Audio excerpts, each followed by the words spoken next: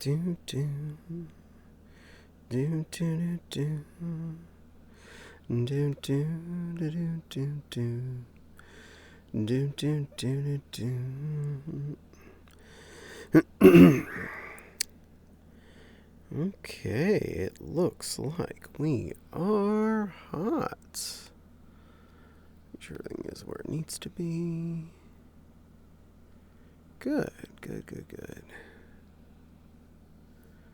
And we'll leave it at that.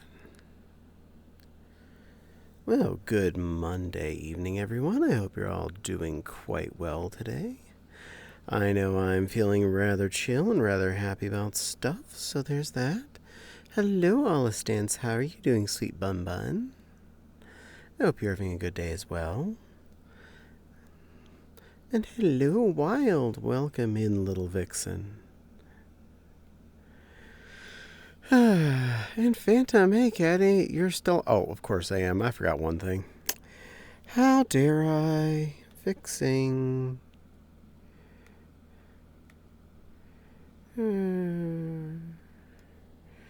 Keyboard. Body ted.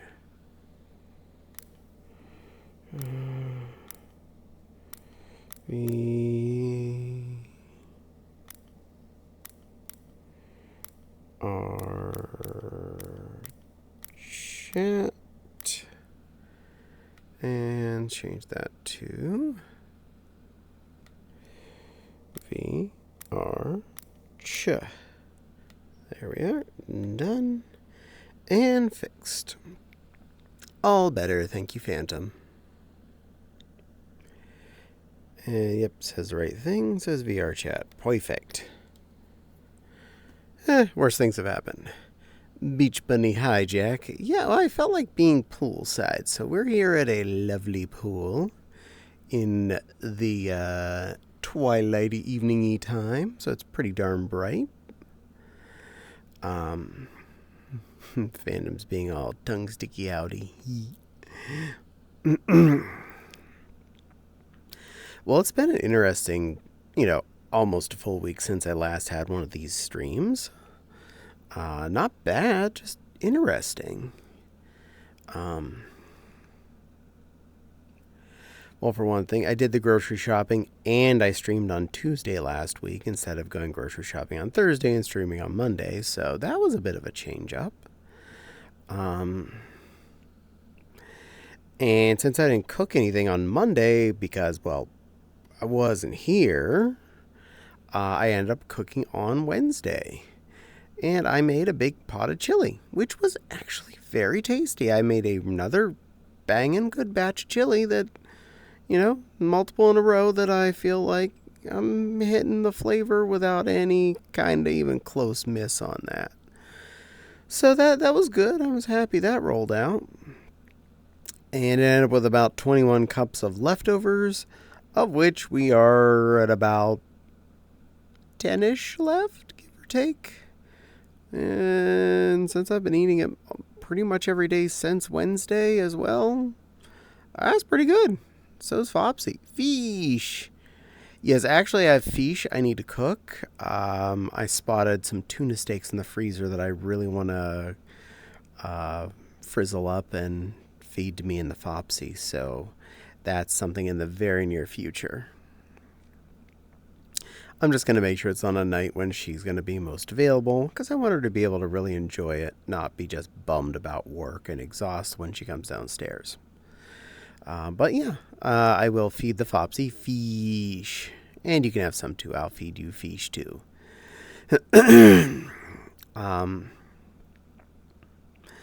So yeah, Wednesday was pretty food productive. I was really happy about that. Also, Wednesday, I successfully got the mowing all done out front. I was out there for about an hour and a half, first mowing the grass, which wasn't that hard at all.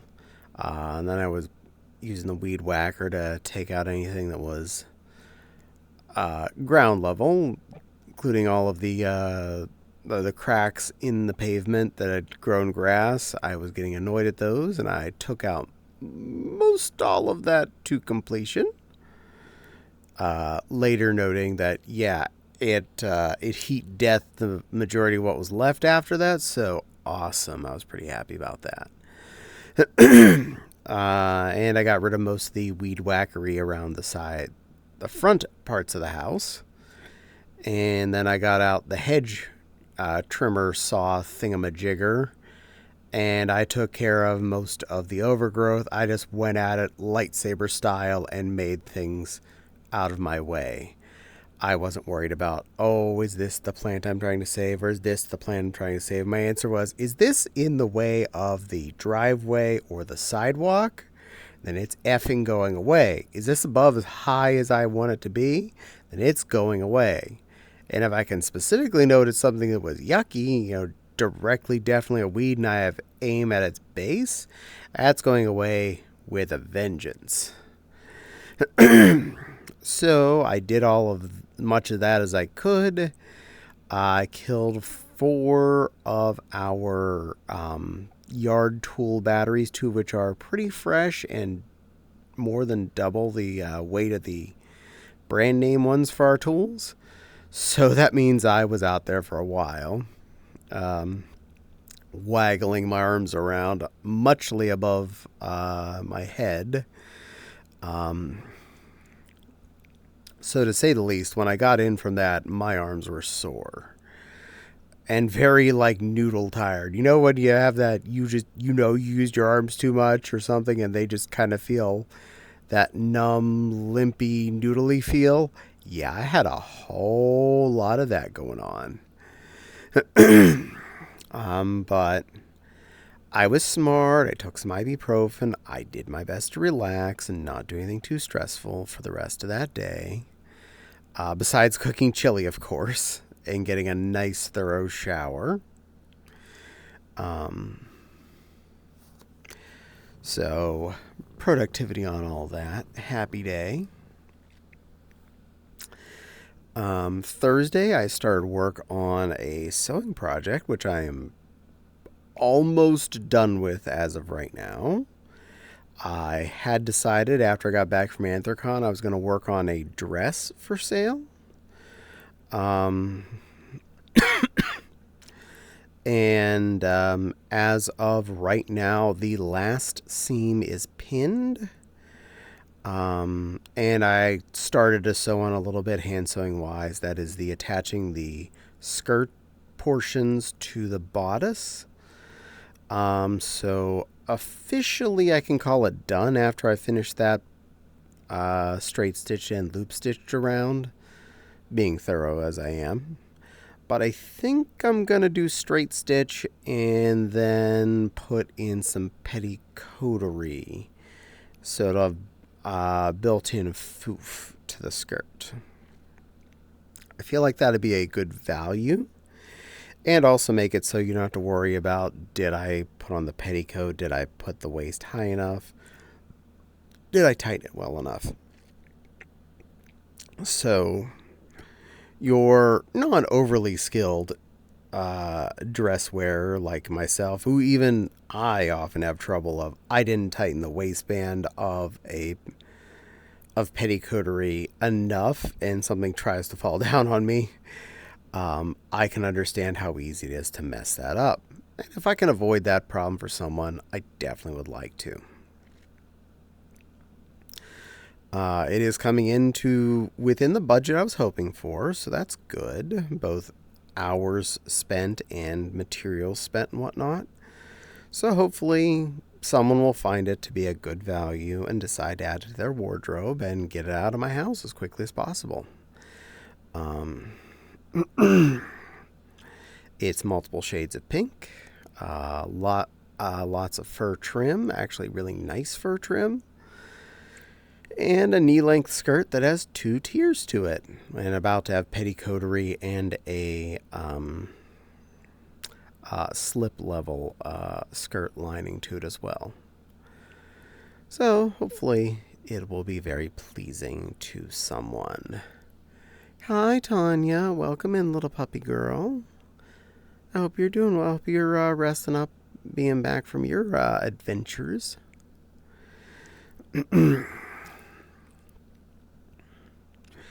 I'm really happy how this dress is coming out. Honestly, it's been very relaxing to work on, even more relaxing than the hoodies have been.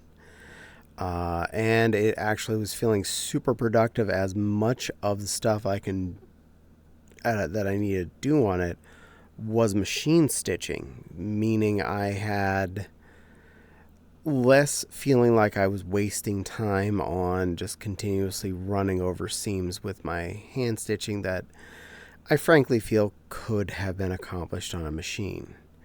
There are some things where I definitely had to do it by hand, like the cuffs of the puff sleeves. I was working with quite a few layers, a lot of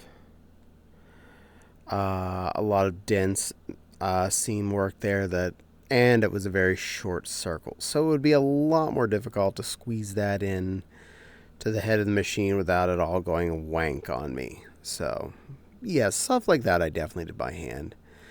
Heck, I even did the collar completely by hand just because I want to make sure I didn't mess it up. Man, I was pretty happy with how it turned out, so that's good. I'm good. Yay, I'm glad you're good. And you said something probably I shouldn't read out loud.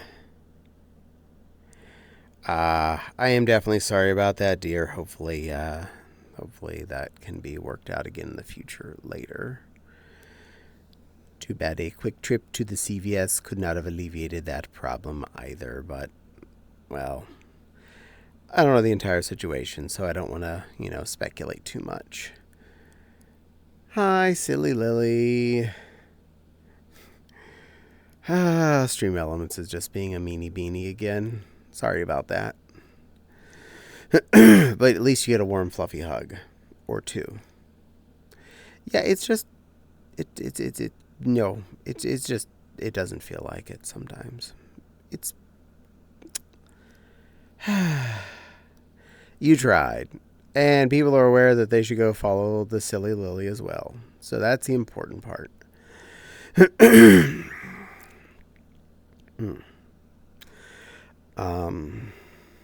Let's not share what happened to my beans. What, did I lick them?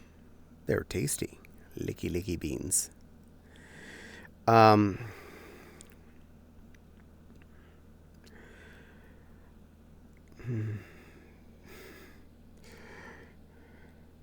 Someone's looking a little bit dejected there. It's okay, silly Lily.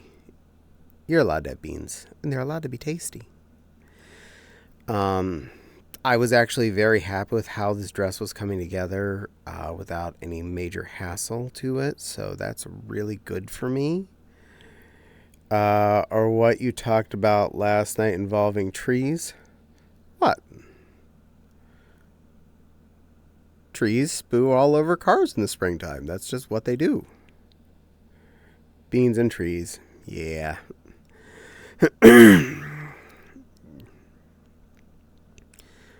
And for anyone that has to park outside near a tree, you know the bane of tree jizz all over your car. It is so annoying to clean off. I am glad I park in a garage. Lily is laughing. Good. So, yeah, I'm very happy with this dress. I feel like it really came together quite efficiently. I feel like I didn't waste a lot of time, even with feeling like I wasn't wanting to be super productive in the morning, and the fact that 3 of the days I was working on it, Saturday, Sunday, and today, were days when I didn't have a sewing time while I was streaming. So that's a thing. And I wasn't proactive in having all of the pieces cut ahead of time, so I couldn't just always have hand sewing on hand to do another part when I finish something. Which meant I was a little freer to play my game more effectively, but it also meant I felt a little unproductive in those cases. Still, though, the fact that so much of it was machinable meant even if I wasn't as productive during my fun times, my productivity during my straight up just doing stuff times was definitely more efficient. And I feel like I've gotten a lot more done. in a lot less time. And though the hoodies are a more affordable item than this dress is, a dress actually has a higher probability of being a thing that someone is going to specifically purchase. After this, I think I will do a fur trim skirt and have that be what I put up for sale next. I feel like that would be an efficient use of time and materials. So I could easily put that together in a very short period and be able to get that listed. And that way someone will have something they can purchase. And we'll keep diversifying what's in my store within my same realm of stuff, which is kind of important for me. The more things I have up there, the more chances people are going to notice my store and or purchase one item, and then might see other things they're interested in, like, oh, I picked up a hoodie, and you have earmuffs. Ooh, and you have cute skirts, and a dress up for, oh, well, I'm just going to get A, B, C, and D. And then Caddie gets paid, and then Caddie has money, and Caddie gets things out of his stockroom out front. Phantom is looking confused. Oh, that may have been because we're talking about tree pollen. Tree pollen is effectively tree jizz, and therefore, if you go out and in the springtime you parked under a really potent tree, your car is coated in tree jizz. Because the damn things just spit out pollen like there's no tomorrow. It's not actually tree jizz. Not sure what it is, though. Just feels like being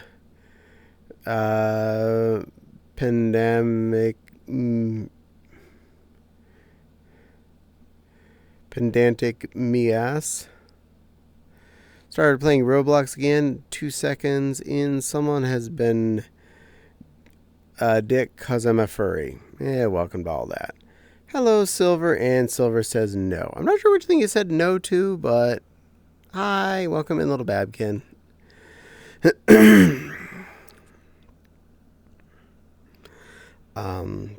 But I'm feeling pretty productive with my sewing projects. I've been feeling a little bit more up the last few days, which is definitely a good thing. I do recognize the fact that, well, since the middle of May, I have been dealing with depression in a certain sense. And I have seen the reaction of myself, and I've been trying to work around that and trying enforcing mental stability to get around it and try and push for a better mindset as much as I can. I very much have noticed there are a lot of things that I do that make me happy that I have not been doing. And yes, I've recognized that I am doing my best to try and enforce that I need to do those things that make me feel happy. One thing that I hadn't been doing until this weekend, since the end of May, I hadn't actually recorded new fursuit videos. I still have material. I wasn't out. And I had recorded some of the videos with products for sale, which is kind of a different experience than putting on a fursuit and showing that off. But I did get a Patreon request over this weekend, and I immediately made sure I took care of that. That's what I uploaded today, so if you're interested in a fun video involving the French maid dress, you got something to look at, and I hope you enjoy. But it did remind me that I liked doing that. It did remind me how important that was to me. And today I did record another video in my stack, so I'm replenishing my supply.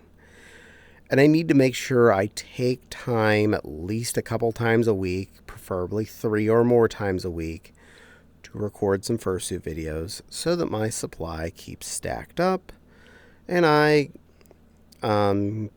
keep an arsenal of that. Keeps up my self-worth feeling and keeps me feeling somewhat productive. Happy is number one. You'll find a job soon, I'm sure of it. You need to take care of your mental health. Exactly. So right now, I'm working on what I got to work on to keep with it, keep my mind going, and keep me from going crazy. There were a couple of weeks there, especially right in the beginning of this, where I was working on the 2 fur hoodies at the same time with the lining. And I immediately saw the flaw in that situation was I was working with too many things at the same time and too many layers on something that did not need 2 layers. And it was taxing. And I was working every single day. I was not taking a day off. I was just constantly working. And it was feeling like work. When I moved over to the fleece hoodies with fur trim that were not lined, it got a hell of a lot easier because I was working at one at a time. I figured I am very easily able to cut all the pieces out at one time, stick them on my desk, and just be productive, which is awesome. And that helped me a lot. And working with different colors, continuously different patterns, was also helping me. I wasn't feeling in a rut, even though I was making basically the same thing over and over, just in different colors. And from that, I have established a bit of a storefront of those, so I have products up there that people can buy and I can make money off of. I have done that, and I successfully listed the earmuffs, so I have those up there. So those are available, so people can buy those. I'm really happy about that. If they sell, I'll make more, because that's hella easy and they're inexpensive.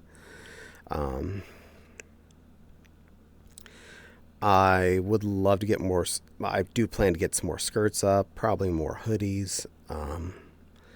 Whatever I think will probably sell, I will try my best to make stock of and have up there as efficiently as possible without stressing myself. Am I going to necessarily take days off entirely? Probably still not. But the good news is, I actually do enjoy sewing. I legit enjoy it. I find that very relaxing in of itself. So as long as I can keep it to a way that I feel both happy about what I'm doing and productive in what I'm doing, I will be doing fine mentally with that. And the more fine I am mentally with that, the easier it is to make sure I take time to do things like record fursuit videos. And maybe take time to figure out a way to hang the webcam up above a table and work on Legos. I have quite a few sets that I would love to do, and if it's something that I can do as a live stream situation that might entertain people, absolutely, I will happily share my building experience with the rest of you.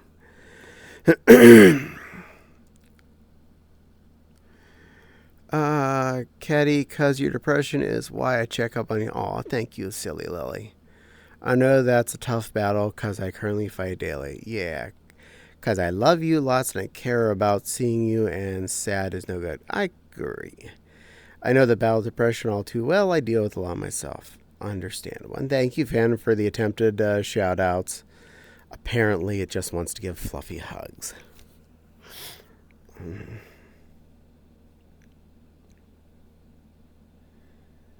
I didn't know I had it open up to everyone. I thought that was... Maybe that's why it's only... Well, maybe that's why I would definitely give Jack giving fluffy hugs, because you wouldn't have access to the shout out command. That's only given to moderators and owners. I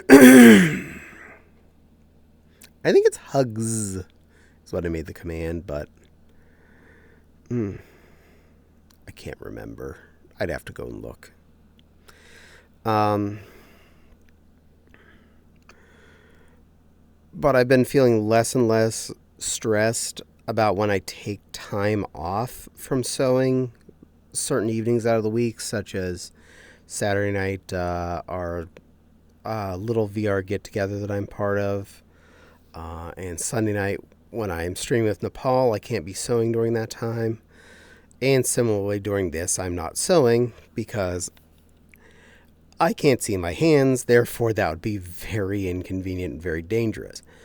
Oh, that's why it didn't work. Well, that wouldn't work for you, but I mean, yeah. Um, and I've been doing my best to keep up with kitchen duties, such as making sure the dishwasher gets loaded and run. I even did all the laundry from Anthrocon already. I ran that all through, folded it, took care of it, including Daisy's body, which, yeah, I wore that out on the block party. She was moist when we got home still. But she's washed now, smells nice, good condition, no damage. All is well. And I was able to wash out the black spot of whatever I touched with her fingers, so also good. Happy about that.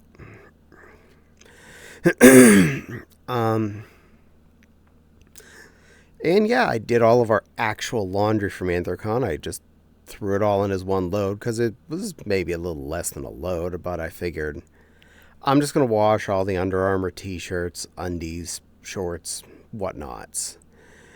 And I got all those washed in one foul swoop. The only thing that hasn't been folded and put away is the Under Armour. It's just, I kind of left that hang in the laundry closet. Of course, so are my pants from the last time I did laundry too, so yeah, I probably need to take those upstairs eventually. Probably. um,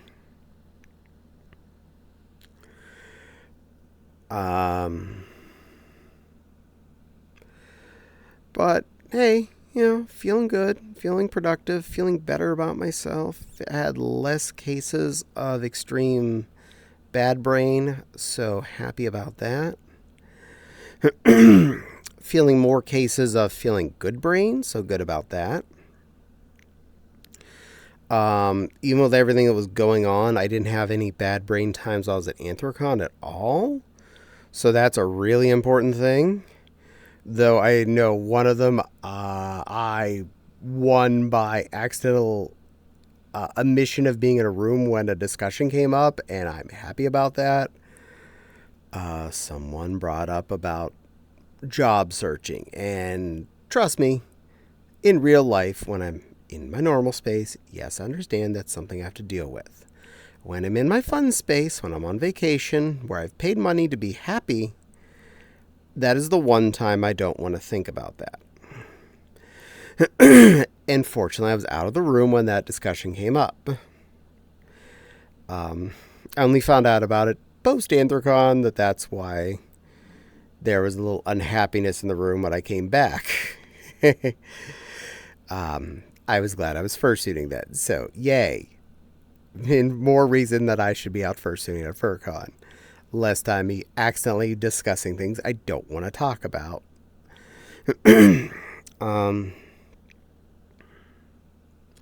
Yeah. My parents were definitely happy to see us when we visited. They were, of course, unhappy that I left so quickly. But my plan is probably next week to run my sister's load of crap out of my garage to her and get that out of my space.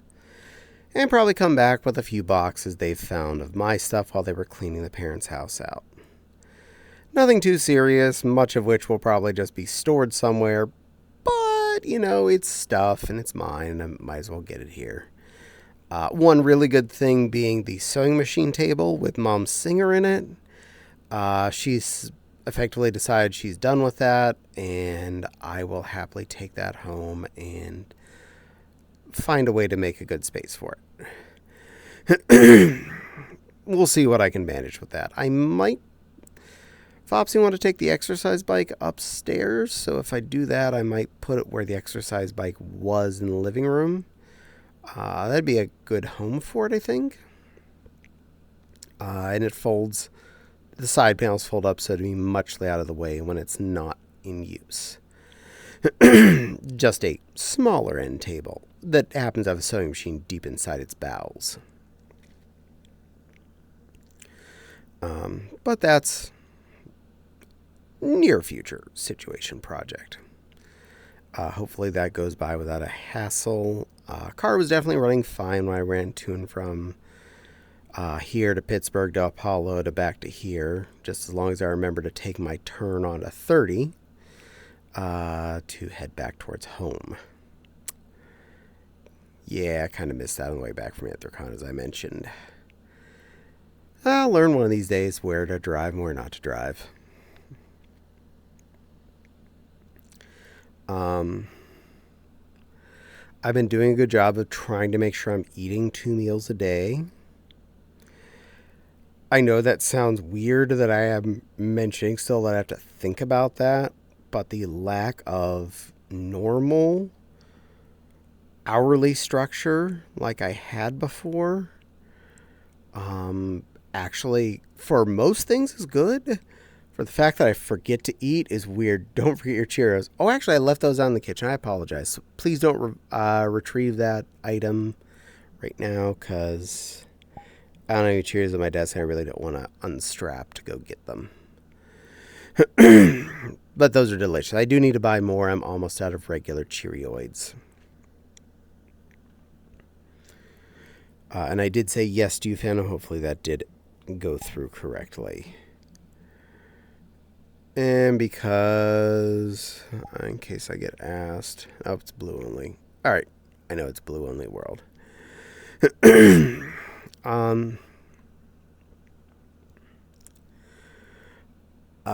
And Sunday, I didn't have to cook because we still had leftover chili, but I decided I was going to do something. I gave Fopsy the choice of either pork loin, one of the pre-marinated pork loins, or kielbasa. She elected kielbasa, which I did on the grill. Hello, Phantom. Welcome in. Are you enjoying the pool? I apologize. There's no fish in that. And apparently you're a princess today. I approve of this. Are you a good princess? Yeah, I thought so. You're a good princess. Good Princess Phantom. You're a good little foxy creature.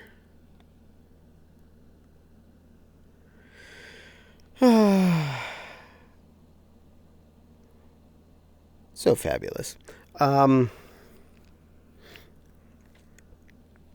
So, because I didn't want to just make kielbasa, I did some stuff to go with it. I had a can of carrots on the stove, and I did... Hi, Jax. Welcome in. And I did a packet of rice-a-roni. Thanks to my sister, when she moved out of the area, she dropped off a couple of rice-a-ronis with us. And I made one. I remembered how much I loved that stupid stuff. I ended up buying more of it. The fried rice one I'd made previous to this one, I was kind of... it kind of tasted a little lame and a little dry.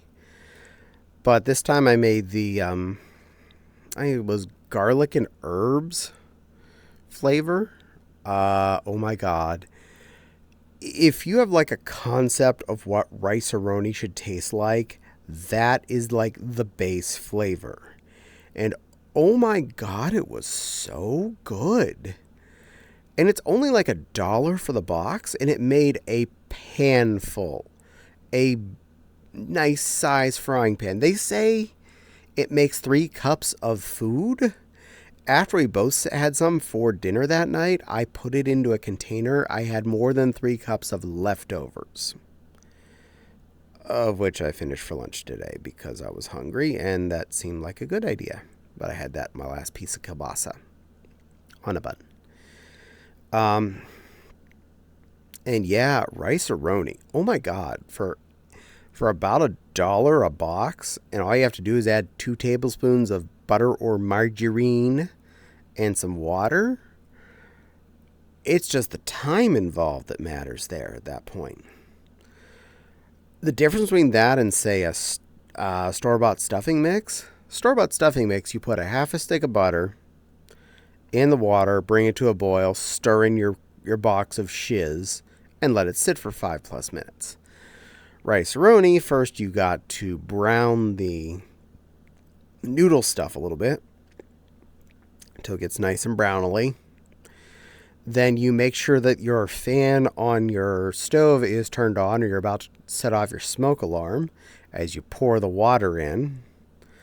And depending on the pack we're talking about, it may either add you the seasoning packet now or in 15 minutes,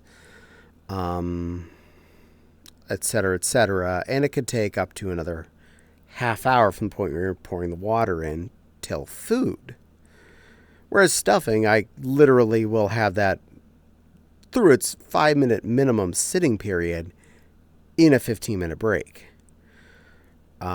So, yeah, it's about twice as long, a little bit of babysitting, but not much. Once you hit the turn on to simmer phase, you can more easily just walk away and have an alarm set to tell you to come back out and stir it or put the dust in or whatever.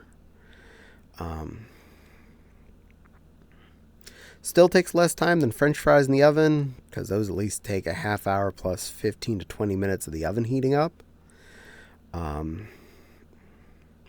But yeah, rice-a-roni costs pretty much the same as a box of store-bought stuffing, and it's brand name, and it's really tasty. It adds another variety option to my situation.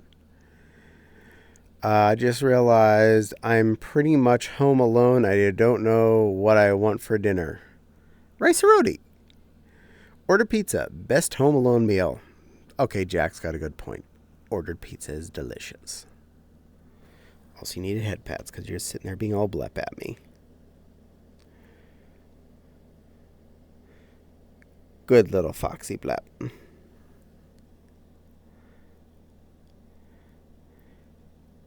How fabulous, how handsome, how pretty. Verily. Where am I facing? That way. Okay. I didn't mess up too much. Oh, speaking of meals, I figured solution for my 7 pounds of pulled pork. I made some use whatever meat you have meals, add pork instead of ground beef. Awesome. Awesome way to go. Really, that is one of the best things to do with stuff like that, is just turn it into your meat condiment of choice in whatever you're doing. Heck, after Thanksgiving, the number of times I've made turkey fried rice is quite a few. Also, turkey fried rice, not that bad. Pamper the Princess? Oh, you mean Phantom? Okay. Phantom, you're an awesome sweetheart of a princess. You're a wonderful little otter or foxy or whatever you feel like being any given day. You look very pretty in this avatar. That purple really offsets your personality and brings it out. I do love that about you. I appreciate the fact that you found more than one type of self to be. It really does bring out your sweet nature, and it helps me really get to enjoy your wonderful presence. You are fabulous. You are sweet. You are an amazing, amazing friend, and I love to see you every time you feel like coming around. I always look forward to seeing your wonderful face next to me. Thank you for being an amazing little otter or fox or whatever you're feeling like at the moment. Thank you for being so fabulous. And thank you for putting up with this dopey lion who will accidentally say a word I'm not supposed to every great once in a while. You're a good boy. Yeah. There you go. Guessing someone... Yes, someone redeemed Lovey Talk and said to the princess... And you're the one with the word princess stamped on your front.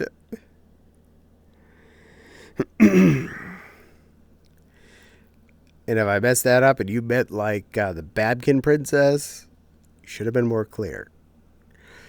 Um, Tried cooking rice in the house. Burned down what to do. What do? You see, this is why I need a rice cooker if you're just making rice. Eat the house. Fair. Rice cooker, you can't really mess up. Put in around a 2-to-1 ratio, 2 waters to 1 rice in your rice cooker. Press on or go or rice or whatever button your rice cooker has. Many of them just have the one thing that you press the button down and it cooks. And it will shut itself off when the rice is done and turn it down to warm. And can sit there for up to, say, 6 hours. I don't recommend that because it does start to dry out on the edges after, a few hours. But you got a window there. It will do its thing and you get rice. And they're only about $20. You can get one pretty cheap.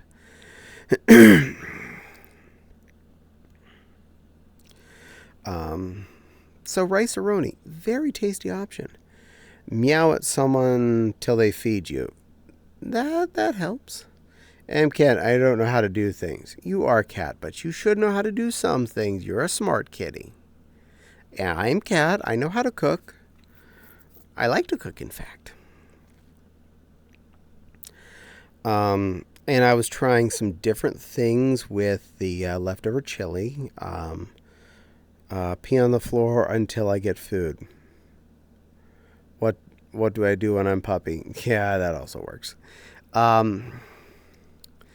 So first I did a pack of shells, which, yeah, that worked really good. They were the good brand, the nicer store brand pasta shells. They worked really good with the chili. At about a 1-to-1 ratio, 1 unit of nudes to 1 unit of chili. Very good mix, very filling, very tasty. Fopsy then used the leftover shells the next night for a kind of drunken noodles kind of thing, which was really tasty. I appreciate that she made a fun effort on Friday night to make a interesting dinner. I liked it. It was fun. I hope that gets made again sometime soon.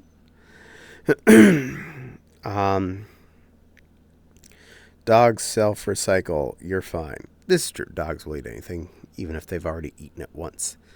So the next night I was wanting to have pasta with chili again, so I made a box of Great Value rigatonis in the pasta pot.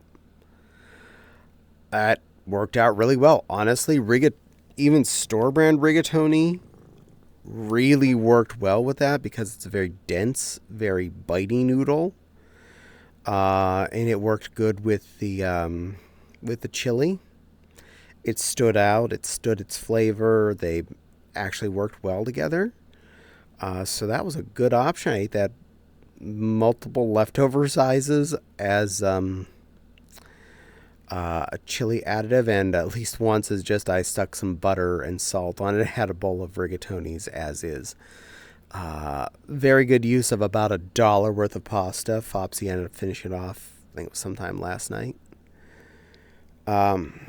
That's gross. I have standards. Yeah, you're still cat and dog, so your standards are kind of lower than you think they are. Oh, dots. Yeah. Yeah, I should probably do that. You have a good point. All right, face myself forward again. There we go. Now, reach to my right. No, that's my T. I should move that out of the way because I don't want to knock that over. Very important. Do not knock over a porcelain mug full of liquid while you're streaming. 1, breaking glass, bad. 2, mess, very bad.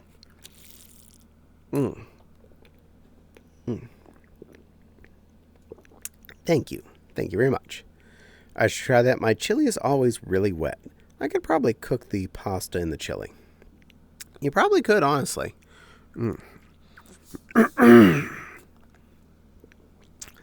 That'd be similar to how like a baked pasta would work, where you have a really wet sauce and you put it in the oven, and then the pasta absorbs its share of liquid from both the water and the sauciness.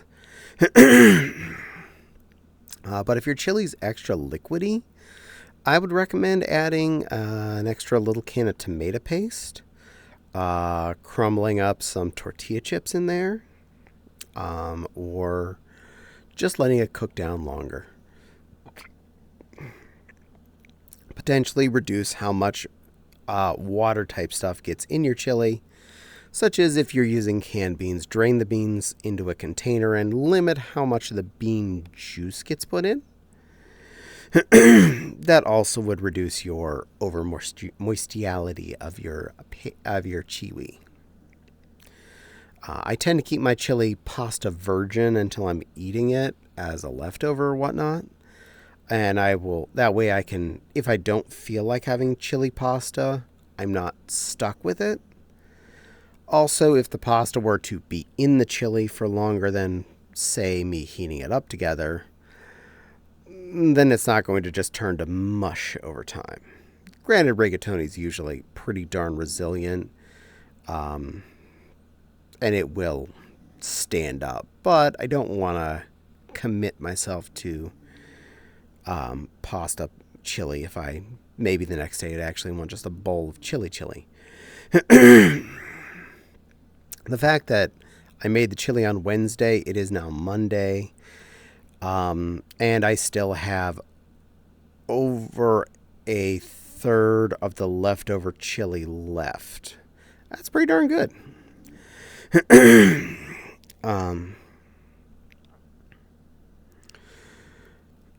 Granted, I think one day I didn't have some, but that's one day I didn't have a bowl of chili, which is not that bad.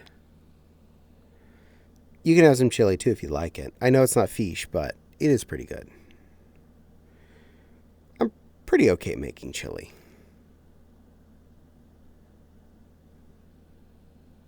Ever made chili fries? You mean like where you put chili on fries? Yeah, I've done that. It's good. Tuna chili. I don't think that would work out as well as you think it would. I will say, as a teenager, I experimented with a lot of different kinds of spaghetti sauce stuff. And can of tuna with some jarred spaghetti sauce with it made a really interesting, tasty spaghetti sauce that I enjoyed. So that's a thing. In fact, I haven't done that in a while. I probably should just do that one of these days. Just for the S&G's level. Today, since the pasta had run out before I was getting to making dinner, and I was already a little behind the 8 ball. It was coming up on 6 o'clock, and I hadn't eaten dinner yet, and I was going to stream at 7, so I did an alternative chili stretcher. And you may think this one's a little weird, and you're allowed to think that. I saw there was a bag of 2 hot dog buns that had been in the fridge probably longer than they should have been. They weren't moldy or anything. They weren't even dry yet, but they've been in there for a while.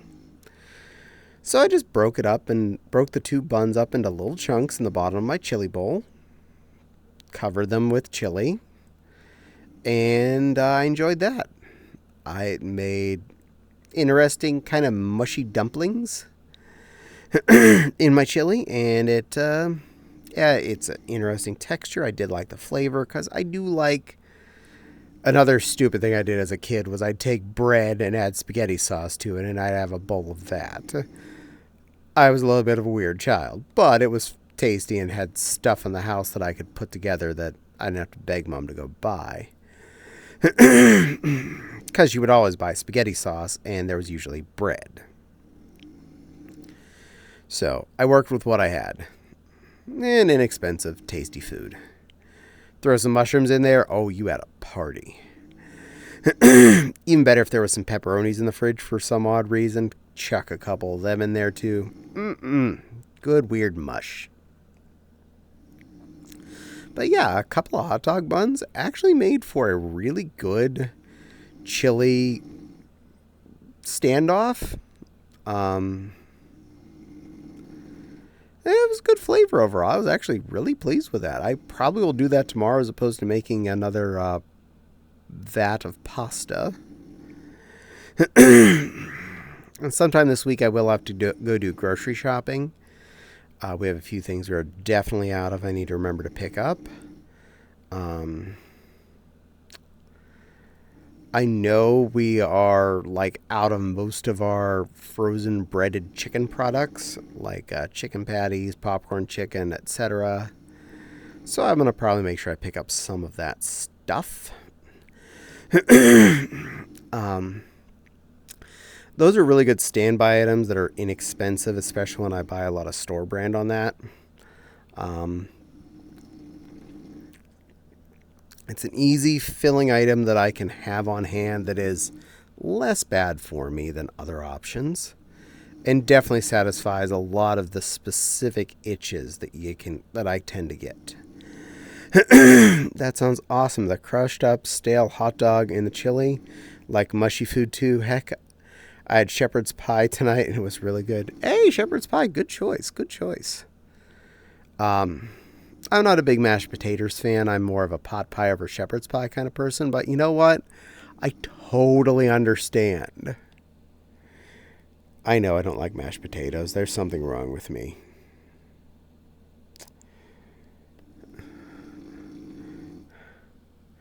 Depends on how it's done. It's fair. Mom made fresh mashed potatoes a lot when I was a kid. So did Grandma. And I never really liked them. Several friends' houses, they would make the instant ones, and I didn't like those either. So, unfortunately, all forms of mashed taters just really don't mesh with me. The flavor and the texture together, just nope. It was only as an adult I finally accepted that I like a baked potato. The standard bakies. From where I believe that would be classified as a jacketed potato. But I accept those with like just butter and salt. It works well enough for me. Not like my object of choice, but if someone's like, if we wind up with potatoes that need eaten, or if someone makes me a potato, I'm not going to like say no. I will still salt, pepper, and butter that bad boy and eat it as is. Now, if I have the opportunity of sweet potato and a regular potato, sweet potato all the way. Loves a sweet potato. That shiz is the bomb. Does not even need brown sugar, just butter. And that is a happy thought. Brown sugar does make it better, though. But butter's good enough.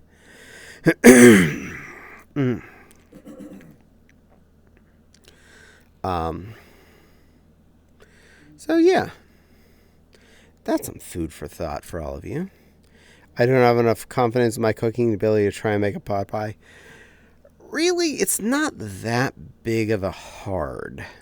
Besides, if you want to say get a frozen one, that's basically you throw in the microwave or the oven and press go. But as far as making a pot pie, all you really need to do is get a basic unflavored pie crust. You can even get the ones that are already in a metal pie tin. And a basic pot pie, I know this may sound scary, is actually really simple. We'll do a chicken one here for theory. Hi, Caddie. How are you, beautiful? I am doing lovely. How are you, Galneri?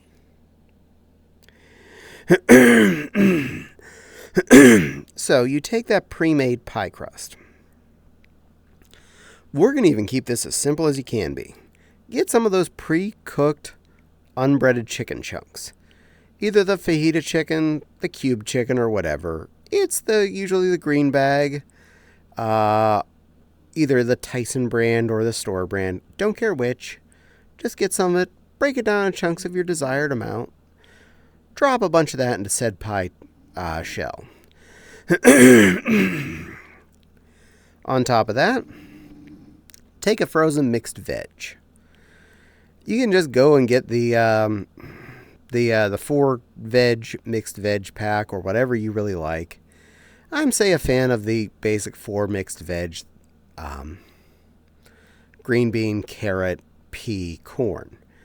Pour some of that in there too. Alright, so now you have chunks of chicken, chunks of veg. You don't even have to heat any of these things up other than the chicken if you had to do so to break it up. Either get powdered gravy, mix it to recipe specifications, but aiming on a little thicker, or jarred gravy. Apply it liberally to your pile of crap in the pie shell. Take a pre-made pie crust circle, put on top of pie tin as it currently is, cut a couple slits in it. Technically, you're ready to go. You want to be crazy. Beat up an egg in a little cup with some water. Brush that on the top for a nice egg washy finish. Or take some butter. Melt that and brush that on for a finish. Or a combination of the two. You can do whatever you like here. Any or all of those will make for a more fun topped crust and have more of the buttery, flaky, or golden, crispy goodness as an end. That is as basic as a pot pie can get. Little to no effort, and you're in pot pie town without any thoughts. In fact, you're making me hungry. I might need to pick up a pie crust and do that now. Lonely and wishing I had furry friends in person to hang out with and mess. Oh, I'm sorry, sweetie. But overall, that pot pie I mentioned would be super inexpensive. Wouldn't even take a whole bag of the frozen pre-cooked chicken or even the large bag of frozen veg. The amount of gravy variable depending on what size of a gravy container you get picked up, powdered or moist. I would actually recommend the powdered in this case, partly because then you can literally just make it as thick as you want. And a pot pie is better with a thicker, more gloopy gravy. So just go more liberal on the gravy dust. But yeah, that's actually a good idea. I think I will pick the stuff up and make one of those for me and Fopsy. I know she's not like the biggest fan of a pot pie, but I think if I made one homemade, she might be a little bit more turned on by it than one that was out of a store-bought situation.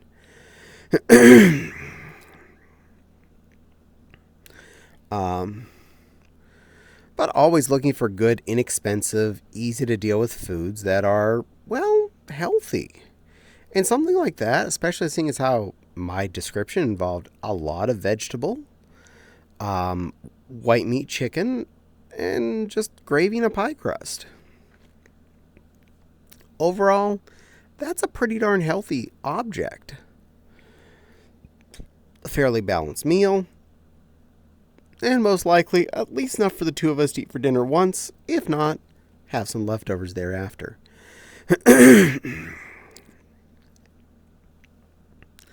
And I am definitely all for when I can have leftovers out of something. Leftovers means I cooked once, I ate twice. Also, thinking about it, that'd be something that can easily be made up ahead of time, put in the freezer, and baked whenever you're in a more of a rush. Same thing as a frozen pot pie. There's nothing out of the ordinary of having assembled that. Wrap in foil and plastic wrap and shove it in the freezer. It'll solidify. The gravy will solidify around everything in the goop layer. And It'd just become a rock until you took it out of the freezer and threw it in the oven. Definitely, though, if you do buy one in a metal pie tin, make sure you put it in the oven, not the microwave. You do not want to have the fireworks session in your kitchen. I don't care if it's still July. No fireworks in your kitchen. Also, fun logic I learned. Oh, damn.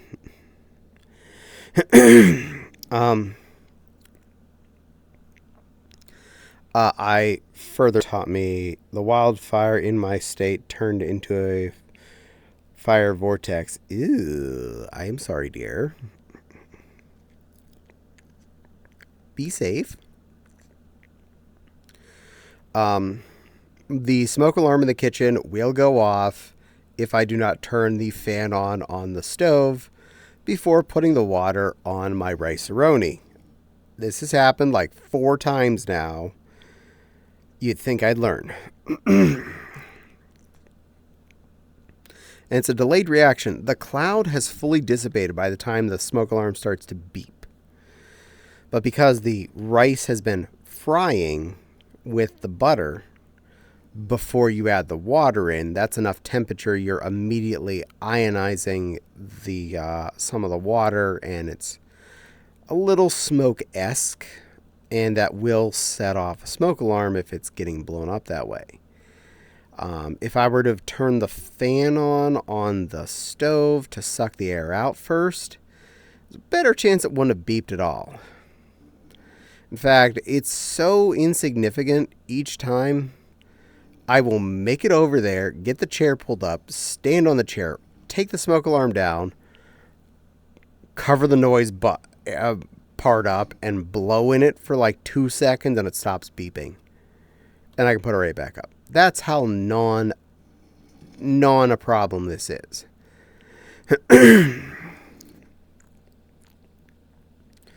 Sounds like fun. Now you all need sharks. Now you need sharks. Might try that if I can find a pie crust disc. Honestly, really easy to find. Most grocery stores, they'll be back next to where like the Pillsbury Cannabiscuit stuffs are. You'll both find ones that are pie crust already in a pie tin, and pie crust that are in, say, the Pillsbury type tube, where you'll have to pop the tube and unroll it. Either way, either pie crust as a canned object and or combination of canned object and already in a pie shell, you're in for an easy time. That's actually soup's easy to find. Hi, Nepal. Oh crap, my mom is going to Idaho and wants me to pick up lotto number. Wants me to pick lotto numbers. Get some good ones. Hi, Nepal. Yeah, yep, Nepal's here. Baking aisle. Yeah, that too.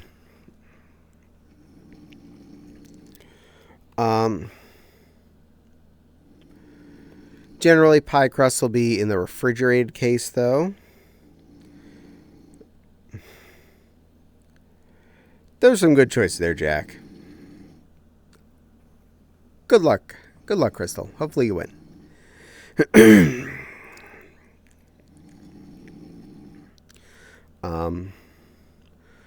But yeah, now I want that. I think I might pick that stuff up when I go grocery shopping this week. We already have the mixed veg, and we have chicken chunks. I just to get the pie crust, and we also have a thing of gravy powder up in the cabinet. Give me a few to eat, and I'll be in. Oh, that's fine, Nepal. Take your time, dear.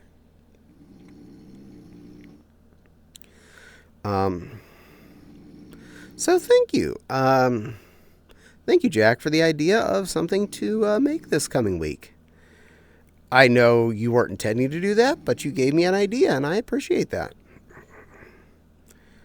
One hard thing to with trying to keep up a cost-effective, varied menu is coming up with new ideas sometimes. Speaking of lotto, I got a scratch off that was one number away from the million. Ah, shucks.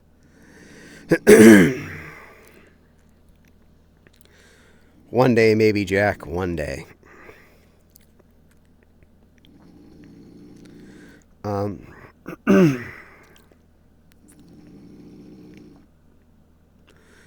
But yeah, been feeling pretty okay since Anthrocon, which is definitely a good thing. I think the time away very much helped. It did help me mentally settle a lot, because after all shit broke loose o'clock at the end of May, I had not mentally let myself be down. If anything, there was a lot of bonus stressful items that were rolling in my head, whether or not I had time to deal with them. And I'm not wearing my bow. When did I take my bow off? I'll fix that.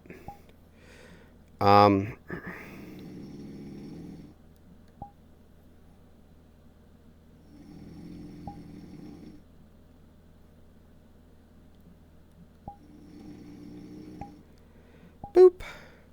But I hadn't really taken any real downtime, so there it is. Got it back.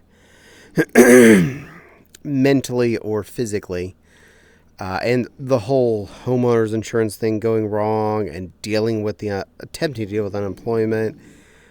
I was, and my sister constantly asking me things and needing help and questioning things. And it's like, I don't have time for me. I don't have time for you. And I'm trying to sew and I'm trying to deal with things around the house. The fact that I got the bathroom finished, the fact that I got the insurance sorted, the unemployment sorted, whether or not I'm getting it, that's fine. At least it's done. All of that is done. And then I took downtime and went to Anthrocon and actually enjoyed myself. And I feel rather refreshed. I need to make sure that we are still taking vacation time no matter what, because sitting around the house will only make things worse. So yes, we are still definitely going to MFF. Which is how they get you, I suppose. Yeah, I know.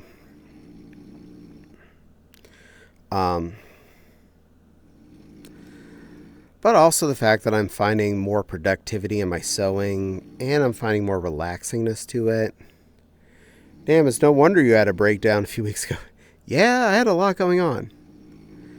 Besides all the stuff I was dealing with, my sister's busy cleaning at my parents' house and constantly was like, hey, I found this thing. It's yours. Do you want me to keep it or throw it away or send it to Goodwill? And I'd be like, I don't know right now. And she kept, every time she would ask would be the most inconvenient moment.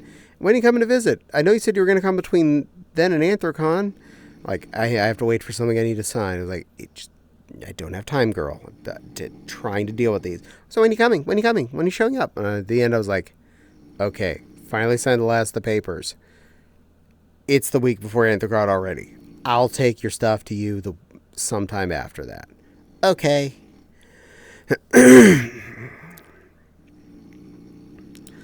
So, yeah, I was dealing with a lot through all of June. And now I'm less dealing with that. I can more concentrate on cleaning my resume up, submitting it to places, dealing with the fact that LinkedIn decided they needed to lock down my account because it changed my profile, tried to change my profile picture from Mewtwo to my face. And apparently that was the wrong thing to do because it didn't look like me anymore. Because they thought I was a Pokemon. Apparently that was a legitimate face. That was fine. The fact that I changed that to my actual head was, wrong.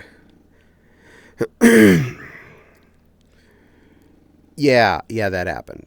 I haven't tried to log in for a bit. I was trying to log in constantly for over a week, and it kept going, you need to verify your account. I go do the thing. It says, you've already done that. You just need to wait. Whatever.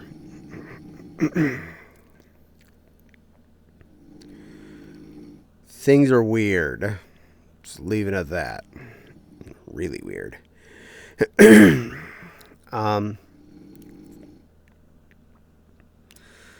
matter what, though, If I'm less dealing with a lot of the stress items, I am a lot more efficient at getting sewing done.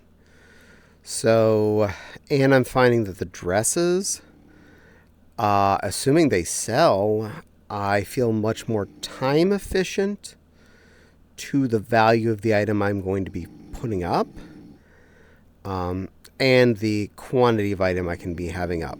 So that might be a better option. That was a quote for 2025. Things are weird. Yeah, that's pretty much it. Things are weird.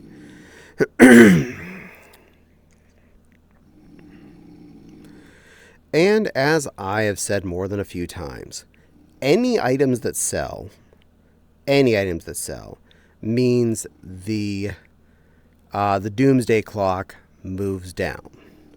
And currently the doomsday clock is at about 6 months before we'd run out, assuming we stayed at same spending due to the amount of severance pay I got. Anything has sold. And we've cut down on spending significantly, meaning the doomsday clock is further out. And the more I'm productive and the better I am at food budgeting and not spending on stupid stuff, the further out we keep the doomsday clock pushed.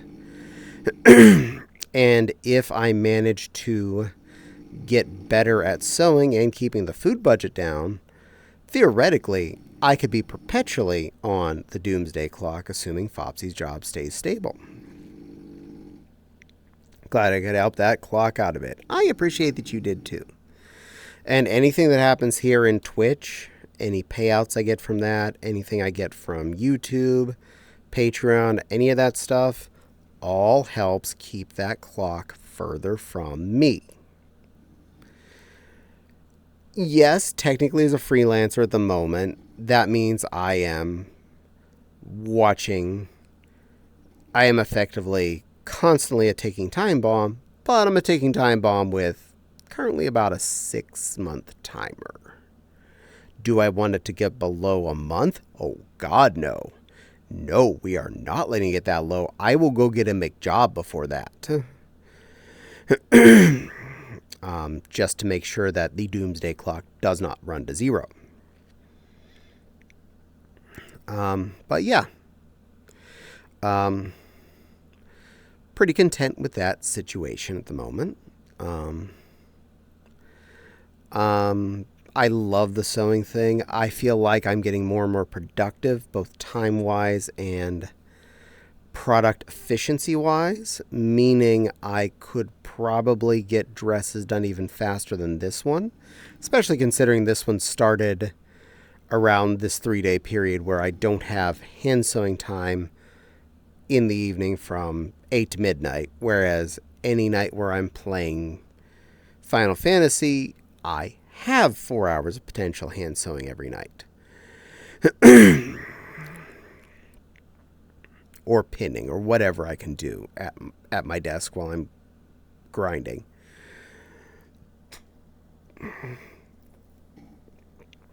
But yeah, I feel like I am doing better. Throne, thank you, dear. Yeah, there's stuff on my throne. Yep. Ko-Fi, loot. Stream loot. Ko-Fi is where all my for sale stuff is. So if you go to that Ko-Fi link and go to shop under that, you can see all the cool stuff I have up for sale right now.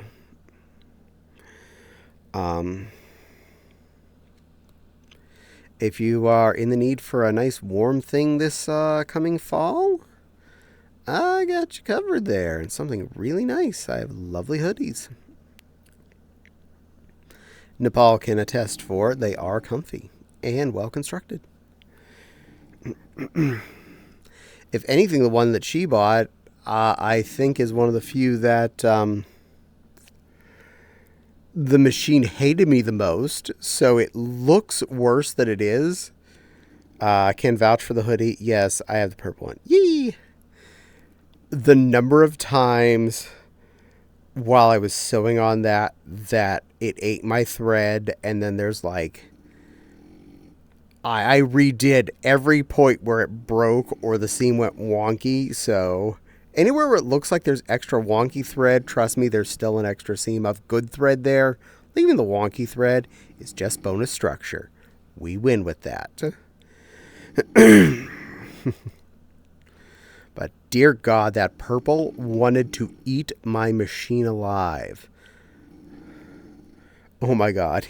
Yeah, that purple was one of the denser of the fleeces, and the fur was an older print of luxury shag, which had a denser backing. So it was extra effort to get through the machine. But I did do that. Also, you got the cooler zipper. That purple zipper I picked up is both reversible, meaning it can flip on the inside, and it's a locking zipper. Yeah, it is really soft too. I know that's the hardest part, is giving up that extra soft perp fur.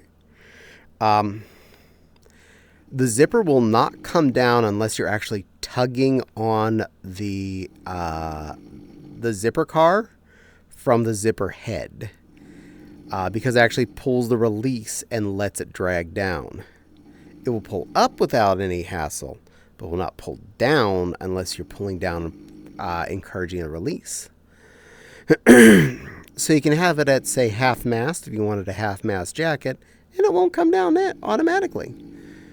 Oh, it's the good girl Nepal. It is the good girl Nepal. She is a very good girl.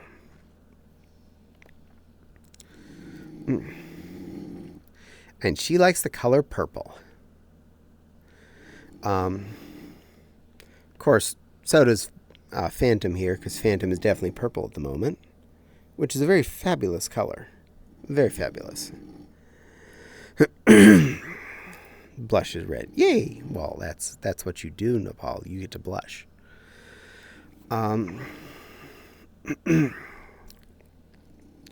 Yes, you do. That'll be Fopsy. She's taking a nippy nap at her desk. I like the pink too, but too shy to wear the hoodie. Yes, that is Fopsy. And you don't need to be shy, Nepal. Wear pink. No one's going to judge you. I heard The Color Purple is a good book. And I think it was a movie too or something. I've never seen or read it. I can make Nepal blush more. You probably can.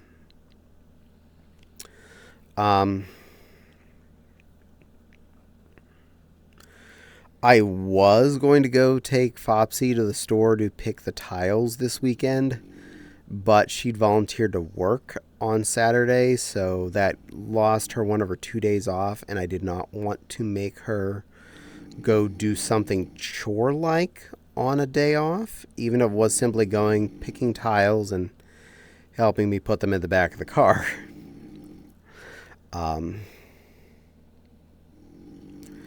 So we'll do that this next coming weekend. It's not that big of a deal. It's not like it's an emergency that I started putting the tiles down this week or anything.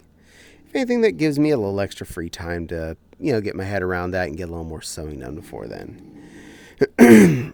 Also, very importantly, Nepal, sweetie, you're a good girl plushie. You're a sweet plushie. You're a very soft plushie girl. You're one of the best plushie girls ever. You're such a really, really pretty, pretty plush. You look so good in both purple and pink. And blue, too, if you want to wear different colors. I like all of these colors, and I know you can make any of them feel pretty on you. You're such a sweet little girl. Such a good, soft little plushy kitty. Or Rena. Or whatever you're in the mood to be at any given moment. You're a very, very sweet little plush. You're very good to me and very, very wonderful. And I very much appreciate you every single day. You're very special and one of the things I most miss after having come home last Monday. Because I love you and you're special and you make my day better just by being you. So I hope you are feeling fabulous today, good girl.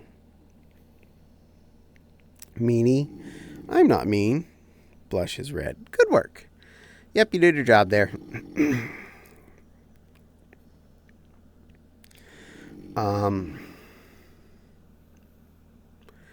Meow. And I found two interesting snacks out of my snack pile from Anthrocon that were kind of last minute pickups to fill in gaps that turned out to be really good. One of which was the beef jerky object. Okay, pausing stream video so I can, yay, welcome in a bit. One of them was the going to be the portable beef jerky product. I picked up the Jack Link's teriyaki beef sticks, which are kind of a Slim Jim-esque by visible description, but nowhere near by flavor or texture.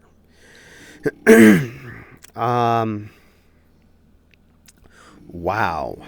First off, ingredients, perfectly Caddie compatible. No issues there. No ingredients I am deathly allergic to. Flavor and texture were amazing. They have a very, very good snappy texture, a good chew, but not too much. The flavor was amazing. It was a very good, smooth teriyaki beef. Not too salty, not too sweet, not too tangy, but a good blend of all these. Really hit me right. Hey, Nepal, says Wild. And the other one was a weird random thing I picked up at Meijer just because I saw it on the shelf. Little snack packs of graham cracker teddy bears. A Meijer brand specifically. They're not quite graham crackers. They're not quite cookies. It was very much kind of a mesh between graham cracker and shortbread cookie in little baggies. And wow, that was a delicious little sweet snack that's not too sweet. Nice portion size by being little lunch pack size baggie. So absolutely wonderful. That was not a bad thing. I didn't even try any of them till I got home. And wow, no regrets. Gonna buy those again for next con probably. And one that I had picked up that I have gotten in the past before was peanut butter crackers. The little 6 packs of peanut crackers with peanut butter in the middle of them.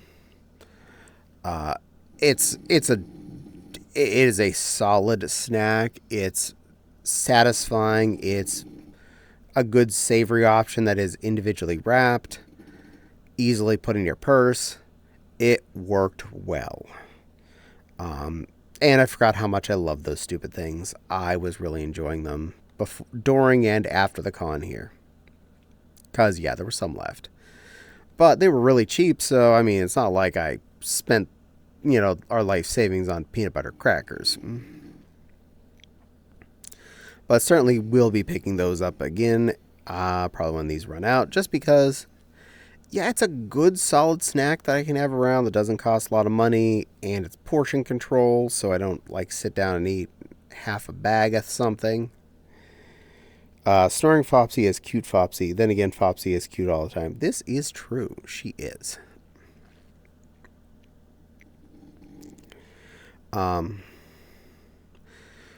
We still have a lot of the overall snacks left from Anthrocon, and that is A-OK. Not a problem here.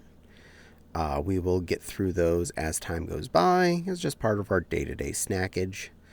Much of the snack cakes are finished. I did get through the Twinkies and the zebra cakes. We still have some Swiss cake rolls and some of the coffee cakes left, as well as obviously the Teddy Grahams, the peanut butter crackers. Most of the jerky stuff is still there, and that's A-OK because that'll last for ages. Didn't open most of the trail mix stuff, so got a lot of that left in the cabinet. Banana chips didn't even get open. Not really a big deal on that. I am not complaining on any of that because buying that then, buying that later, the only difference is brought to and from Pittsburgh for, a fun run. And that's not really a big deal. Or just, again, some objects went on a fun run. And I'll probably pack some of said snacks with me when I go on my little fun run to and from my parents' house to drop off that load of crap to my sister. I'll make sure I've got Fopsy good groceries in the house before I do so, of course, since I will have the car for a day or two. Annoyingly, that means I'm going to be sitting in the car for 10 hours during probably 2 days. Ew. But I'll see about potentially making a camping trip over with Swift and Syl that night after I unload at my parents' house. We'll see how things roll out. In the very least, it'll just be me, so I don't have to worry about anyone else's conscious status. I could easily stop for coffee or whatever when I need to, sing loudly with the radio, etc., etc.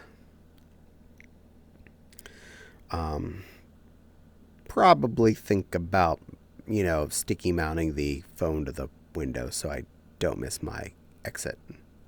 Keep the GPS open. That'd be smart.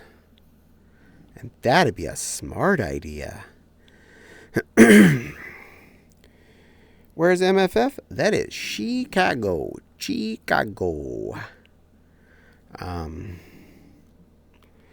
Over by where Nepal lives.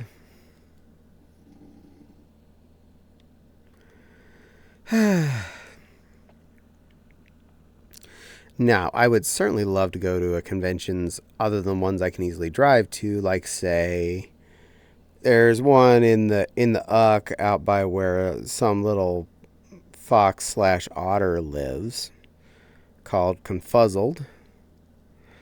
I'd love to go to that one day, but that's a lot of airfare, and it keeps getting more and more expensive.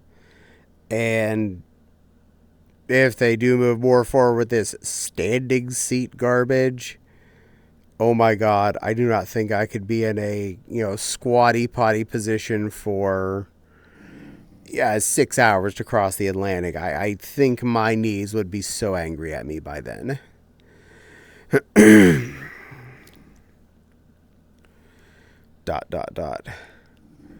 Bring one of those camping chairs. Oh, you mean for the standing plane? I wish they don't. The diagrams, it's like kind of standing and kind of a bicycle seat, where you're like, seat belted into a seat back with a bicycle seat up your crotch. It looks horrible. Like, very bad. And then you're like crammed so close to the seat back of the one in front of you. Does not look like a good time. Looks like a very not good time. I can only potentially see that for a super short flight. Like an hour or 2 at worst. Also, there's a plushie. Hi, Nepal. Yes, there is. How's my good girl? Come here. That's my good girl. Mwah. Oh. Good Sporkle plush. Meow. Yeah, I get pets. I like pets. Yeah. Yay. Hold on. What about airplane seats? Oh my God. Look up standing seats in airplanes on the internet. And cringe in fear. Oh, look. Nepal's on screen. Yes. Nepal is on screen. Nepal Yes, I am. is there. Nepal is adorable. Nepal is a cutie pie plushie. Nepal is a good girl. Nepal is wonderful. Nepal is very pretty. Nepal looks extremely good in the color pink. Nepal is very loved. Nepal is a very cute kitten that I wish to see pictures of. Question. Does she know what I'm planning? You already did a thing. What kind of Who's tortured saying this? Crystal? I have my guesses. Probably. I have a feeling it costs 1,000 points. I heard Most likely. something. I heard something about it being prototyped a while back, but I knew they'd do it. So far, have not done it. That doesn't mean not gonna do it. Because if something has been prototyped like that, it's not a matter of if, that looks like more of a matter of when. Because airplane seats used to have this stuff called leg room, and when they figured out they could shove your knees up your chin, they got rid of that. And then what is now business or first class in most planes is what used to be coach class in the back. That's also why the windows don't line up with the seats in most airplanes, because you are no longer lined up with the spots you were supposed to be at. So anytime you end up in that window seat where your window is a horizontal piece of square wall, that's why. And Crystal, dear, I am a good girl. I'm a very good girl, Crystal. I am such a good girl. I'm a very good girl, Linus, here to talk with all of you, entertain you, and hopefully make you all have a better day. Okay, your turn, little plushie. Yeah, I was expecting that. Crystal, I'm a good girl. That covers it. Sorted. I should make one that says Phantom has to admit he's a good boy, but all he has to do is say it in his text box, and no one would see it anyway. You and I would see it. Yeah, we would. There are the dots. Chat won't. Exactly. See, they can waste their points all they want. They don't have to know you're successfully accepting you're a good boy. I could say anything, and As long as they won't know what the text. This is true. Nobody here actually reads it out, they don't actually see the text. Very true. Yes, I agree. I'm okay with these. He could say it in chat, though. Oh, that's true. Yeah, he could, but But that's not how Phantom talks. Phantom talks in text exactly. box. Could, but nah. Agreed. That's not how Phantom normally communicates.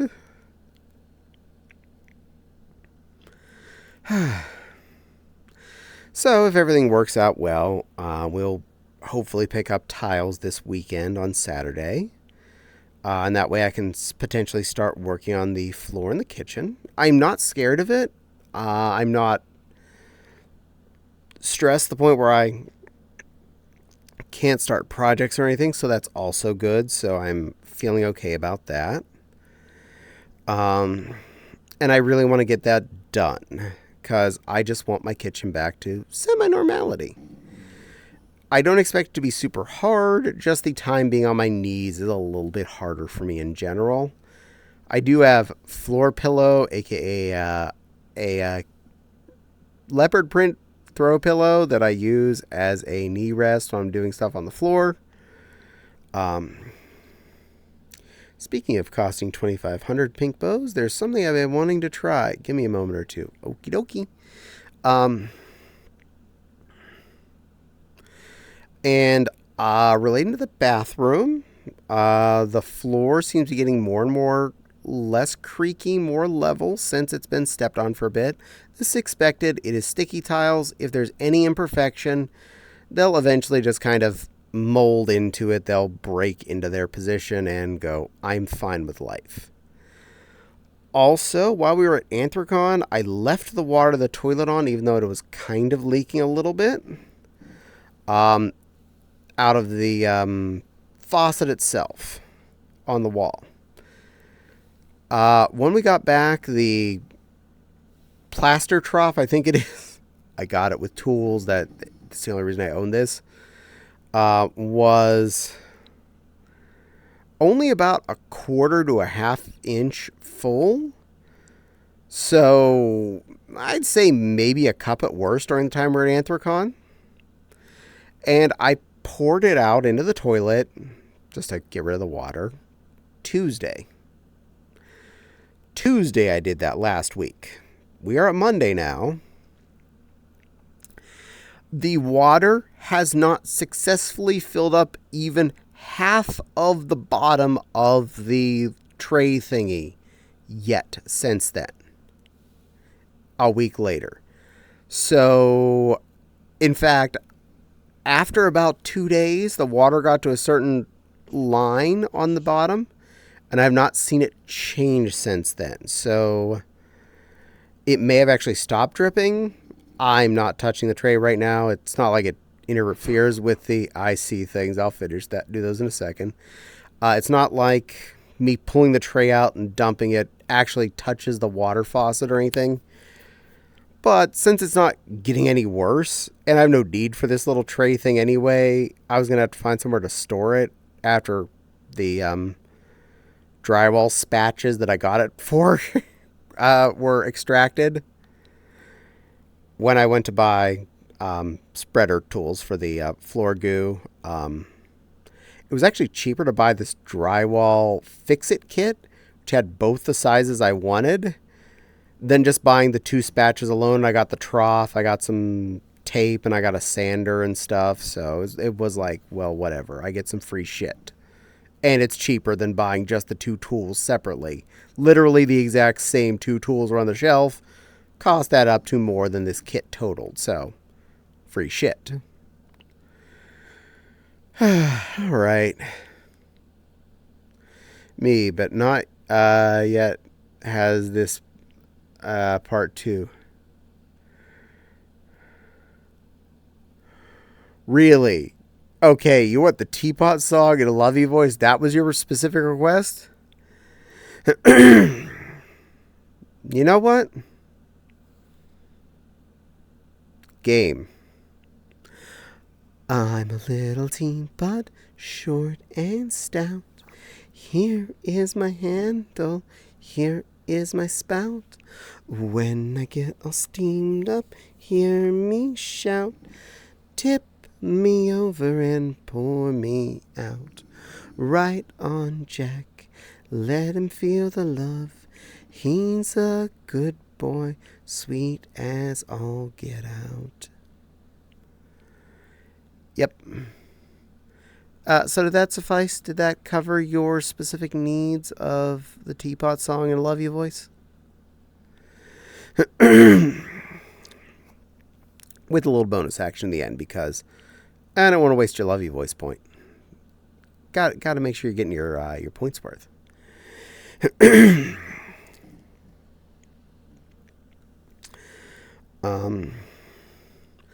But feeling pretty productive, especially seeing as how I got as much done in the front yard as I did last week. Feeling really good about that.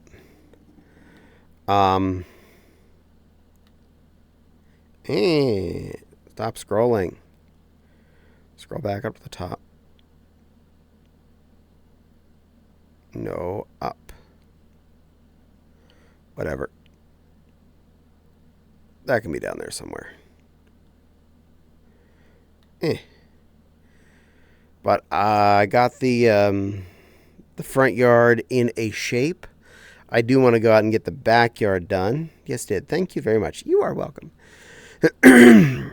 Backyard didn't get any attention during that hour and a half of yard party. So it definitely needs a mow. It's not like desperate bad, but it definitely needs done. So that's on the... I'm waiting for a day that's under 90 and not raining. Because F it.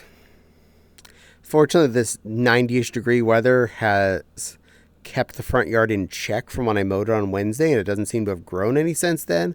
Hot damn, let's keep that the way it is. I'd rather partially scorched earth out there than having to mow, twice a week. Because all I have to care about from our HOA and city law rules is it has to stay a certain amount of short. And if it's scorched, it ain't growing. I could get more hedge work done. I'm going to go get some sleep afterwards. Thank you, sweetheart. I'm going to squat down so I can give you a good hug. You're a good boy, Phantom. Thank you for joining me. Thank you for coming and see me. I've missed you. You know that? Being gone for a week and then I didn't see you last Monday. I miss my little Phantom. You're very important. You know that? You very much brighten my day. You make me happy. And I know it's late at night when you come in for me, and I really appreciate the fact that you take time out of your lates to spend with me. So thank you, thank you, thank you. And you get some good sleepies. You're a good boy.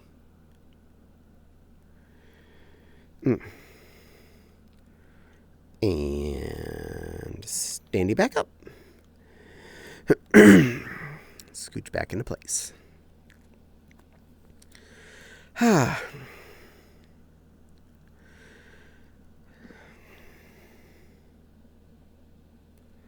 And Phantom has gone to lurk mode.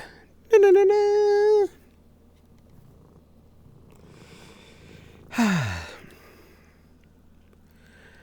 But I've definitely been having a lot of fun doing my video game streams throughout the week and feeling productive in the sense that I've most of the time had sewing to work on when I'm doing them. So any of you that have taken the time to come and keep me company, I really appreciate that. Even if it's just by lurking, seeing that number be anything bigger than a 2 makes me feel good.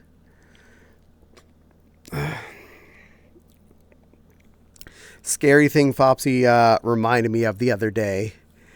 If your average Twitch viewer count is over 6, you're like in the top 1% of all Twitch streamers. I'm not kidding. There's that many that are at like 1 or less. Wow. Yeah. People come in. Yeah, people come into this with the concept, I'm going to make all the money. I'm going to get all the ads and get all the Patreons and all the subscribers. I just got back from my date. Ooh, yay, date. Hopefully that went well. But yeah, succeeding, as in you can make a freelance Twitch pays your well-being. Oh my God, you have to have a herd of people that are willing to subscribe and or give gift subscriptions on a regular basis. Just to be hitting the poorhouse. That's assuming that's your only real income. If you got a part-time job or you're doing art and stuff elsewise, it's a lot easier for that to make sense right now. My Twitch income is at best some of the income of the house, but not much. Went very well. Super happy I got to spend time with Diablo. Oh, yay. Well, I hope you and Diablo are getting along well. So the fact that I usually keep an overall average on my Twitch stats at 7 or 8 viewers total from all of my streams, I'd say I'm doing fair enough. Not doing great, not doing bad, doing fair enough. He's heading home saying, oh, I'm sorry, sweetie. Well, hopefully he drives safe. So yeah, any support people are able to give, I definitely appreciate, either by subscribing, donating, tipping, blah, blah, blah, blah, donudos, all of the things. I appreciate every single penny that comes in. You do help. You really do. even a couple cents worth of biddies definitely still helps, and I appreciate that. Heck, to be quite honest, the number of times that a handful of biddies would be enough to roll me over to whether or not I got the $50 payout that month, and someone drops just a handful at me, yeah, that's still an amazing thing. Kind of sucks when it means that I only got $50, but at least I got that $50 that month instead of didn't get $50 that month.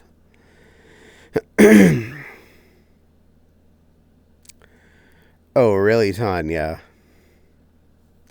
Poor girl. That's the second time this is going to happen to her tonight. I guess she's going to have to just deal.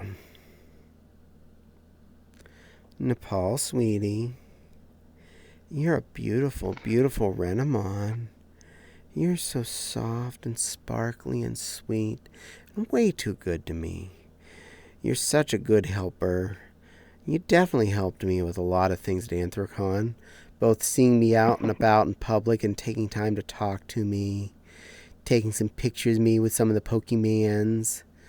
Just getting to hang out with you was so good. And when you came and brought us delicious nom-nom drinks, that was even better. It was like, oh, my little bartender, Rena, is so yummy to me. She's a good, good girl. Meow. And she's always, always going to be appreciated. I think you got your penny's worth there, Tanya. And yay, Silver got soup. Soup. Is it alphabet soup? Is it ScattyOs? I mean, it's got to be something that's Babkin compatible. So hopefully it's something that's safe for you. And nothing with too big a chunks that you'll choke on. It's probably alphabet soup. Alphabet soup, yeah. I'm with you on that. It's a little more grown up. Boop and create. Doot. No, it's chunky, creamy chicken and dumplings. Good soup. I'm going to agree. That is actually a valid, good can of soup. Chunky, Campbell's Chunky chicken and dumplings is really high on my I do buy it list. That and the pub style chicken and dumplings, they actually have a different flavor to them. And they're both really, really good. No judgment on either one. And surprisingly, inexpensive thing that I can feel full on as a meal. Most of the Campbell's Chonkies are about $2 to $2.50 a can. And I have that with just a quarter cup of breadcrumbs dumped in with them to thicken it up to a paste. And I'm pretty much set. That's a meal. The pub style chicken pot is my second favorite. Okay, Silver, you officially have good taste. Because that pot pie one is the bomb. That song flustered me more than I thought it would. Oh, you mean making me do the teapot like that? Yay, I'm glad it worked. I've also found the beef stew and the beef and veggie ones are really good, and the Walmart brand ones are about $1 less a can and are pretty much exactly the same thing. So for $1 to $1.50, I can get a good, solid, tasty can of meal. That's what I call winning. Now, I'm not saying I have to keep all my meals under $2, but you know what? When you can, you do. Because honestly, at lunch, I could easily be satisfied with like rice, a can of mushrooms, and maybe some kind of Japanese sauce like hoisin or eel sauce or something like that. Even better if I, cook the rice and then throw it and say said can of mushrooms in a frying pan and kind of sizzle them up, do a little fried rice action with that. And that's, again, that costs almost nothing. A 20-pound bag of rice is $10. Do you know how long it takes to go through a 20-pound bag of rice?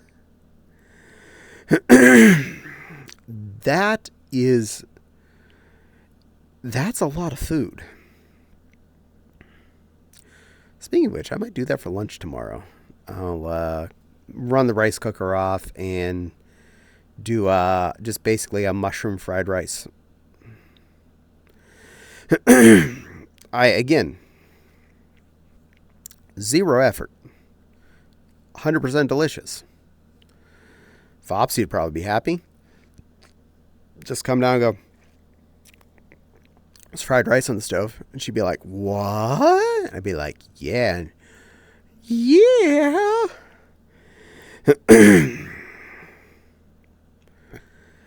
Definitely come to the conclusion, I like making fried rice. And it's fast. The hardest part is if I'm making with some kind of first cooked protein product or other first cooked item like, well, either pork, making pork fried rice, or chicken, or heck, even the pineapple. It's better if you cook that a little ahead of time for making the pineapple fried rice. Which, if you didn't hear my review of when I did make it, oh my God, I can make pineapple fried rice. Oh my God, can I ever make good pineapple fried rice? Pineapple chicken fried rice. This also sounds good. I made pineapple ham fried rice after Easter, because we had the leftover ham. Just cut up some of the bits into chunks, and wow, that hit so right. With what kind of sauce? I didn't really put a sauce in that one because it was more pineapple flavored. It was just seasoned. I do still put a little bit of the Korean barbecue in when I'm doing the rice part, because I find that is an integral part of my fried rice's flavor. And it's an easy thing to just pour a little bit in out of the jug. Speaking of which, I need to go to the Asian Mart and buy more of that.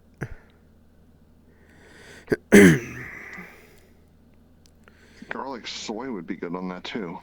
Garlic soy probably would be pretty good on that. I'm agreeing on this. Or garlic teriyaki. I can see that. Yeah, that would work. Fried rice is such a lovely... It's a flavorful thing, but it's also a blank slate that you can just do stuff to. Yeah, it really is. Heck, even my thing of putting canned mushrooms into it is still a thing. Would it be better if I went and got fresh shiitakes or something like that? Yes. Are canned bulk purchase mushrooms from Sam's Club only like 50 cents a can? Also yes. And if I could make a lunch on the super cheap with like rice and mushrooms and, well, some eggs and stuff, I mean, yeah. Quick, easy, tasty, and filling. This is true. Everybody wins. Everybody wins. Especially Fopsy, because then she gets delicious fried rice too.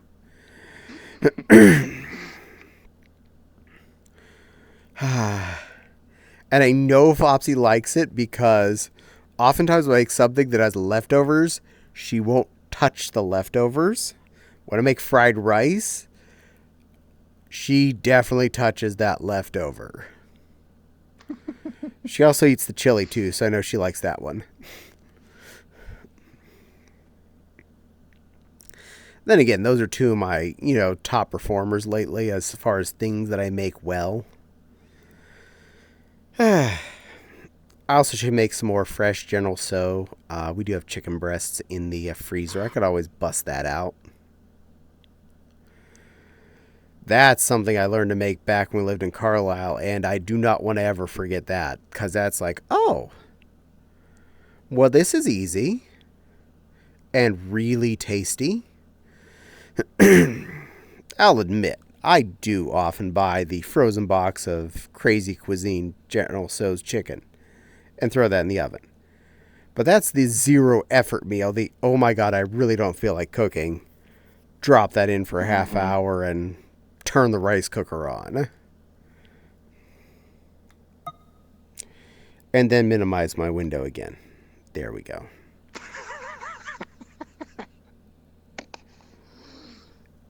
I don't even realize I'm pointing at it or whatever I'm doing that's turning it off, but apparently I'm doing good at that. Oops. Or it could just be some gesture with the tools thingy here that's like, oh, you double left touched your middle finger on the hand grip or something.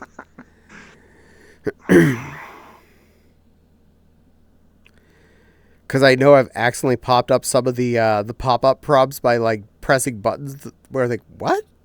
Like, oh, apparently that's a pop-up prompt for OVR Toolkit. Thanks. You don't need to do that.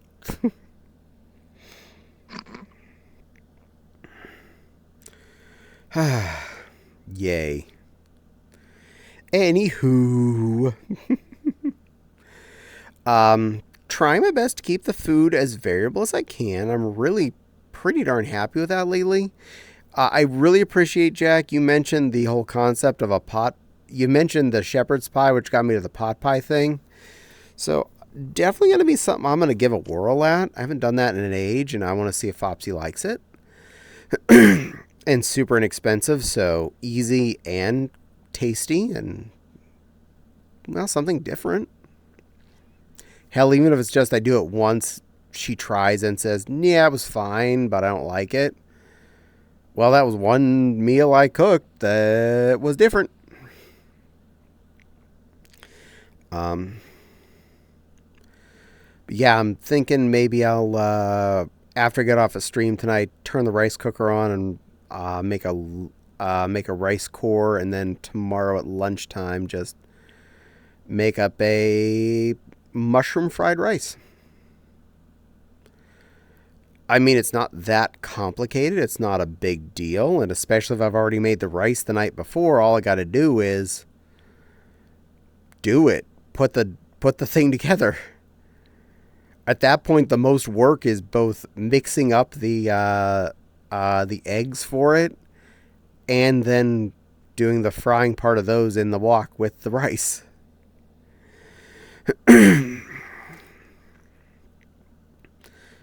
Not saying any of that's hard. More just saying that's a thing. And I do need to do a grocery shopping day sometime this week. I'm not sure which day I'm going to do it on, since last week I did it on Tuesday. But I'm not like lockstep stuck on it having to be Thursday anymore. Especially since I do the grocery shopping during the day, it's a lot easier to make my whatever day of the week just be whatever day of the week I so pick, and I'm there when nobody's there anyway because it's noon. And all the old people are already done shopping for the morning. Very important. Shop at noon or later because the old people are still up there for their morning runs. Every day of the week. Every day of the week. And I swear, when I went to Menards that one day, and first off, I'm just finished getting my stuff in the car, did something on my phone, and then I see Peepaw park his cart behind my car to lift up a bag of fertilizer or something in the back of his truck, and I'm like, okay, you parked your cart behind my car. Couldn't park it behind your pickup truck and just drop your tailgate so it'd be easier for you to get in there, for one thing. No, you had to park your cart behind my car and then lift it up. And me sit there worrying, do I need to come out and help you lift this damn thing because you look like you're about to fall and break in two. Then when I finally was getting to drive, like, okay, fine, I got out.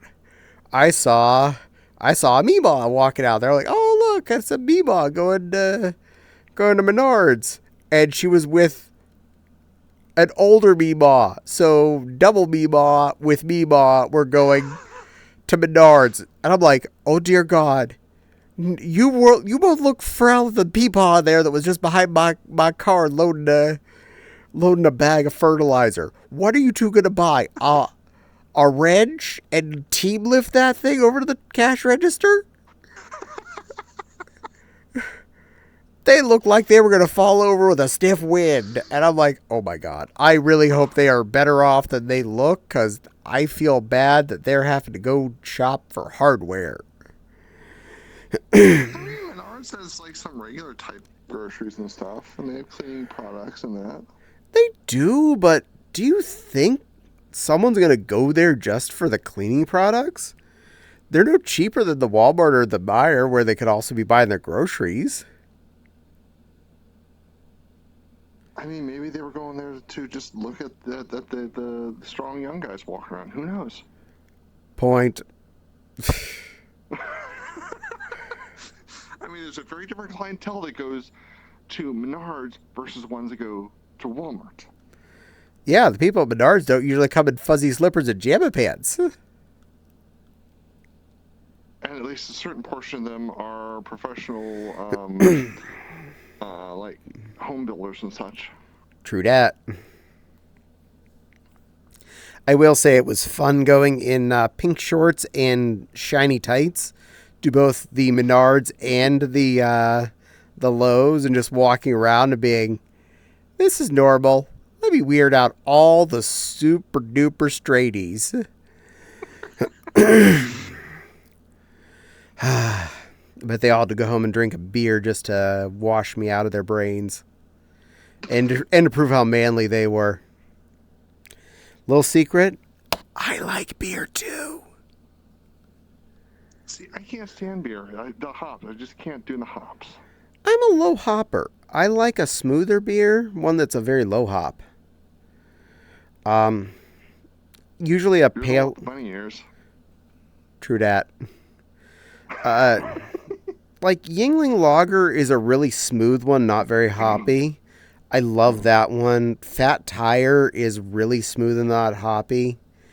And if I can, anytime I find a Hefeweizen that is not hoppy, that's spicy.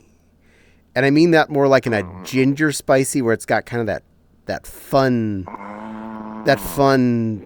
tingle with it. I'm like, ooh, that's a party. See, if we were talking hard ciders, then count me in. Oh, hard cider, right off the bat. That is a delicious option. I have not met too many hard ciders I did not enjoy. Pear, apple, etc. All of them work well. I think one year at AC, Fernando's had they have a blueberry hard cider one year, I think. Wow. Yeah, blueberry hard cider is very difficult to find, but it is really, really good. I'm down for this. I think Fopsy would be too. Apparently, Crystal made a chimkin sandwich. We'll join after she eats. Okie dokie, good girl. Nice. Of course, Caddie likes hops. He's meow. Actually, I don't really like hops. I don't like hoppy beers. I'm a very unhopper. I know, very unpopular opinion. I like Corona. A friend of mine handed me one time, and I'm like, well, I haven't been mad about it. I've made it through any beer someone's handed me. I'm like, oh, Corona's actually not bad. Especially with the lime. Again, non-hoppy. Very smooth. Very easy drink. Of course, I also do like a Guinness, but I feel like that tastes like a chocolate bar in a can. Like a dark chocolate bar. This is fair. That one is that's a flavor. that's a choice. Mm.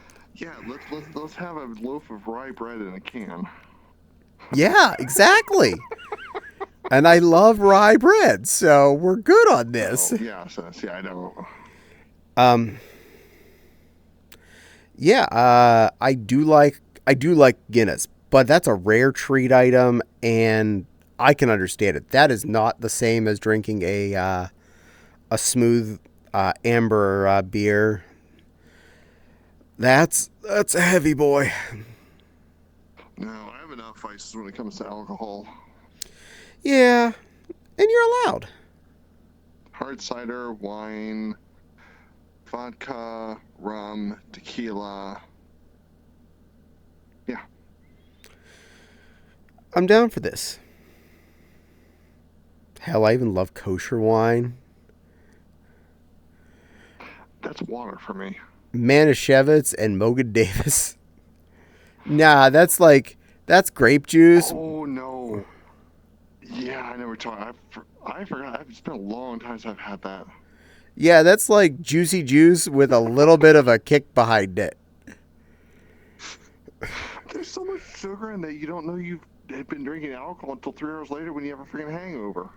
I love when I go to the booze store and I buy like the gallon, the hooch jug of it, and I walk up to the cashier. I'm like, nothing to do with church. I just really like this stuff for some stupid reason. They usually laugh at me.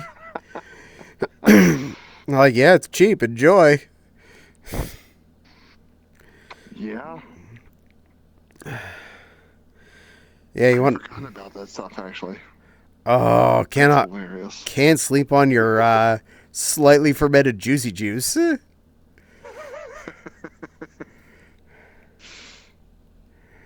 Might get called out for eating a chimkin when I join. No, you're not.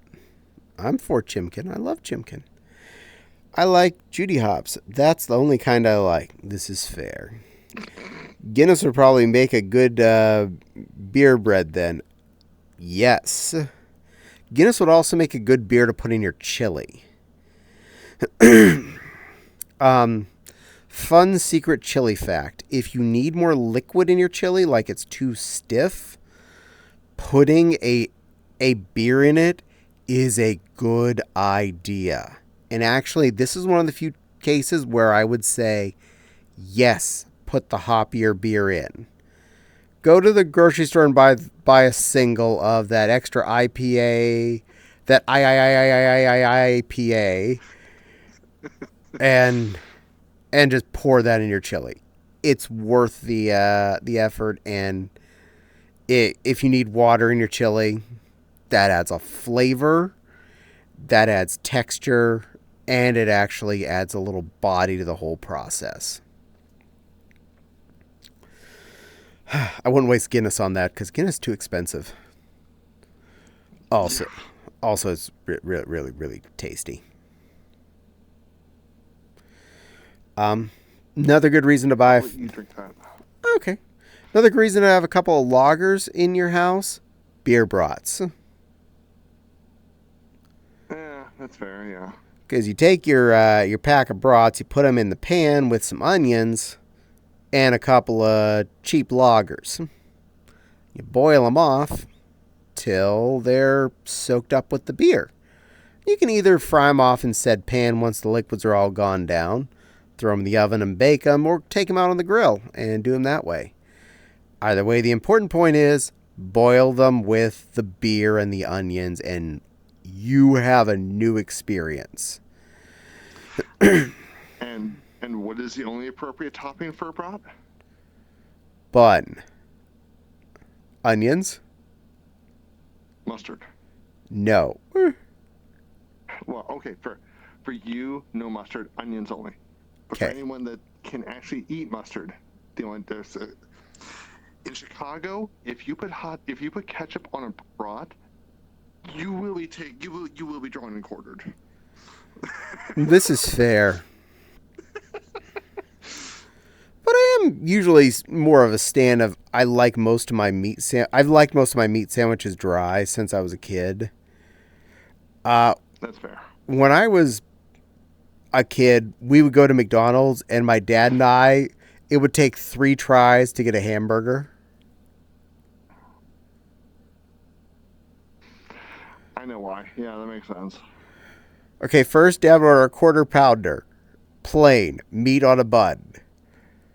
Okay, they'd said about a full quarter pound with cheese and all the shit on it. I said, no. Quarter pounder, plain on a bun. One of 2 things is about to come out. A quarter pounder with just the goops on it, or a quarter pounder with just the cheese on it. He will come back the second time.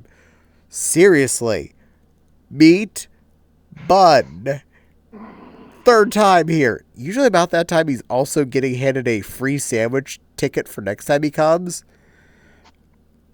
As well as, hopefully at that point, finally a sandwich that he can eat. At this point, you should just order from the manager directly. It's like it doesn't matter. Honestly. I think he was so excited when they had an Arby's come into town because he can order from there and they can't fuck it up. Because what's a standard Arby's sandwich? Meat on a bun. Ain't no effing pickles, ketchup, mustard, or cheese. You have to specifically order the one with cheese to get one with cheese. And oftentimes when you're doing the drive-thru, they will question you. You sure you don't want the one with cheese? Nope. You still get the other sauce with it, though. You get Arby's sauce and whatnot. Yeah. Flopsy likes the Arby's sauce and the 3-pepper sauce. It's a... Oh, see, I love the horsey sauce. You're allowed. I'm not really a horseradish person, or mixed horseradish especially. That's fair. But yeah, I happily will eat the Arby's shingles on a bun. I love when I hear people complain about Arby's over all of the other ones like McDonald's and Burger King and Wendy's. You don't know what that meat is? I'm like, no, that is the only one you do know what that meat is. They don't make it in-house. Exactly. I don't care if they bake the roast beef originally in-house. They slice it in-house at every Arby's. So what if it comes pre-baked? Your chicken nuggets don't come pre-nuggeted when they go to McDonald's, do they?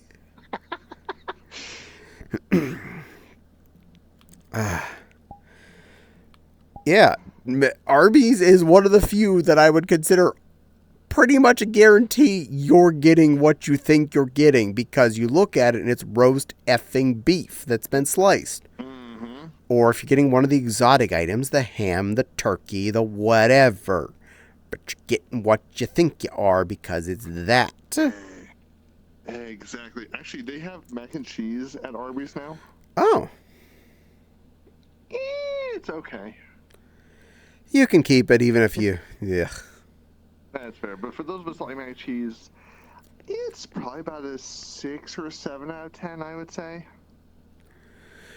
Arby's stands by one of my major guilty pleasures. That and Popeyes. Yeah, no, Arby's definitely. Coming home from Anthracon, though, getting the Culvers, we hadn't had that in ages. That was so good.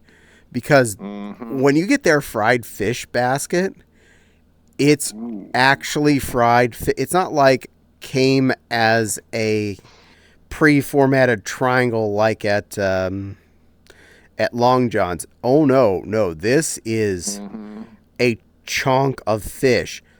And we ordered the 3-piece platter ones, and it's like, oh my God, that is 2 meals for either of us. Easy. Nice. Also, you can pick your sides, your 2 things. You may pay a little more for the premium options. I got onion rings and pretzel bites with mine.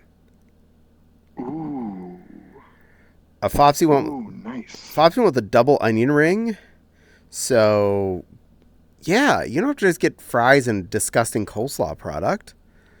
You can get whatever you want. Fries, yes, are one of the non-premium sides, but... And they're still good. Those onion rings were really good, and they were not cheap with them. They gave a pile of them things for just a single order. Sure. And I prefer the.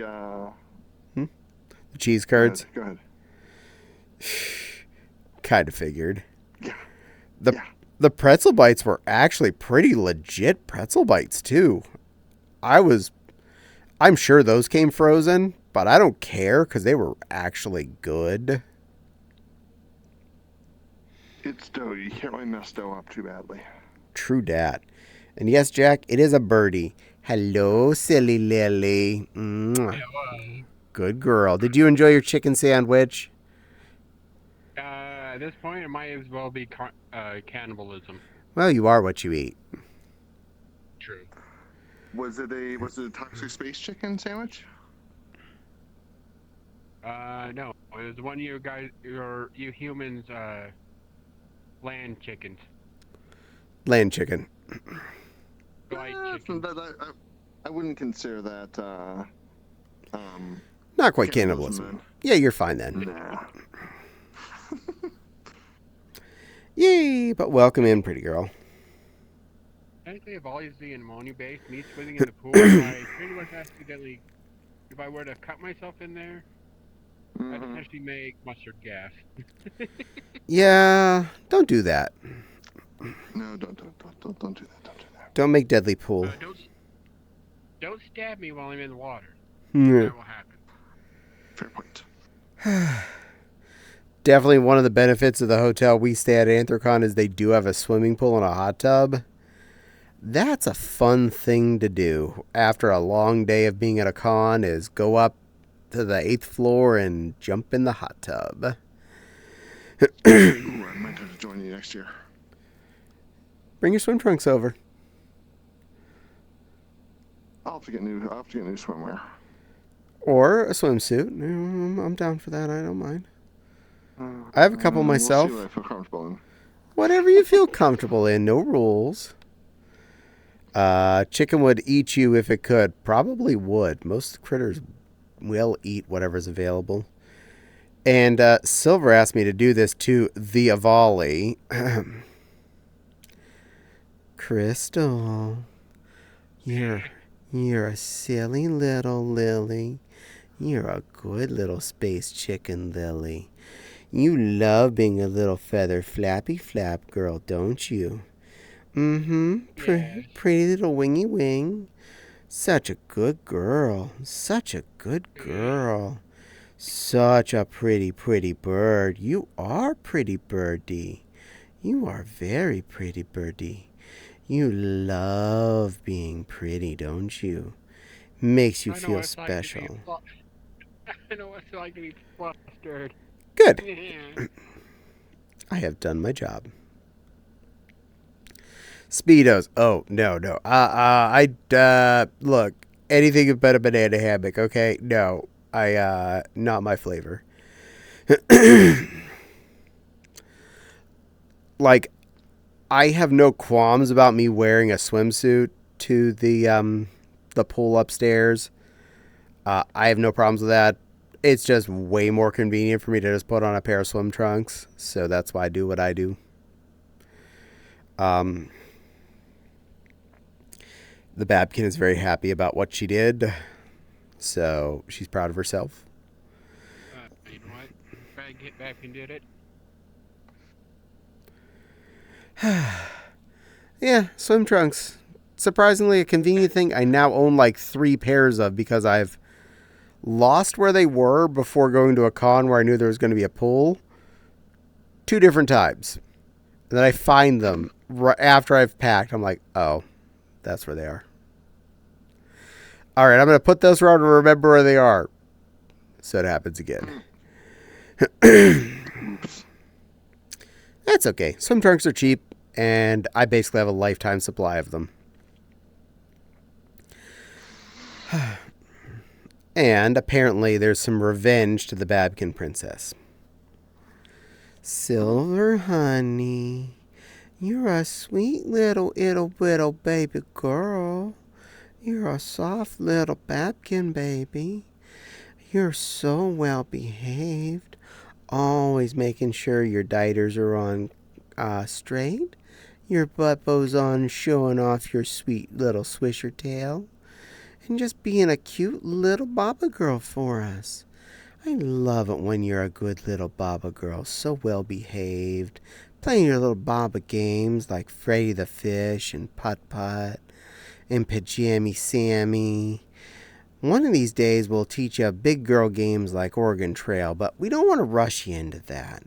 Maybe later we'll get you into the bigger girl games. For now, I hope you enjoy being a good little Babkin. You go from the baby games to the Barbie game. Even I'm not Little that. girl. Even I'm not that cruel. Little girls allowed to play Oregon Trail. I had to mute myself when you did the Oregon Trail part. That was good. Thank you. I will say about this avatar, substance painter. Nice. Good girl. Very nice. You did a well. Maybe coloring avatars a little bit easier. That is if the creator organizes each part of the avatar correctly. Yeah. I've seen enough people go, I'm going to paint this ear. All of a sudden, the left foot starts getting colored. Like, what the hell? Oh, yeah, those two pieces are linked. How? Like my Verbunny example, with my Verbunny, I actually had to use like Photoshop to paint the spots because for some reason the spots and the skin are on the same layer. Nice. That's annoying. So trying to separate them was a pain in the ass. Dark Souls or Call of Duty, that's a baby. No, those are not baby games. In fact, I don't even play those games. Wait. Roblox. Perfect baby game. It has all kinds of baby games on it. No, that's a microtransaction game. We don't want to put her in that. Your credit card will explode. Speaking of Oregon Trail, though, I have it on my Steam wish list, and apparently it's on sale. I don't intend to buy it or anything, but yeah, Oh my god. one of the later versions of Oregon Trail is on sale. So is the G.I. Joe game, the Rise of Cobra, which is basically a beat 'em up like the Ninja Turtles arcade game was, but with G.I. Joe mans. Oh my god. Yeah, they're both on my wish list. I'm not buying either one right now, but yeah.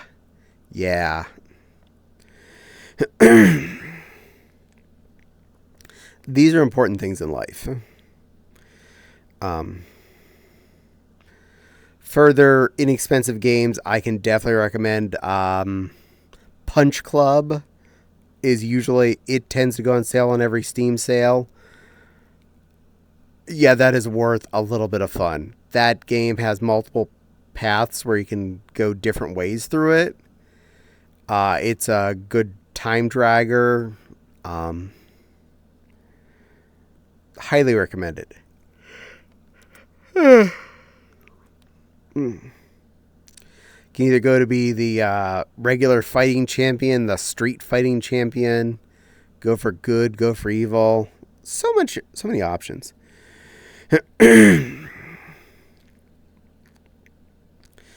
I'd love to own the Pajama Sam. Yeah, don't go in there. You'll shock yourself. I'd love to own the Pajama Sam and Putt Putt and Freddy the Fish games. Aren't those on Steam? You probably can get those ones. If not, they're on GOG. I see so many streamers that play them just for the shits.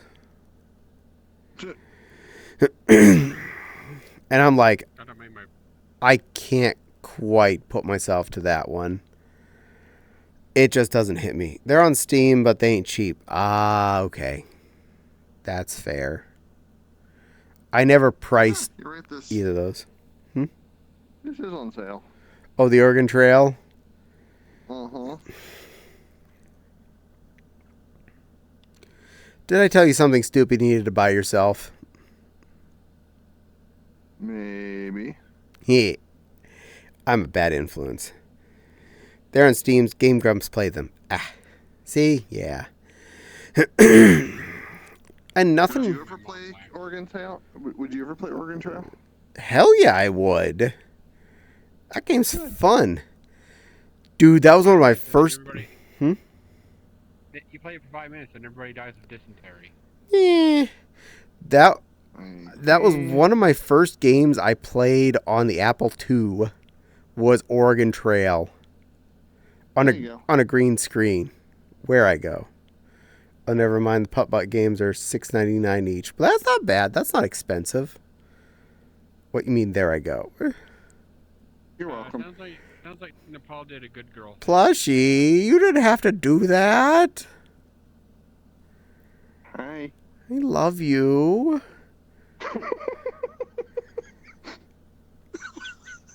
You know, that's a good. I could probably play that while sewing game. I can't bring that up while I'm in VR. It will do weird things. I know. Can I go to there? You're welcome now. You're too good to me.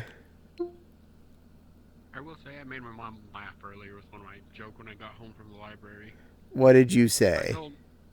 I told her, I'm not going to tell you what's hot, but Shrek is in my pants and he's arguing with my ass whether deciding whose swamp it is. Man. Rightio. Oh, I know what I don't know. Swamp ass is a thing. Swamp ass is a thing. Mm-hmm. Oh, wait. I'm on that window. Click on that.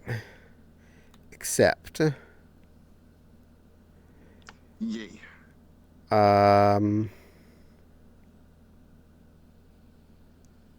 Okay.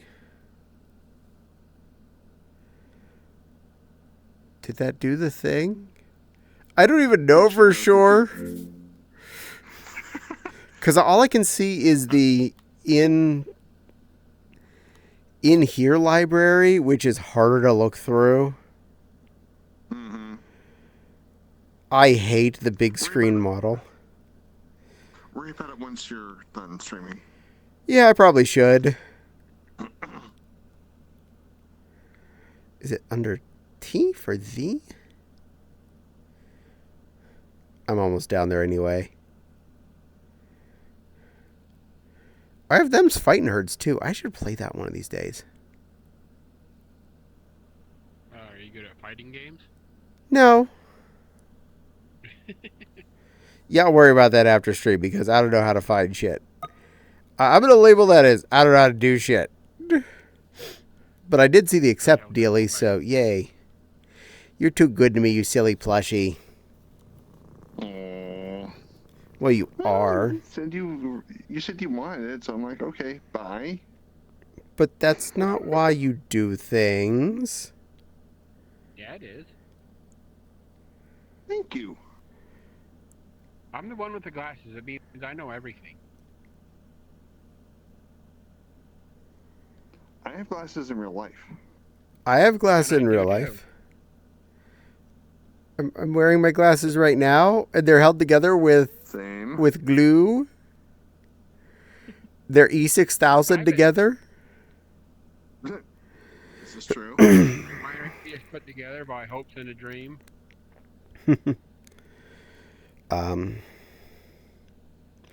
Them's fight. Right now, I have 8 eyes. Yay! 4 eyes. I have 8. True dat. Them's fighting herds is kind of sucks. They never bothered to fully finish the game. This is true. I mean, I have it because we kickstarted it back a bajillion years ago, so I have it for that reason. Same reason I have the BattleTech game on Steam, because I kickstarted that, and I think that's like gone now because they lost their timed license with whoever currently owns BattleTech at this point. I forget. My dad's Games Workshop. I can look at one of the boxes down by my desk because I've gotten recent stuff. But it was... Okay, I know for sure it's been FASA, WizKids, Wizards of the Coast has owned it for a bit. And someone else owns it right now. And I can't remember which one owns it now. Games shop, but they hold on to their stuff like with an iron grip. They only let very few people use anything from them. It was a legal thing with them fighting herds. To some extent, yeah. That's why they went from being a My Little Pony game, which I actually played the extreme beta at a furry event of them's fighting herds when it was still My Little Pony stuff. And they lost that legal thing and they had to make it something else and they became other critters. But I think after that they eventually lost some steam and it was, as far as I could tell, the game was good enough, but I'm not really a big fighting game person. I was supporting the developers, so I just did it to get a copy and support them. Support things you kind of like to hope they make stuff you do like. And don't be Nintendo and put out a weird Chibi Robo game. It's not like any of the other Chibi Robo games that stop making Chibi Robo when that one doesn't sell, when it's nothing like any of the other Chibi Robo games. All the Chibi Robo players loved and wanted more of, and you make them something stupid on the 3DS, and it's a 2D side-scroller, whereas the other ones were a 3D adventure, kind of like Katamari Damacy type interaction. I never liked that game. I've just heard people rant about it. In fact, I've never played one. Well, interesting, between the Putt Putt, Pajama Sam, and Freddy the Fish, Putt Putt went the longest, starting in 92 and ending in 2003. Huh, we'll go figure. I mean, those were quality point-and-click adventures for children. I see nothing wrong with them. I already have, though, Day of the Tentacle in my Steam library. Anyone that has never... Full throttle. Now you just need full throttle. Nah. The motorcycle one. I don't have time for most of those games. The only reason I wanted to play Day of the Tentacle is because I remember it when I was a teenager. And I remember the sub-game that's hiding in it. If you go to the guy's computer where you can play the original Maniac Mansion. I remember playing that on Aunt Sharon's computer. It would be fun as watching play on Steam. On stream. Oh, what? The Day of the Tentacle? Yeah. Yeah, I can do that. I watch everything you stream, though. That's fun. Maggie says, "Hi, Caddie and Plushie. Not sure the... that's Silly Lily there. And she's not Volley. But welcome in, Maggie. Welcome in, little plush girl." Maggie says hi to you as well. Hello. But yeah, I mean, I have no problem with spending a night playing through Day of the Tentacle on stream. That's a pretty simple one. It's cheesy. It's bad humor. It is so point-and-click adventure of the 90s. It is so early CD-ROM game. Even after it's been remade for higher res, it is so a 90s CD-ROM game. It in every sense of the word. Very point-and-click, very bad animations, very bad humor. It is amazing. It is a train wreck worth going through. It's been a while since I saw that one. Oh, yay. Sounds funny. It is. Oh, no. And Jack said to Maggie, "Maggie, sweetie, how's my sweet little Michelle skunk? How you doing, pretty girl? Are you feeling good tonight or naughty? Either way, it's good to see you. Are you feeling extra pretty? I bet you are. I bet you want to be wearing your prettiest dress for us tonight, showing off your lovely figure. You may not always think it, but I know you're a pretty girl, and you need to flaunt that for us. Just be you, be awesome, be amazing, be wonderful. Give the best hugs, and have all of the fun. And make sure you find some dopey lion at MFF in a few months, and they will give you a big, pretty hug as well." And just like Anthrocon, I don't intend to be wearing too much masculine clothing at all during that convention. At all.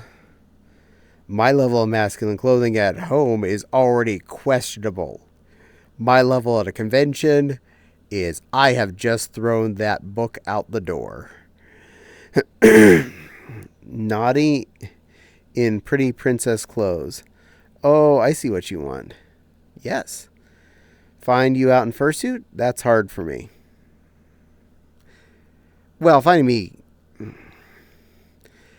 honestly, finding me out of fursuit's probably going to be a little easier because I was running around Anthrocon in a dress more or less all the time. So look for a pretty pink dress roaming around the convention. You're talking about the day of the How about the old Sierra games like Space Quest, King's Quest, that make fun of you each time you died? I never really played a lot of those, but yeah, I remember them. Monkey Island. LOL. I mean, there's a lot of folks in dresses. Yes, mine will definitely be pink, more or less, all the time. And I have long, dark, blondish, brownish, reddish, multi-toned hair. I still need to try your the skunk scamper one day. Oh, that's wild skunky. Everything you do is questionable. In a good way, Caddie. Yay! I'm questionable. This is facts. I have a lot of stupid old games on my library just because I enjoy stupid old stuff. Yeah. I mean, I've been playing video games since... Well, you saw me do Atari that one night, okay? Yeah.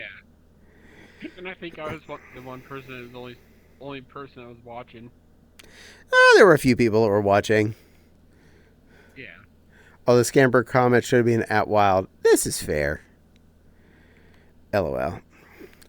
LOL. So look for Daisy in peach clothes. Actually, I'm thinking Mewtwo's going to go, and it might be Bursty might go to MFF this year. Because I want to bring Mewtwo's full body this year, and I think, Bursty takes up like 0 space, so she'd be a good second option. And then I have the rest of the space for pretty clothes. And then I just need to put them on Nepal. Oh, hi, are you paying attention? I am still paying attention, yes. Oh, you heard that then, right? Then you gotta I heard everything, yes. But You pretty... gotta take pictures. Yeah, we got to take pictures of Nepal in pretty clothes. This sounds like it tracks. Don't look at me in that expression.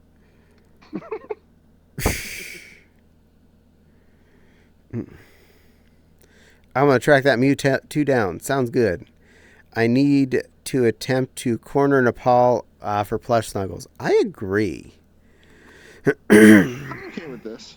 I didn't get to steal any plushie snuggles at Anthrocon this year. And I know there was a plushie in their room because I saw it. That's because it was really way too warm this year and I was far too busy, unfortunately. It's true. It was like 90 and you were a busy Miss Lizzie. Yes, I was. I think Diana of the Tentacle would be corny now. I saw a big game series that would be more so. Leisure Suit Larry. Also corny, yes. But I might be stuck in a dragon. Ooh, I hope you are. It's early, but I may bring a dress with me to MFF this year for Tika. Yay! And Wild says to Maggie, oh?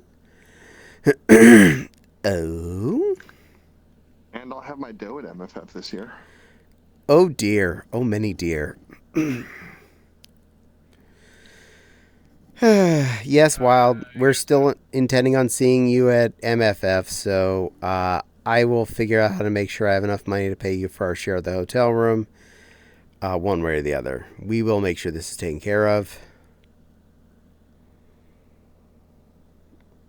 And you just went pantsless.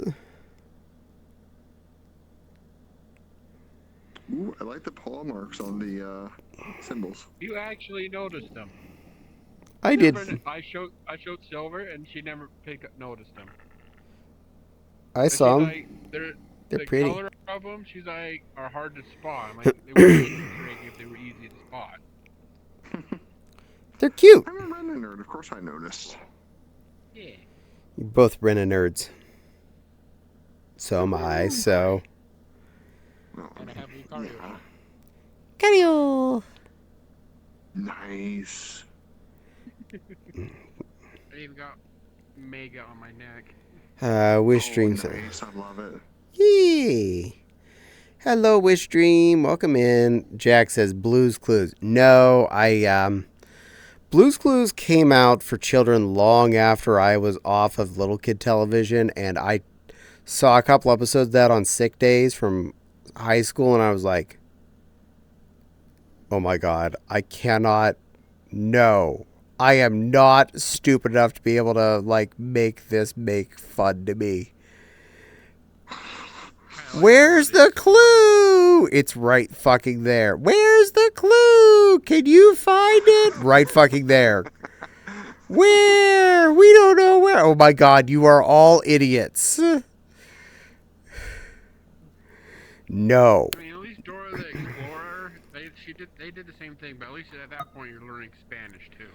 Dora was a little more interesting. I give Dora at least half a point. Oh, and Ooh, you're being generous. Nepal. Nice. Yeah, you got the paws up there too. Multi-paw. Multi-paw, so I can get the chicken. Maggie says to Wild, oh, for what? It was the audience interaction. Ah. It's like multi. Wild says, the being stuck in dragon comment. Ah. Wishstream says, okay. Jack says, oh no, I was talking about the markings on the red-eyed Renamon. Those paw prints are the same. Oh, apparently you're a Blue's Clue now. We just figured out Lily's clue. We just figured out Lily's clue. We just figured out Lily's clue because we're smarter than dirt. We figured out Lily's clue. She likes hips. The clue is thick thighs, sable eyes. All right. Apparently, I'm not allowed to be a lion. Let's go find one of these. But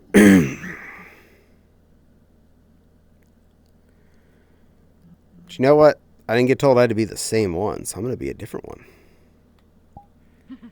Ta-da! There we go. Different Rena.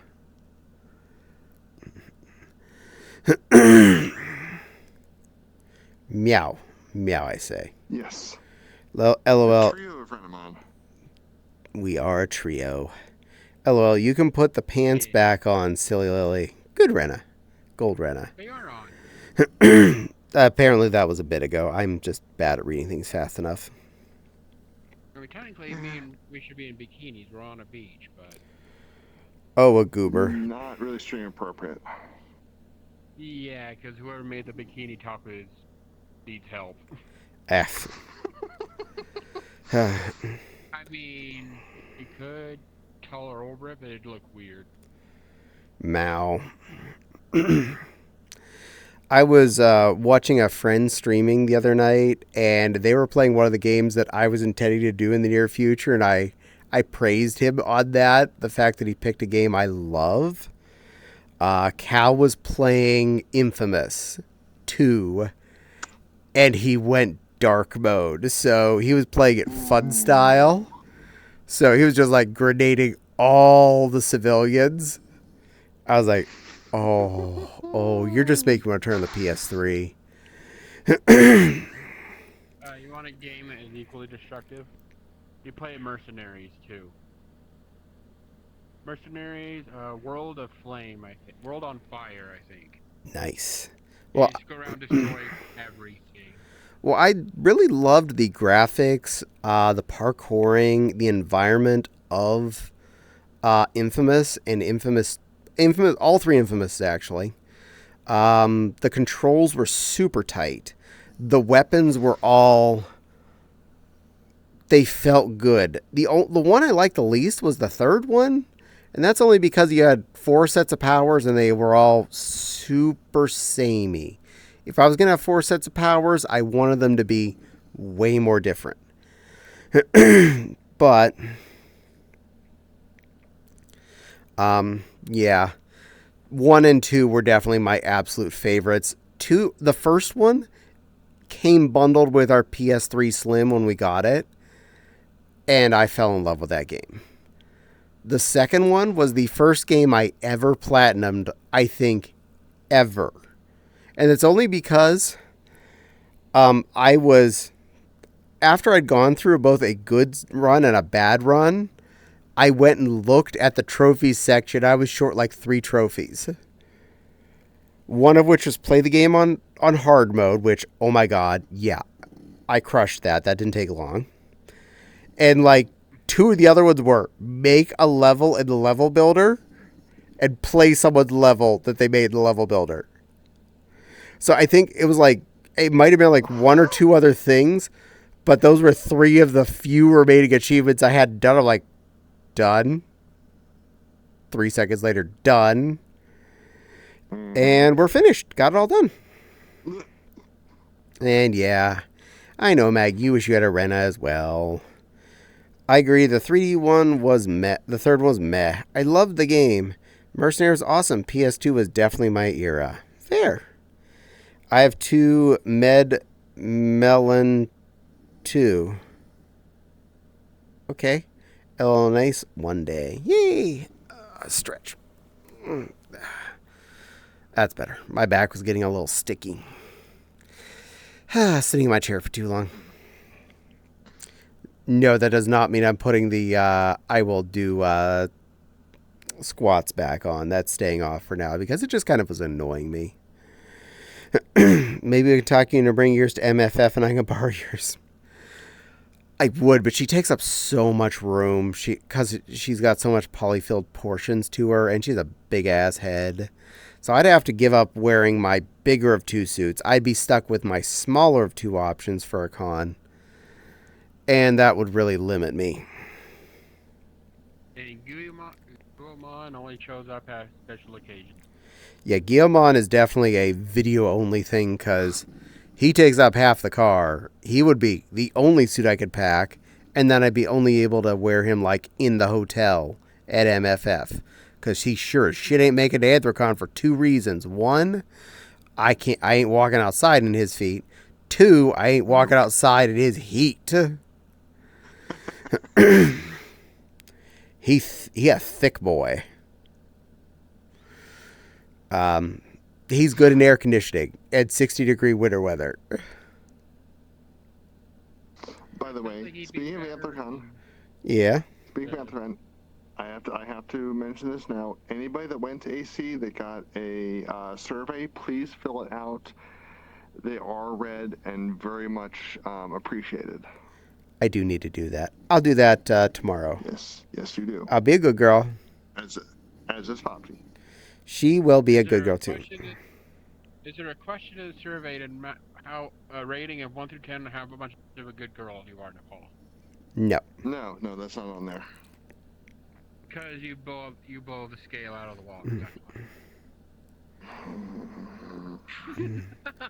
Then you'd play Digimon Ramble Arena. Then I'd play Digimon Rumble Arena. I think I have that on PS1. Maggie says, I'm sorry. Yeah, squats hurt. Hydrate, I will get that. No, I couldn't ask that. I appreciate. And I will also kiss. How am I going to do that? It's over there in the water. Where's my camera at? All right. Hold on. I'll do this. I will first get the hydrate, then I will do the kiss chat. Hydrat. Oh, there's a good question. Hmm. Are you gonna play the Digimon World game? Which one? All of them? I have several. Oh, hold on. Stop flying. Stop flying. Hold still. Oh, it's because I'm on an edge. Mwah, mwah, mwah, mwah, mwah. There you go. I have kissed the chat. Tiny cute rhino I found a while ago. Get over here. Pointer. There you go. All right, back it off. Where is it? No, turn straight. Oh, you have the Kengu. I had that one. It's one of my favorites. Oh my gosh, that's adorable. They don't have Go Loco, which is the problem, so. It does go hop hop.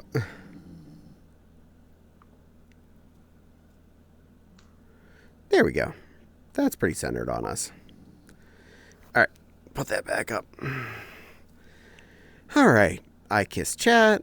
Oh, you and Autumn could share Guillemot at least. Yeah, but I don't think we'd wanna because he would get sweaty real quickly after being worn out on the floor. Oh, Caddie, hi, I always say your name wrong. Sumanora? I think that's right. My Renamon fursuit have 2 medium-sized melon uwu.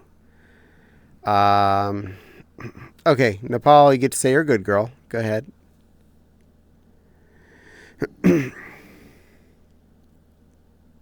She's doing something. We will go with uwu first. Uwu. Uwu. Ouch, that arm. Whatever she's looking over there must be really interesting. She's busy doing something in real life. Blushing.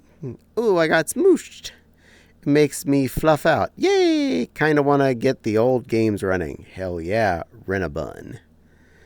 Wish Dream is doing all spinnies and petties.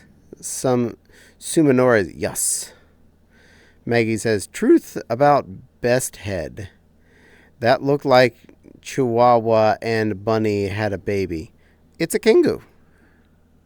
It's a tiny kangaroo creature. Okay, go ahead. I'm back. Alright, who did it? Maggie. Of course. Maggie, I'm a good runner girl. Yes, you are. Very much so. I blew my load earlier. I'm almost out of points right now. And thank you for saying my breadhead is the best breadhead. He is a really good boy. I love him. Of course I did. Yes, of course you did do that. And you did do that. I played Digimon World 1 and 2, and they were, I didn't get very far. Digimon World 3 was amazing. It was very Pokemon-esque, but with a 3D environment. It was kind of like what we were wanting as far as a console Pokemon game back when that came out on the PS3 or PS1. I think I played it. And then there's Digimon World 4, I think, for the PS2. I probably own that. I bought a lot of that stuff and never played it. But 3 was peak. 3 had such a good story, such good control. And I honestly didn't care that the models weren't great. Because you had so many Digivolutions involved in it. And then you got, on the later consoles here, we got Cyber Sleuth. And the sequel bonus bit on that one. Those were fun as heck. Yeah. And too bad now I rate Digimon games on whether Renamon's in it or not. Most of the answer is yes. Whatever one of the ones on the Switch right now. They've actually had a few released on there, which is awesome. I think we own most of them, but not all of them.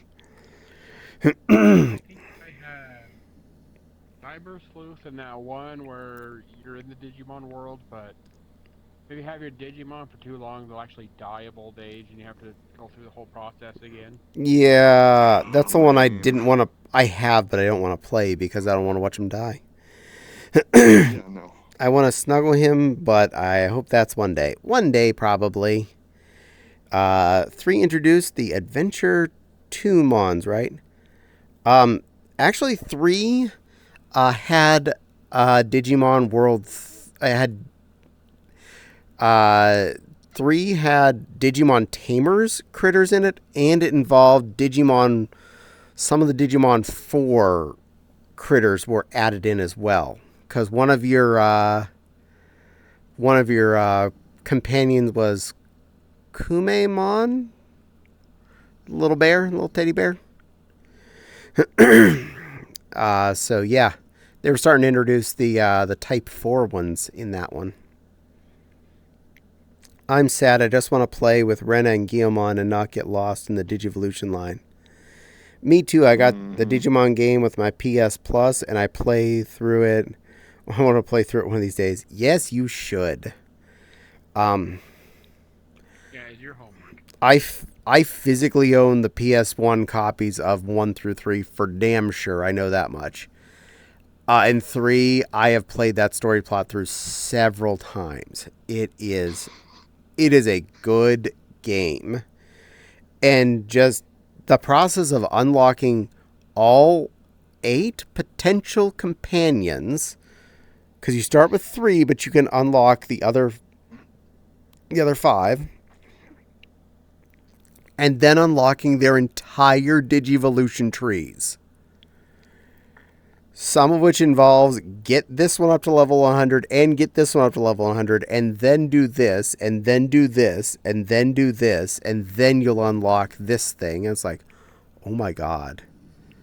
I have the strategy guide for when it was new just for that set of pages, just to know, like, okay, what do I need?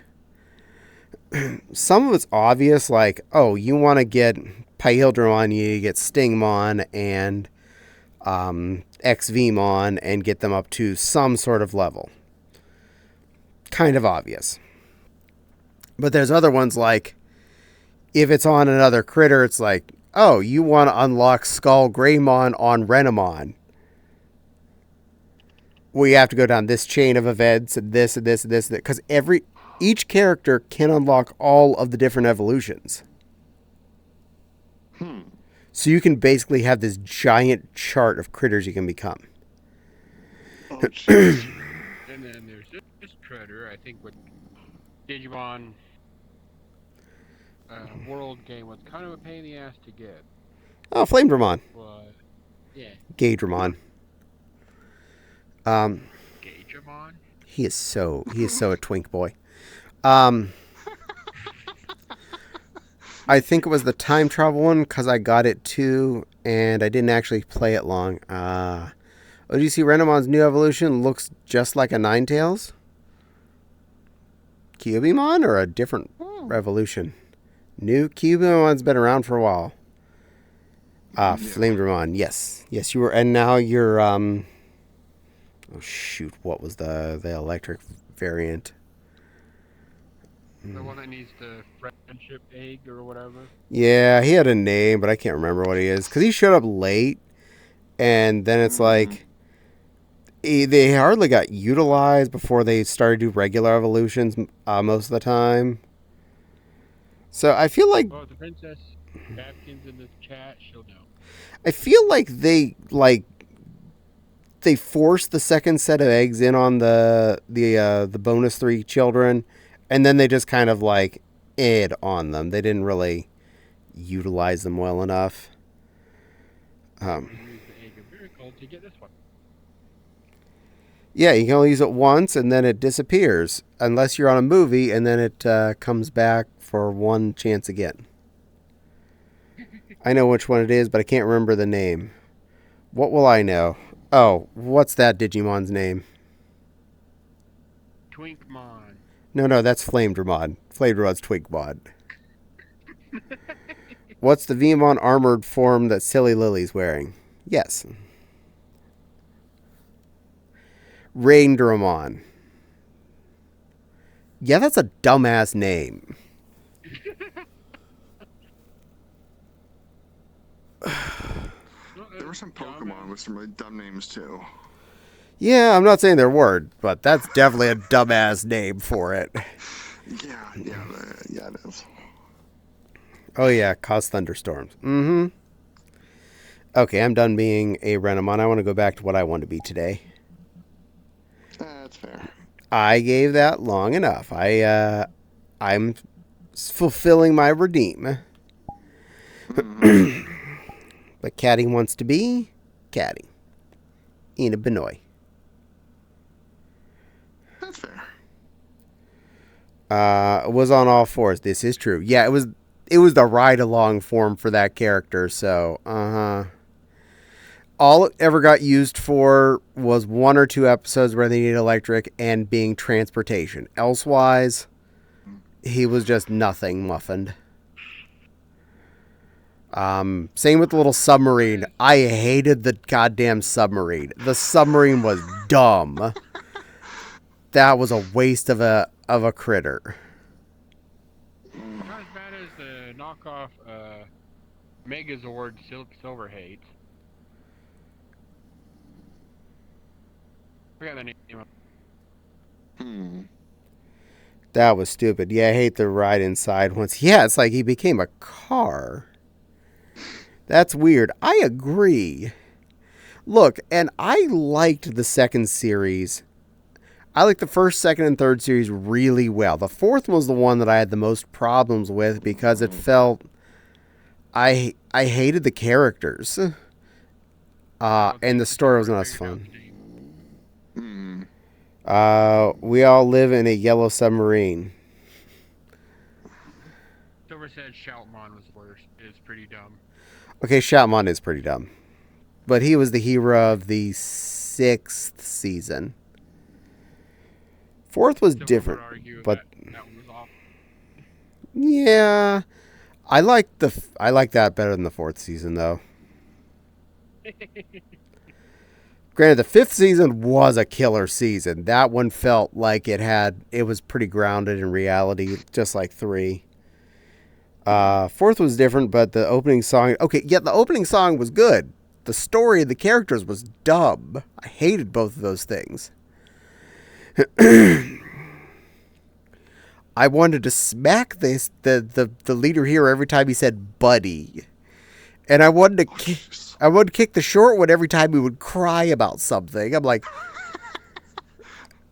The fat one just wanted to go off and do his own thing constantly. He didn't want to do everything with everyone else. And the girl was personality girl. And then there was Dark Boy and Dark Boy's twin brother who were just like dull as a box of hair. And in general, the bad guys, the original set of bad guys were eh. And we finally get to the evil angel of death, whatever he was. And I'm like, you took this long to even reveal his ass. He's cool and all, but I've mentally checked out of this crew 3/4 of a season ago. And you're finally introducing something kind of interesting as you're destroying the entire world. Did not hit with me. I'm not arguing, but that opening. That's where we differ, Caddie. Digimon Frontiers is my favorite Digimon. I know, you really like that one. Don't cry, buddy. No, wasn't another Cherubimon? I can't remember his name. It was something like... Lucemon. Lucemon! That was what it was. Lucemon was the villain. Like, just a movie villain brought back. Nah. Lucemon at least was a something. I kind of liked him. And as a villain, I could have taken him for more than just the end of the thing. Hell, they didn't even introduce him right away in the final quarter. They just kind of like still were stealthing. Oh, the big bossy man telling us to do things. That in the English translation, did they let the pink one be the gay knight? Because he was supposed to be a gay one or not in that. Mostly due to the time slot had here. Understandable. I own them all on DVD because I'm stupid like that. And I have watched them all through several times, including that one. But, yeah. Fourth season just did not hit me. I tried. I gave it multiple tries. I watched it through more than once, so you can't say I didn't give it a shot. I'm putting quotes on it for a reason.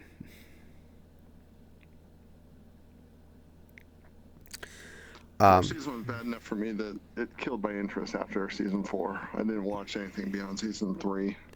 Watch 5. Really? Okay. Oh, 5 was good. 5 was at like 3's level again of excitement. No Renamon, but the story and the characters were definitely up there. We had an entirely different Agumon situation with an entirely different set of evolutions for him. All 4 of the hero characters are interesting and not annoying. This is good. And every time we have it felt like every time you were aiming towards a boss, aiming towards the end of a quarter season plot, it felt like there was weight to it. It felt like things mattered. It was a good season. And again, it was one that was more reality touching. I know the punching thing was kind of weird, but it did kind of ground things into reality a little bit more, that they were teenagers and they were interacting with the Digimon. They were legit interacting, not just playing Critter Commander.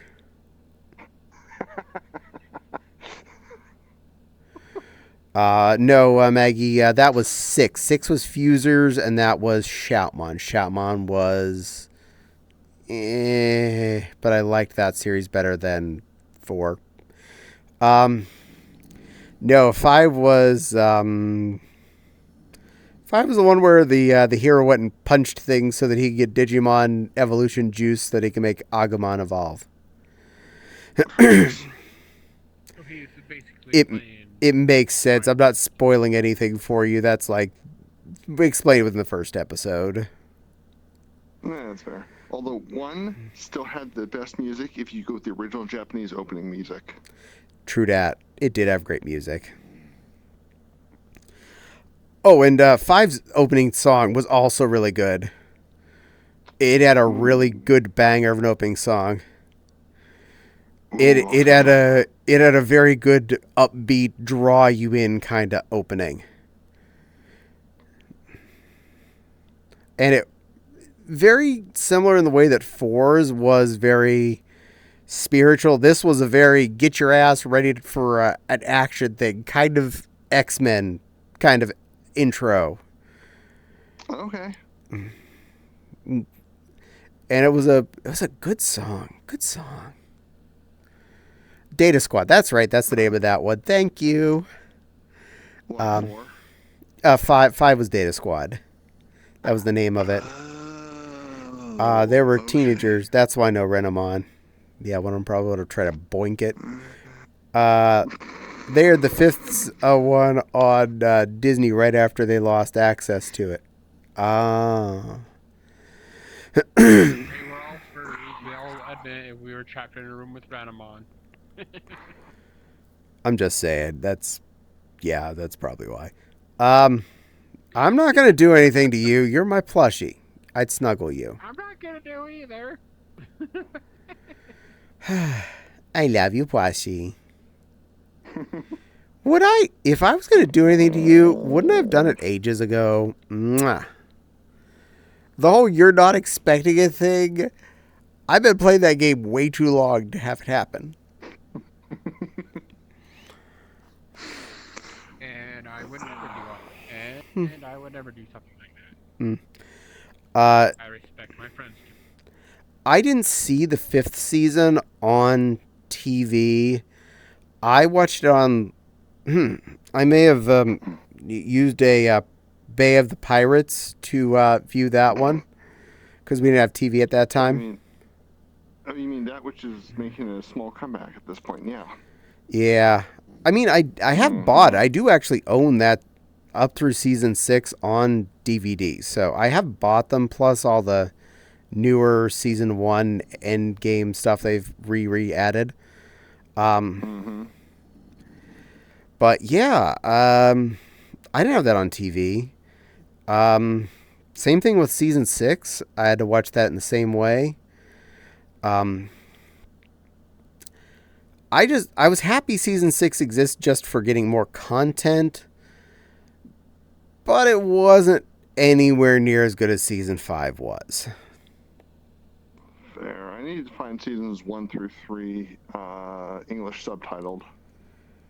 Good luck. I bought one of the first things of Digimon I bought was season 1 through 4 as a box set, and it was the big thick DVD case sets of each of them in a cardboard sleeve. But that was the 4Kids version, right? Probably. I can't remember. But hey, at least I have it. I can enjoy it. Fair, but it's 4Kids, and 4Kids absolutely butchered that show. Yeah, unfortunately. I'm probably going to check to see where it's streaming. Good girl. Also, Ooh, that's a good thought. Well, you get a 3B today. Nepal, my little good girl. You're such a sweet little digi girl. We're going to have you all subtitled so you have the best actions as a little Renafluff. So we get you the longer, better story mode, which I know you enjoy better. You're going to be a pretty little Rena. We're not going to have to evolve you to a Cubimon or anything. I like you just as a Renamon. Perfect for cuddling and being adorable. And being all special and amazing, because that's what you are. You're a special, amazing little Rena girl. You're my little Rena girl. You're my Digiman partner. And I'll just Digimodify you till the cows come home, but you don't have to change shape unless you want to. That's a good girl. I can feel the blush coming all the way from here. Yeah. Boop. There you go. You're both cute. You want a good anime? Fabulous Beasts is a good one. It's Chinese, but it's subtitled. Vice suggested it. Me and Silver watched it. Let's just say it broke me at the end of the 4th season. Broke me. I approve of people watching the subtitled versions of anime and whatnot. I am more than happy that all of you that can enjoy that can do so. I can't. Ooh, no. You want to know? I've got 2 anime recommendations. They're really good. Hold on. Federal Bussy Inspector, thank you for the follow. I hope you enjoy your stay. All right. What ones? Wolf's Rain and Evangelion. Those are 2 good choices. But the number of times I've tried to watch an anime that's subtitled, there's too many words, and I'm either sitting there reading the words or I'm watching the action. There are literally total of 2 anime things that I have fully got to enjoy in subtitle version, and they're both anime movies, not anime series. That was Paprika and Akira. First off, Akira, mostly action anyway. And a lot of the stuff they're saying is the subtitle. Kanida Tetsuo. You don't have to read that. They said it. They said the word out loud. You're good. That covers you. Also, if you're paying attention to the words on Paprika, half the time you're more confused than you were if you were just watching the show. No, I'm the same way. But Fabulous Beast, it's just, the animation and everything is so cute. You almost wouldn't need the subtitles to enjoy it. I understand that.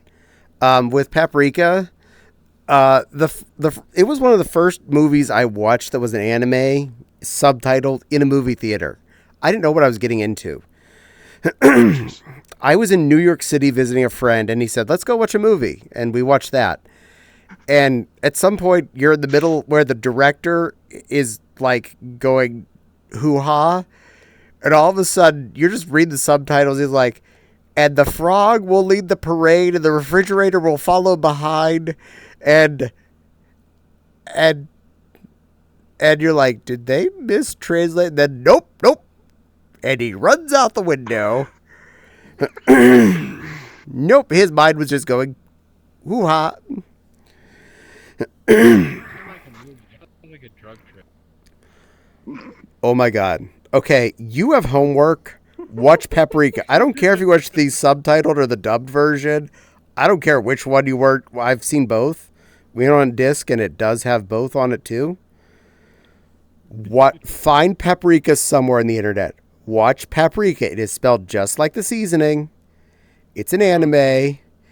It's only about an hour and a half, 2 hours. It is crazy. And if you haven't seen Akira, you better put that on your homework list because that's like anime 101. Dragon Ball was anime 101. No. If you're looking at actual good quality anime, Akira is anime 101. That is like entry level. Everyone should see it. But I started out with Dragon Ball, the original. That's still The TV. Akira Toriyama. That's TV show level stuff. Akira's movie. Movie, entirely different drug trip.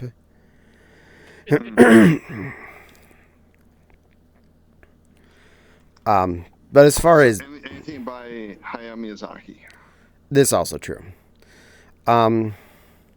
There are a couple of anime TV series that I can recommend wholeheartedly. Cowboy Bebop. It's short. It's to the point. It's delicious. It's so grounded. It has such a reality that they follow the rules to the entire time. Mm-hmm. It's amazing. Also, Trigun. Yeah. It follows its rule set. They may be a little bit weird, but it follows its rules the entire way through. The characters are characters. They are...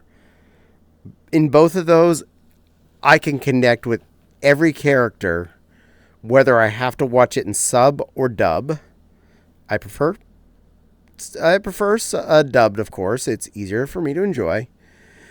But yeah, those two, if you need to watch an anime series that's good and not too terribly long on either one, those are both good flavors. Heck, if you want to own either of them on disc, they're again short and easy to acquire. With water and me. Mm-hmm. You're blue. That's why I store it in you. Thank you, Cuddle Shy. I appreciate. Nice. Heat Guy J is good too. I haven't seen that. It's really, really good. I can put that on the to-do list. Delivery for the pretty princess Garbingo Gogo. Oh, thank you, Cuddle Shy, for the squemmy wemmy baked beans. Big cute good girl princess. Okay, hold on. I got this. I figured out how I can do beans without having tracking. Whether or not I'm losing my voice, even with water. All right, first off, put this down where I can reach it. Go Loco. That one. Laying down, feet out. All right, we're getting there. I promise we're getting somewhere. Too low. Hold on. Stand up. Camera, go down more where I can reach you. Laying down. Come here, camera. All right, okay, I got the camera. And I need to turn off my slippers. Close. Congratulations, you also get a volley beans in your face. All right, and flying. Camera down. Beans! You get lion beans. I made a way that this will work. You're welcome. And I didn't have to put my trackers on. I'm giving you all the beans I can because I took all the work to get here. You're enjoying your beans. Because you heard how many steps it took. Hi, love. Someone's shaking my beans. And they're wet. Beans. All right. I have grabby beans. Yes, you do. Uppies. And I'll put that up more where I can reach it. All right. And slippers back on. Back. Go Loco. Standy uppy. I wasn't going to say anything, but your beans seem kind of broken. The arch in your foot was all janky. It's because of the way that the sit motion was. But hey, I figured a way to do it, and I can give them beans. I'm giving beans. Mm-hmm. I don't know how much this holds ground, but it's clearing your throat like a lot can hurt your vocal cords.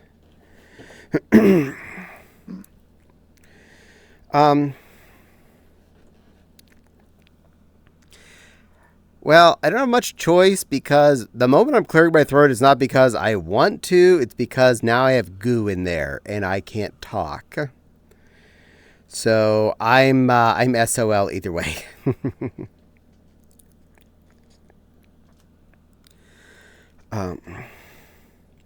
Unfortunately, Caddie produces goo, especially when I sit here talking a lot. Oh dear, I'm sorry, hon. Yeah, welcome to I'm allergic to everything. And my body reacts in all the funnest ways, including clogging my throat up if I'm talking. I'm some kind of wizard. But don't worry, I am very gentle when I'm doing it. I'm actually aware of when it starts to cause any discomfort from clearing my throat too much. And if I was having too much fun with that, I would stop talking and say, nope, we're not doing this.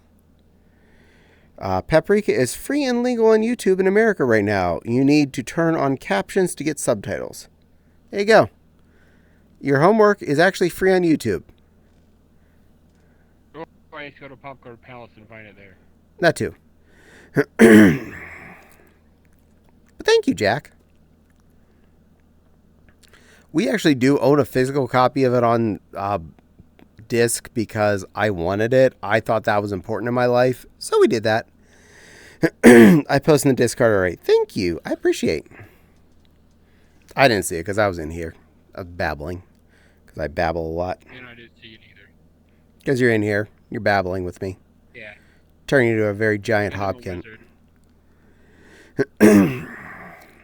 Babkin. No. I cast instant Brazilian wax. On yourself? That's gotta hurt.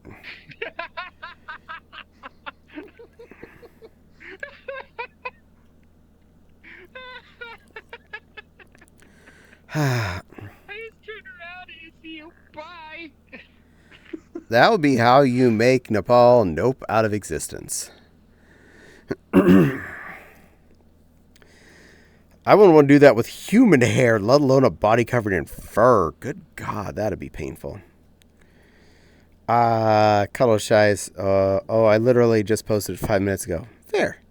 Cuddle says, I have really bad mucus buildup myself. Sometimes I wake up with mucus stuck in my throat so badly I can't cough it up. Speaker. Ugh. I'm sorry, dear. Yeah, I'm on a boat. Not quite as bad a boat as you, I don't think, but I am definitely on that same boat. I have enough problems when I go to cons with certain people because every morning I cough. This is just how my body works. I wake up, I cough a bit, and I blow my nose because I have buildup. And every effing morning I wake up with this certain person in the room, they have to go, don't die. Are you getting sick? Are you sick? You're sick. You're sick. Why are you sick? Are you sick? You should stay in the room. You're sick. Take pills. You're sick, aren't you? You're sick. I'm like, dear God, this is morning. If you interrupt this, then I'm going to get agitated. I might damage my throat, similar to how you mentioned the whole clearing your throat can damage it kind of thing. Yeah, if someone interrupts me mid-cleaning myself out, yes, it can cause owie. Because you're stopping me mid-clear, and now I have like goo halfway up, and no. Just no. Seriously, let me finish. And then you could yell at me that I'm a sick-ass bastard, and I can tell you no. Cast endometriosis. What? I have no idea what that is. Endometriosis.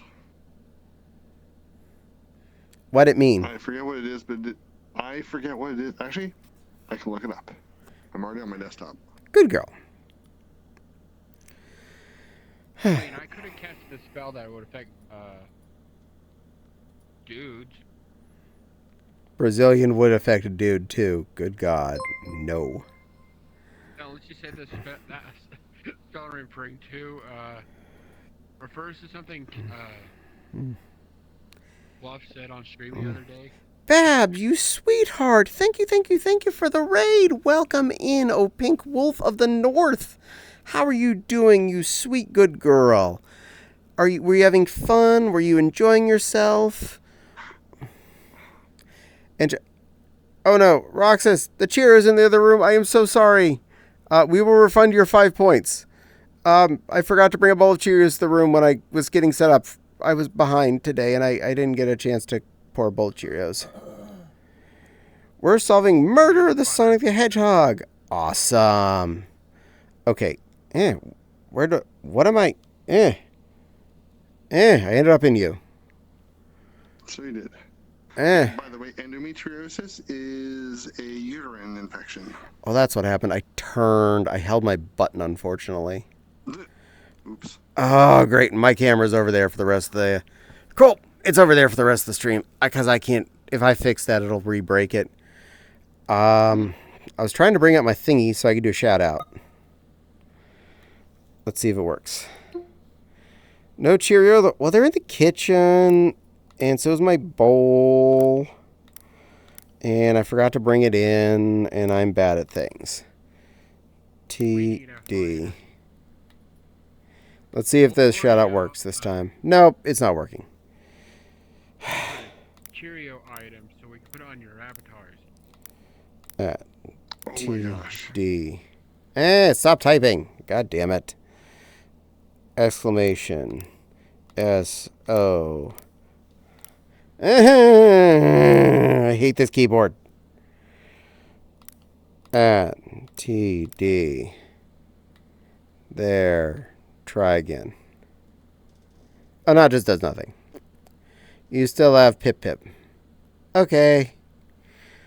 Anyway, I'm sorry, Babs. I was trying to shout you out. People, just go follow Babs. Just go follow her. She's good. In fact, hold on. Fuck it. We're doing it the hard way. Right click. Copy. And Football Cracker, thank you for the follow. I hope you enjoy your stay. I'm a chaotic creature of fun. Ha. This is called cheating. That worked. You gave her a hug. You see what I did, though? Mine cheated. I could paste links. That works. Which link are you pasting? Toon Link, Young Link, Adult Link. All of them. The secret rare Twink Link.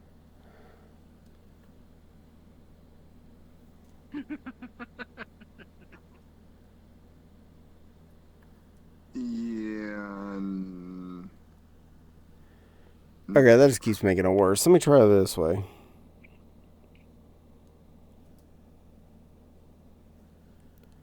Okay, I think I'm making it come back. Come on back. A little more.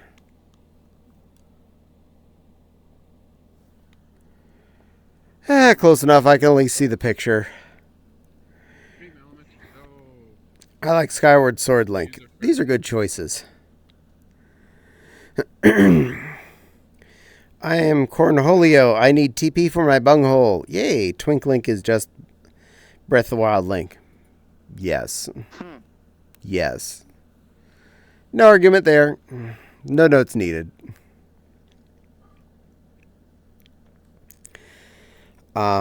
Yay! But thank you, Babs. I hope you're having fun solving the murder of Sonic the Hedge Weasel. Gotta go fast. Gotta go fast. Gotta be blue. Gotta go fast. Unless he's dead, and then it's kind of a moot point. Everybody else go fast. Just be Big the Cat. Be Big the Cat. Be Big the Cat. I mean, when he's dead, spin a railgun and shoot him off. Then he'll be fast forever.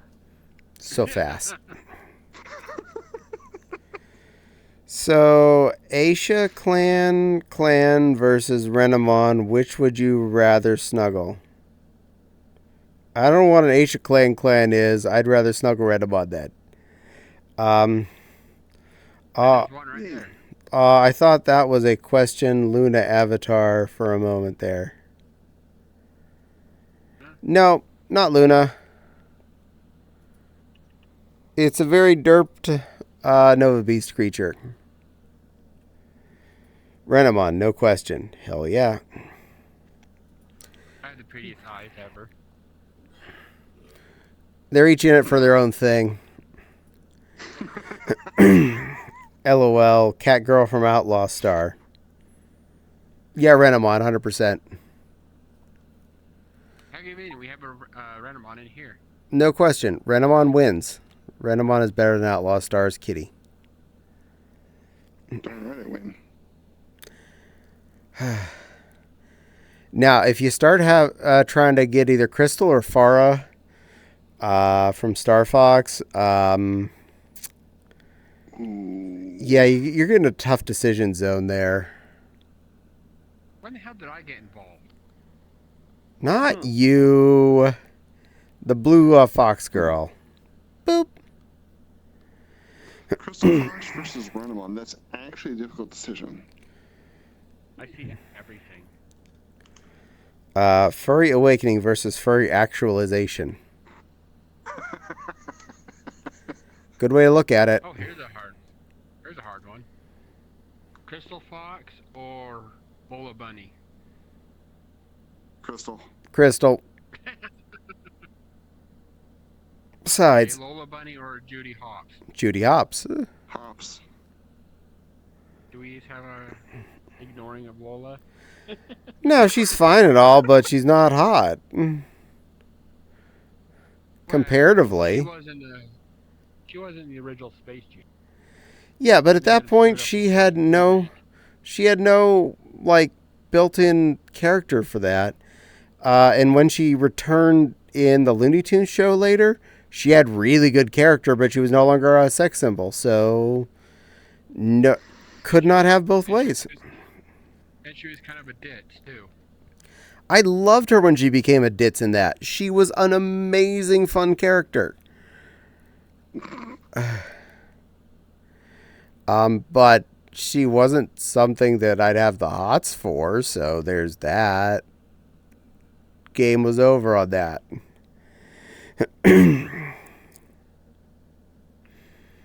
Meow.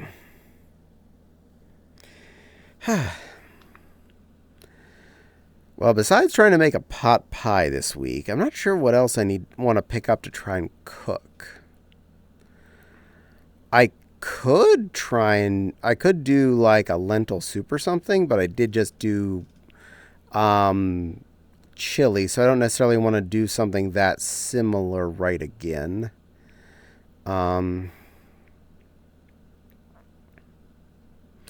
And chili's definitely a ground beef monster, so I don't want to do that a second time in a row.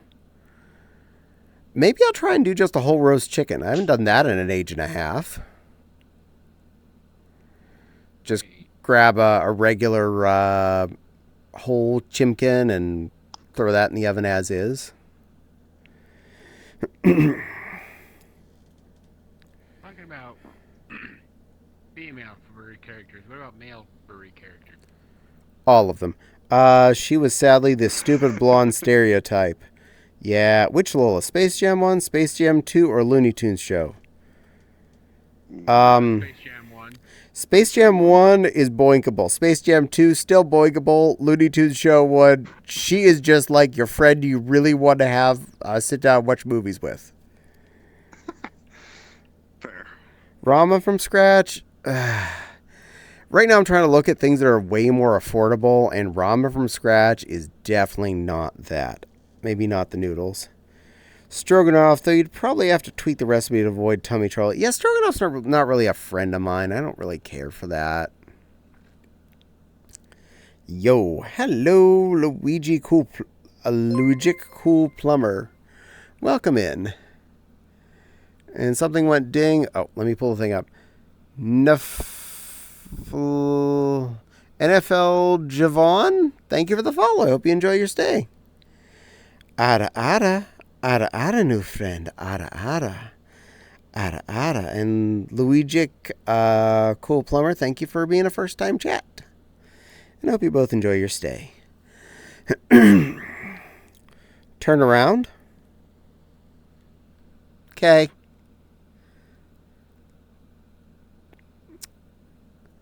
I have no problems with this. That's not exactly hard. Got.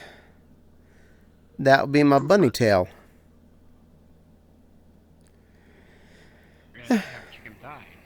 And yes, there are ads. I apologize to anyone seeing them. If you'd like to avoid them, Turbo does work, but also subscribing, which also gets you access to all my lovely little icons in the emote section. Mm-hmm. Bunny tail from the bunny suit. Hell yeah. Love my Benoit tail.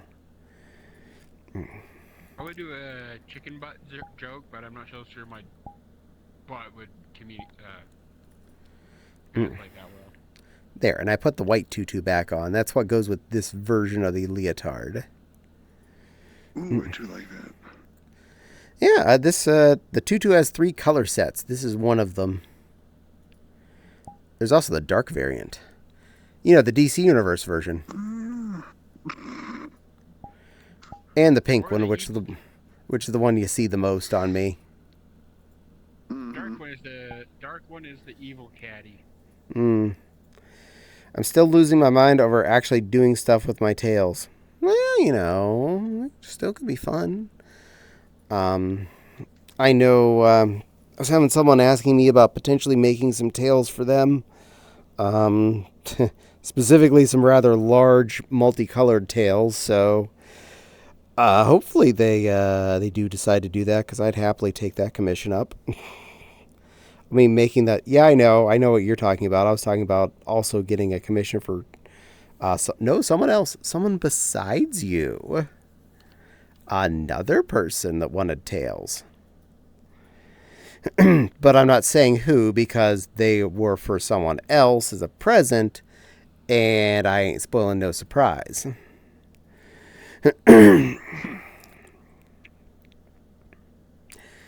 So, yeah, someone else was talking about it for their someone else, and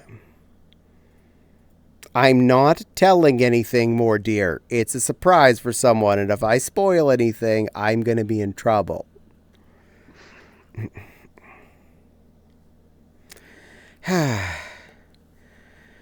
Well, I haven't done baked chicken in a few weeks because, well, we've been gone. I could always do that. Fopsy didn't get a tummy ache last time I did that. So I can get the chicken leg quarters or do the whole chicken thing like I was just saying. Decisions. The thing with the leg quarters is it's actually cheaper than buying a whole chicken because I can get 10 pounds of leg quarters for less than $8, whereas a single chicken costs like $8. And that's about half the amount of chicken. But Fopsy still does win in the sense that she does prefer breast meat, so there's that. So I might see about doing that for a week. Oh, speaking of previous convos, Cass from Breath of the Wild or Wolf from the Bad Guys? Neither. I can never enjoy regular rotisserie again. Cass. I don't know. That's a tough decision, actually. Sam's Club's There's a tough one. rotisserie chicken is usually really good, and it's only like $5 for a giant ass chicken. And I do need to go to Sam's Club soon because we need popcorn chicken and Worcestershire for sure.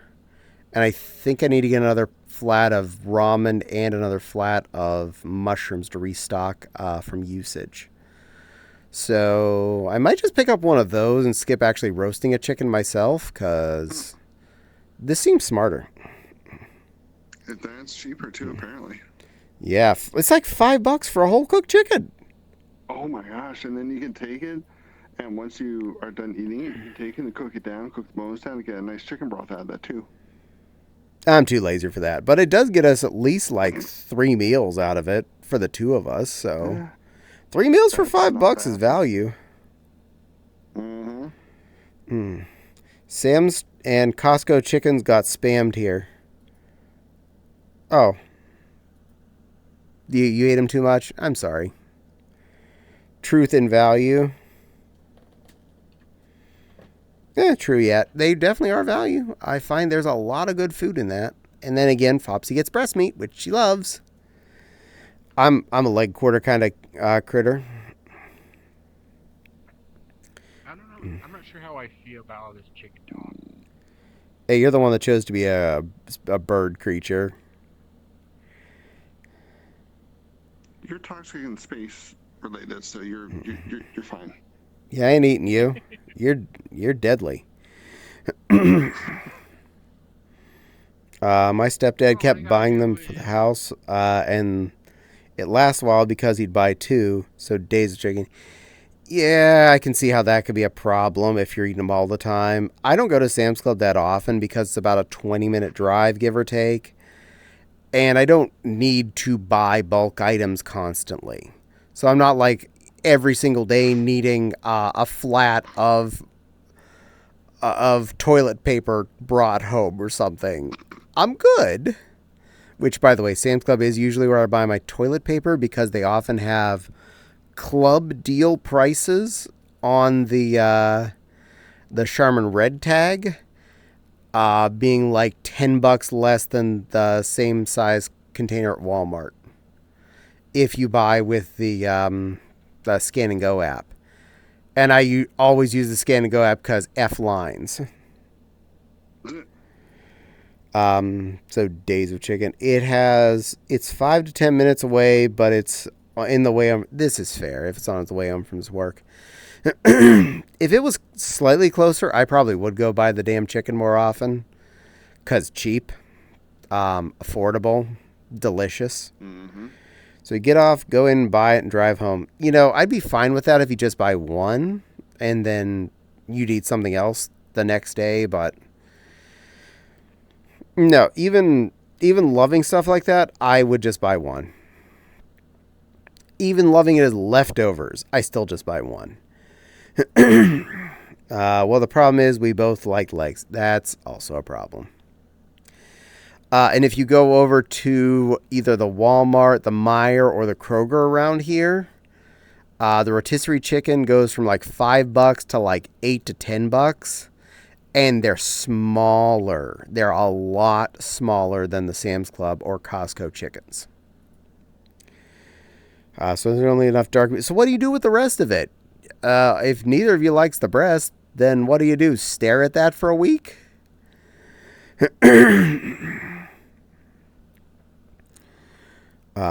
So you'd end up with extra breast meat. Nice. Mom likes... Okay, well, Mom can have those. But yeah, I usually, when we eat that, night one, I have a full leg quarter and a wing, and Fopsy eats most of a boob. The next night, next meal, I eat another full leg quarter and a wing. Fopsy eats most of another boob. And then potentially Fopsy may have another meal out of some of the remaining amount of boob, because she never eats a whole boob when she sits down to it. And then I will take the bottom of the corpse and eat all of the undercarriage meat. You know, the anti-boob area. I will kill that. Everything that's the picking zone on the chicken. That is like that's your final round, and that's the part that was soaking in the juices the whole time. So it tastes so good when you get to it. I love this anti-boob. Well, yeah, it's the anti-boob. You see the boobs on top, the anti-boobs on the bottom. But yeah, for me, a leg quarter is always enough. Almost always enough. And thrown in the wing is just like bonus cookie. Heat up a can of like green beans and a box of Meijer stuffing. That's $1.50 more. So it's $6.50. I have made a full meal that we can both enjoy. And then there's leftover chicken to do all of that again for another $1.50 worth of add-ons. So second night. So for a total of $8 or $9, we've had 2 full meals. And then the remaining leftover ones break up how we feel. Hell, the stuffing even lasts through the second meal, so that's only $8 for those 2 meals. Forgot about that. Because, yeah, we never finish a stuffing at one go. The butt. I love the butt. I would, but you have to redeem something. I'm going to say you have to get one of my redeems if you want me to turn around again. Can't remember which one. I think I have a tail wag. Yeah, there is a tail wag. I'm looking right now. Yeah, I have a tail waggle in there. That's 500 points. You want another butt shot? You got base redeem points. Well, just follow me. You'll get points. You follow me, you immediately get 300. Everybody wins. I get a follower. You get points. They're free. I mean, if you're looking for a cat, but I can give that away for free. No, it's my stream. No, we don't get free stuff. Jack wants a tail wag. Okay, well, Jack has points. Jack can gives you a tail waggle. There you go. Tail waggies for chat. See? That's what you get for paying for it. I'll do it for you. I did follow and didn't have points. That's weird. Yeah, you should have, by default, you should start with 300 points when you follow. You had some points because you did redeem that one. Yeah, didn't you redeem an Uwu or something earlier? Or an Ara?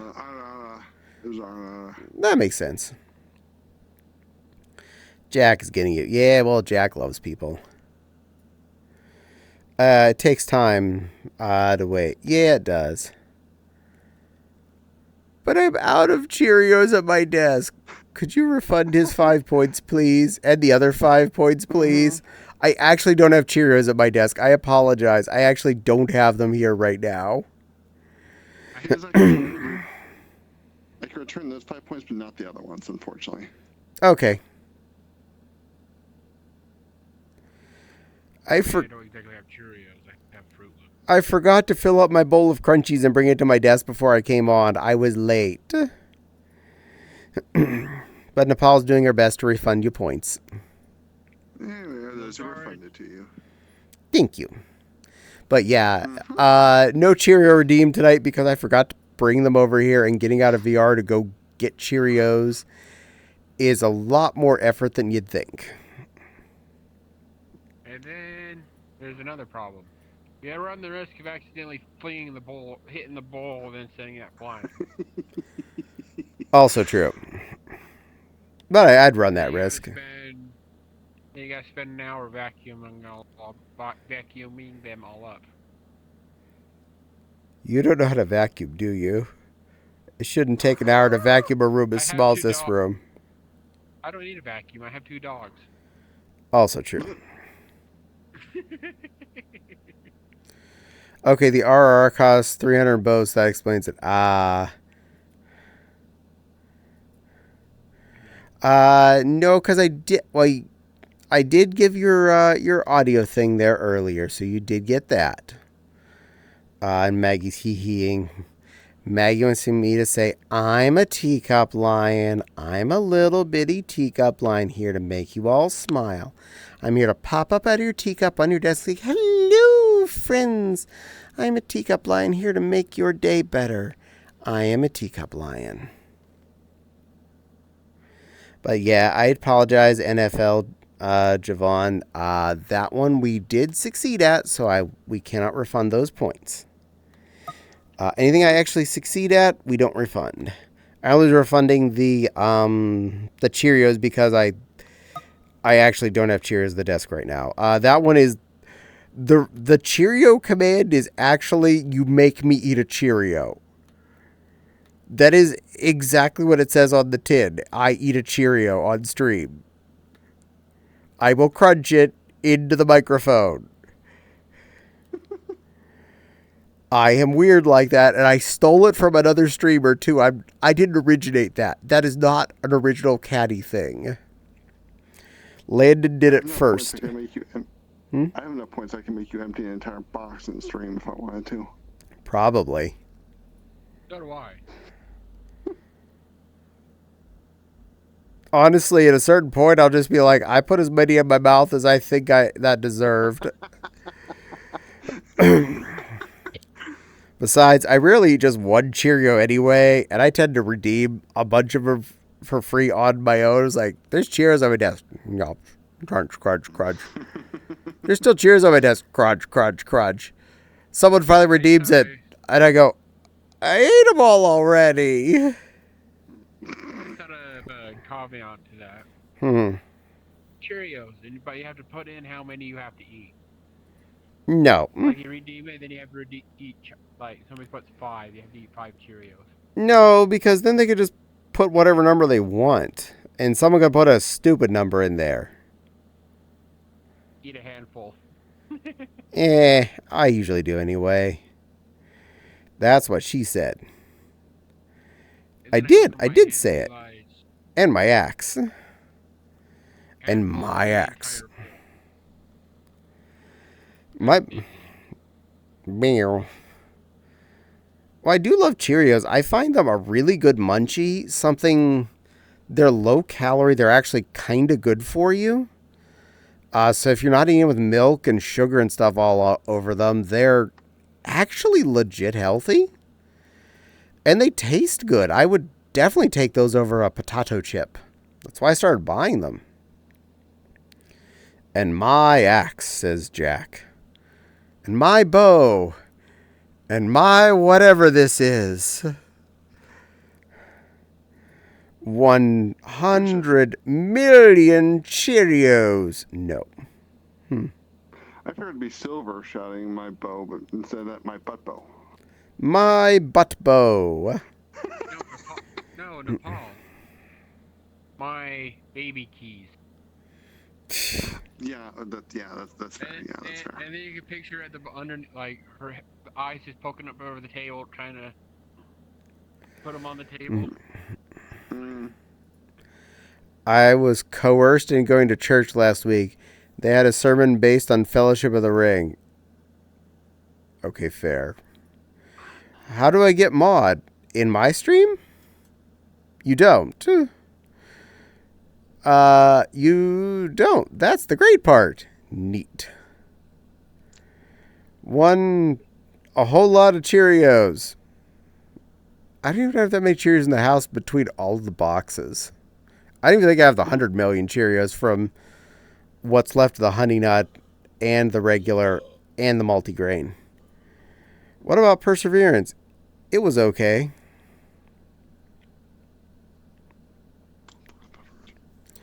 But yeah, the few people that are on my stream that are mods, they proved their reason why they should be mods. Also, this is Motherhead. Between her and Phantom, if you do anything out of line, they will own your ass. Yep. I have no qualms about just booting somebody from either the stream or from the Discord channel. Got that right. But she's very protective and a very good girl, and I really appreciate her diligence. Same thing with Phantom. You're both very good, very proactive mods. You two are basically in charge. Not to say any of the other mods are not equally in charge, but you two, like, just come in and do it. Yeah, and yours is your guys' Discord channel is not the only one I'm a mod for now. So, yay! You're multifunctional. Yes. Plush Hen, very much. 900 quintillion Cheerios. Okay, something happened. Axel Scout Fan 2112. Hi, my name's Axel. Hi, Axel. Welcome in. Hope you enjoy your stay.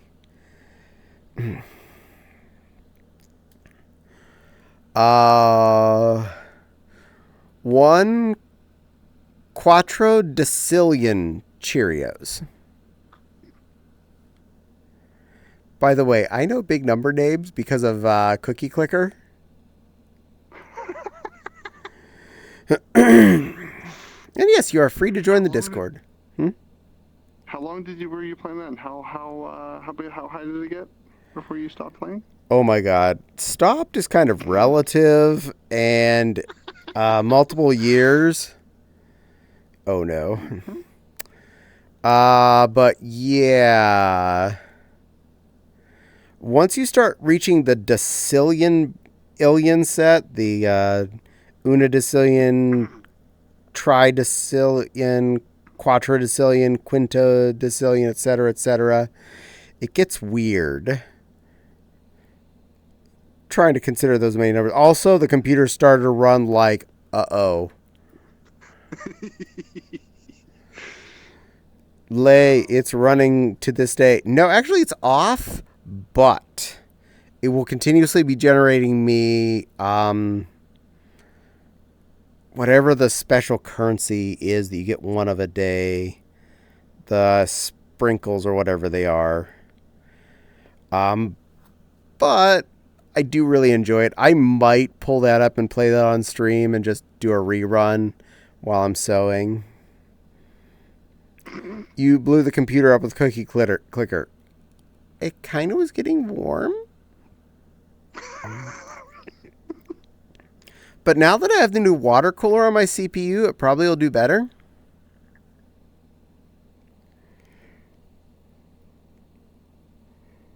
Are you judging me? Do you really want to try it with, running all the stream-related stuff and that with how warm it was getting with just Cookie Clicker? Well, I'd be playing it without VR chat on, just Cookie Clicker and OBS. Probably being judged. Yes, I was. But if it... We said Hmm? Nepal was multifunctional. Would she be a Swiss Army plush instead of a Nepal plush? Yes. But I would... suppose, yeah. I would be good if it started causing problems while I was trying to stream it. I would just end it and play something else. And wow, I'm not saying that name. I'm just gonna call you Job99. Welcome in. Thank you for the follow. I hope you enjoy your stay. We'll just go with Job. Job sounds like a fair name in this case. Oh my. Instead of Final Fantasy, it's Cookie Clicker. Yeah, probably. Another one tried to redeem Cheerio. Go ahead and refund that Cheerio, please. I don't have any Cheerios at my desk right now. I'm watching old commercials, and I didn't realize how catchy they were. Oh my god, they were. Okay, this is happening too much. I gotta turn that off. Viewer rewards. Rewards. Power percent channel points. There we are. Click. Click. That recent person's follower's name, I am actually surprised Twitch didn't flag it. Yeah, hopefully it's not Don't something worry, bad. I took care of it. Thank you. Mm-hmm. LOL, I'm getting sleepy and my fingers are sliding over stuff. Be careful, Maggie. Don't accidentally type what you don't mean to. But yeah, I turned off Cheerio for now because I'm tired of asking to get them refunded. Because I was about to stop doing that because I don't have any at my desk. Hi, Crystal. Nook Nook says hi. Plush Mod is on the job. Yes, she is. She's good at that. Yeah, I'm not saying that name either. Welcome in, though. Thank you for the follow. Probably not someone that's legit. I'm betting by that name. I mean, if you are a legit person, go ahead and say it, but it's fine about to say slick instead of sleepy. Well, you are slick. And with what Nepal's saying. Good. Thank you, dear. Mm-hmm. No, I'm not. No latex. Well, I mean, if you wanted to be. I did the lower beans earlier. I'm just going to do the upper beans, so we'll accommodate in this fashion. Beans. Beans. Pa beans. Beans, beans, beans, beans, beans, beans, beans, beans, beans. I don't feel like getting down and redoing the thing so I can show you foot beans again. Too much effort. Oh, whoa. Oh, whoa to you as well. Oh, whoa. Toy. Or shiny stuff besides satin. Shiny stuff is good. Hearing these old Caddie commercials. Wow. DeVille and Seville. Two Cadillacs names which never heard in a long while. It's fair. And Nook Nook is giving heart. Yay, thank you for the hearts, Nook Nook. Nook Nook. And I'm sorry I saw you were one of the people to redeem Cheerio. I forgot to bring them to my desk when I was getting set up today, so I didn't have any to eat. I apologize. Not much satin either. Need more polyester. Also fair. What about stretchy lycra? Like really shiny leotards like I have? Bet those would work. Polyester sounds like an interesting orientation to have.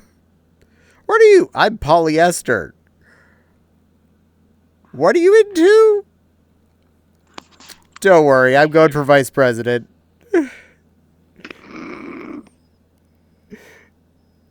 What are you into, Easter? And a good oblivious kitten. Nepal got that.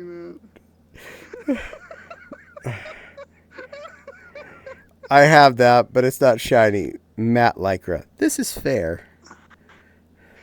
Either polyester or corduroy, either one. Ooh baby, ooh baby.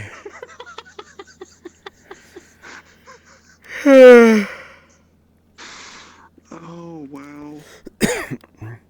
You're Or welcome. a super annoying.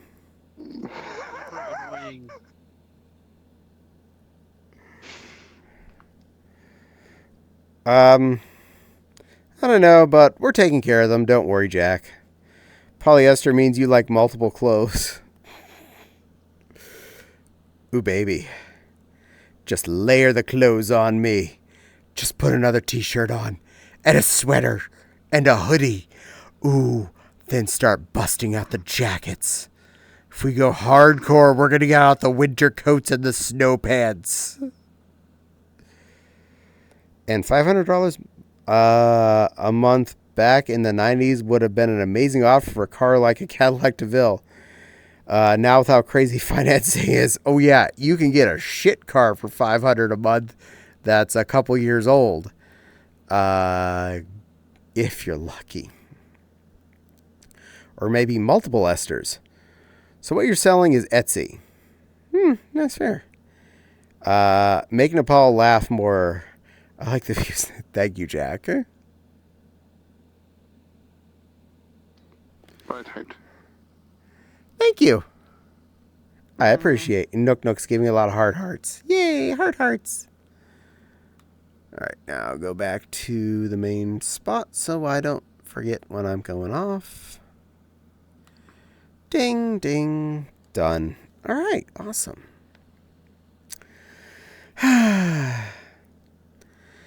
It's a day. Yeah, I definitely need to pick up Cheerios. Yeah, I might make it a Sam's Club run. I might do that tomorrow and get the chimkin for dinner. I think Fopsy would be really happy about that. And I'll see about doing the pot pie thing as well. Not tomorrow as well. I just get all the stuff for it and do it the next day and see what she thinks. Now I'm thinking of the one Fairly Odd Parents joke I can't leave my head. Pudding. Cat Pig is, "Aw, thank you, Nook Nook, for all the wives. You're too nice to me." I watched like 2 or 3 episodes of Fairly Odd Parents. It was on after I didn't have cable, so I missed that one. My apologies. I know it's good. I just never had time for it. Putting my So yeah, I might do a regular grocery run, closing off with a hit over to Sam's Club, get the rotisserie and a couple of the other bulk products were a little dented on. The entire joke is Cosmo will laugh at anything. Watch. I'm kind of amazed with all the stuff I get away with saying. Pudding, he cracks up. Yay! Crystal needs lots of love, too, because she's a good girl. That is correct. She's a good silly lily, isn't she, Nook Nook? Yeah. Mm. Good girl, yes. Silly, no. Later, it doesn't work. Thank you, Nepal.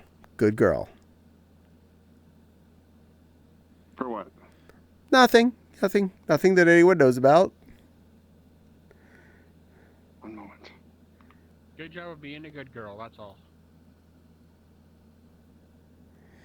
Cuties on stream are cute and nice. Well, yeah, those 2 cuties with me on stream are cute and nice. So are you.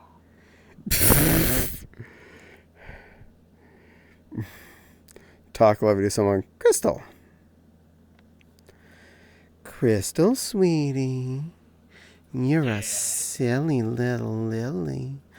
Who's a silly little lily kitten? Oh, little silly lily. She's a good girl. Even if she doesn't get all the dumb jokes I say, she's a good girl and sweet to hang out with me. She's very pretty. She's very good kitten. She's a good kitten. and the best little Lily anyone could ask for, and I appreciate her being there. Thank you, silly Lily. Busy Nepal taking care of stuff. She is. Nepal's a good girl. Mm-hmm. I try. Don't worry, I figured out what you meant, Maggie. You got this. Alright, who redeemed that? I need revenge on them. Crystal is blushing hard. Ooh, woo. Yes, she is. It was Jack.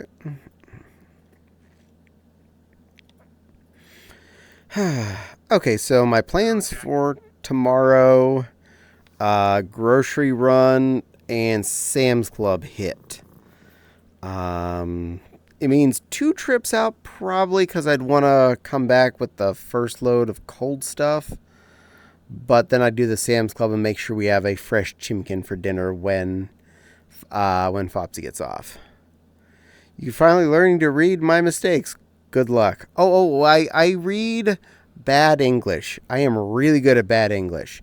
I am fluent in typo.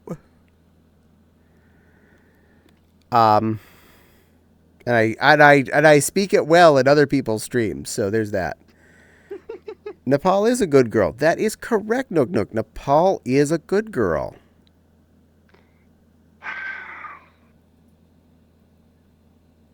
See? We got this. I think somebody needs to make Nepal admit it. It's been a while. She had to do it at least once today. You hush. Fluent typo. That's an underrated skill. Yeah, it is. You thought it was bad trying to learn as many Leet Speak acronyms as any of us do.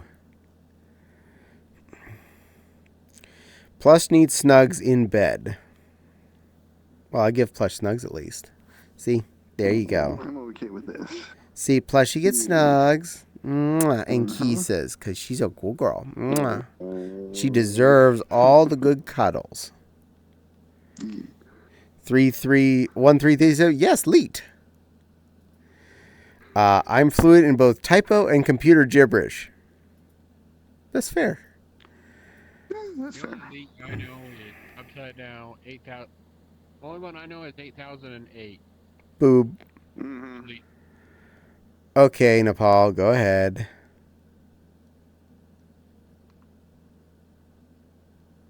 Of course.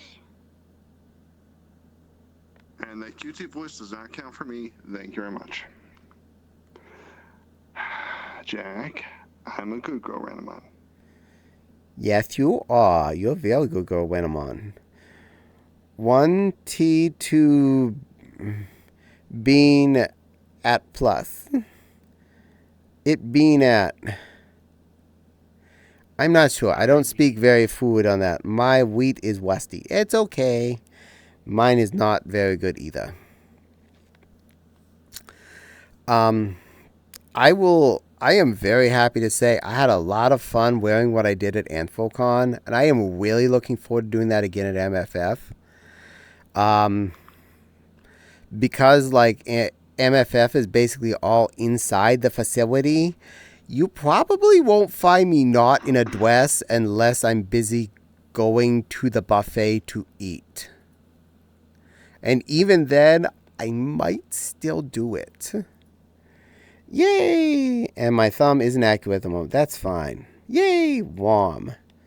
Buffet, which one? Oh, in the Hyatt. Hyatt buffet. Assuming we get a woman to Hyatt again. Because I like that. It makes things really, really convenient to be at that con. But yeah, it sucks when your only 2 real food options are the Hyatt buffet or the food truck out the back porch, and they're basically the same price.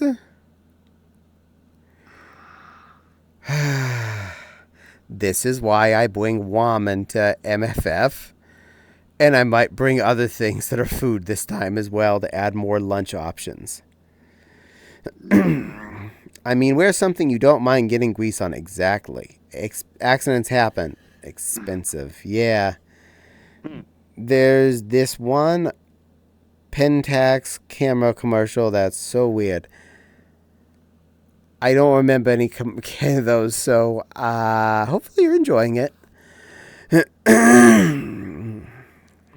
I remember the commercials for the plastic molds thing. Yeah, that's all I wanted. My house smelled like highly toxic melted plastic. Oh, you mean like the creepy koalas and stuff like that?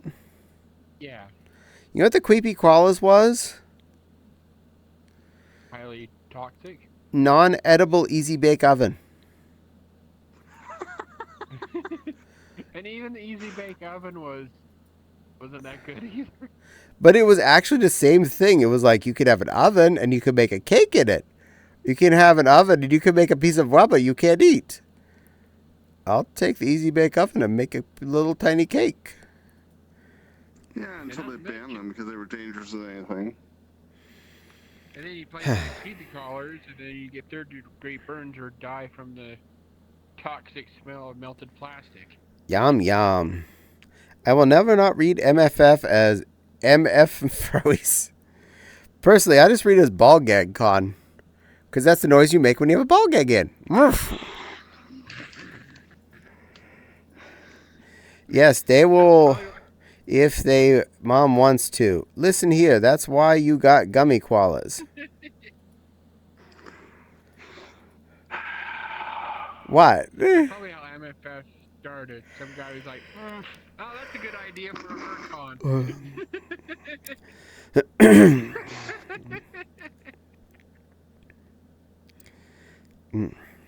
So apparently there was a version of the creepy koalas that had edible koalas.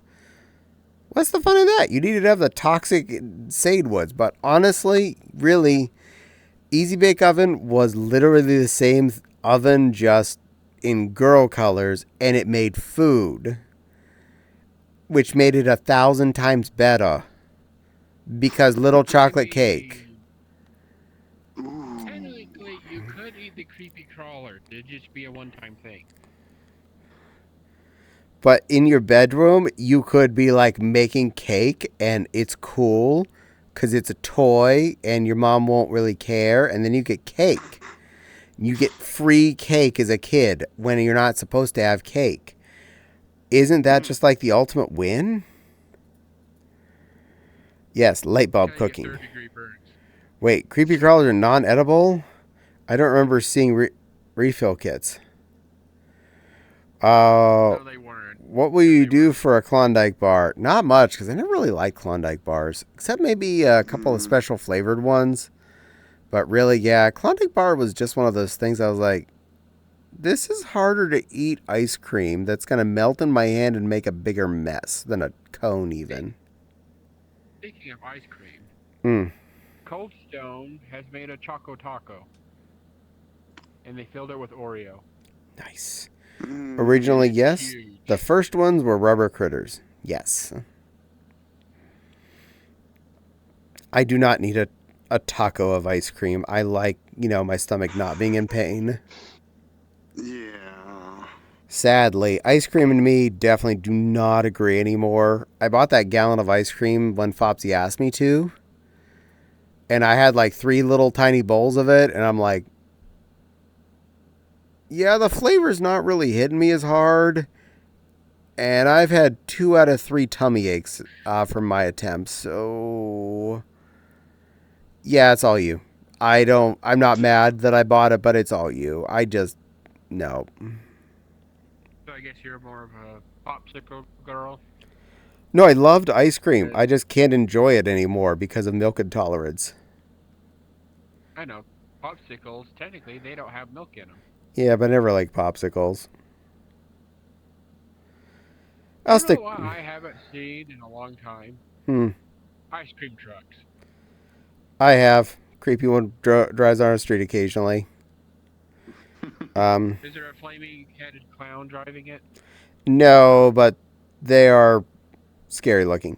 The ice cream cone shell And the ice cream and the hard shell chocolate. Sorry, Caddie, that's terrible. It's okay. I work around my milk intolerance and eat what I can at my limits. Thicker crust pizza is stuff that I can usually deal with a milk pill. Just don't you dare say extra cheese on that goddamn thing or stuffed crust. But Stouffer's French bread pizza, that smacks and I can eat it. I've even done that without a milk pill and not got a tummy ache, so that's saying something for how little cheese is on there. And Pizza Hut's pan pizza. I especially go for their Supreme, and I don't think I've ever had a tummy ache from that one. Because there's so much bread. And that's the thing is, I'll get more of a tummy ache if I eat too much cheese and not enough other stuff. And when there's enough other stuff going into me, like the toppings and the bread, I don't get as big of a cheese lump in my belly hole, and then I feel fine. That's fair. That's terrible. Trying to describe Choco Taco. Understandable. Define flaming.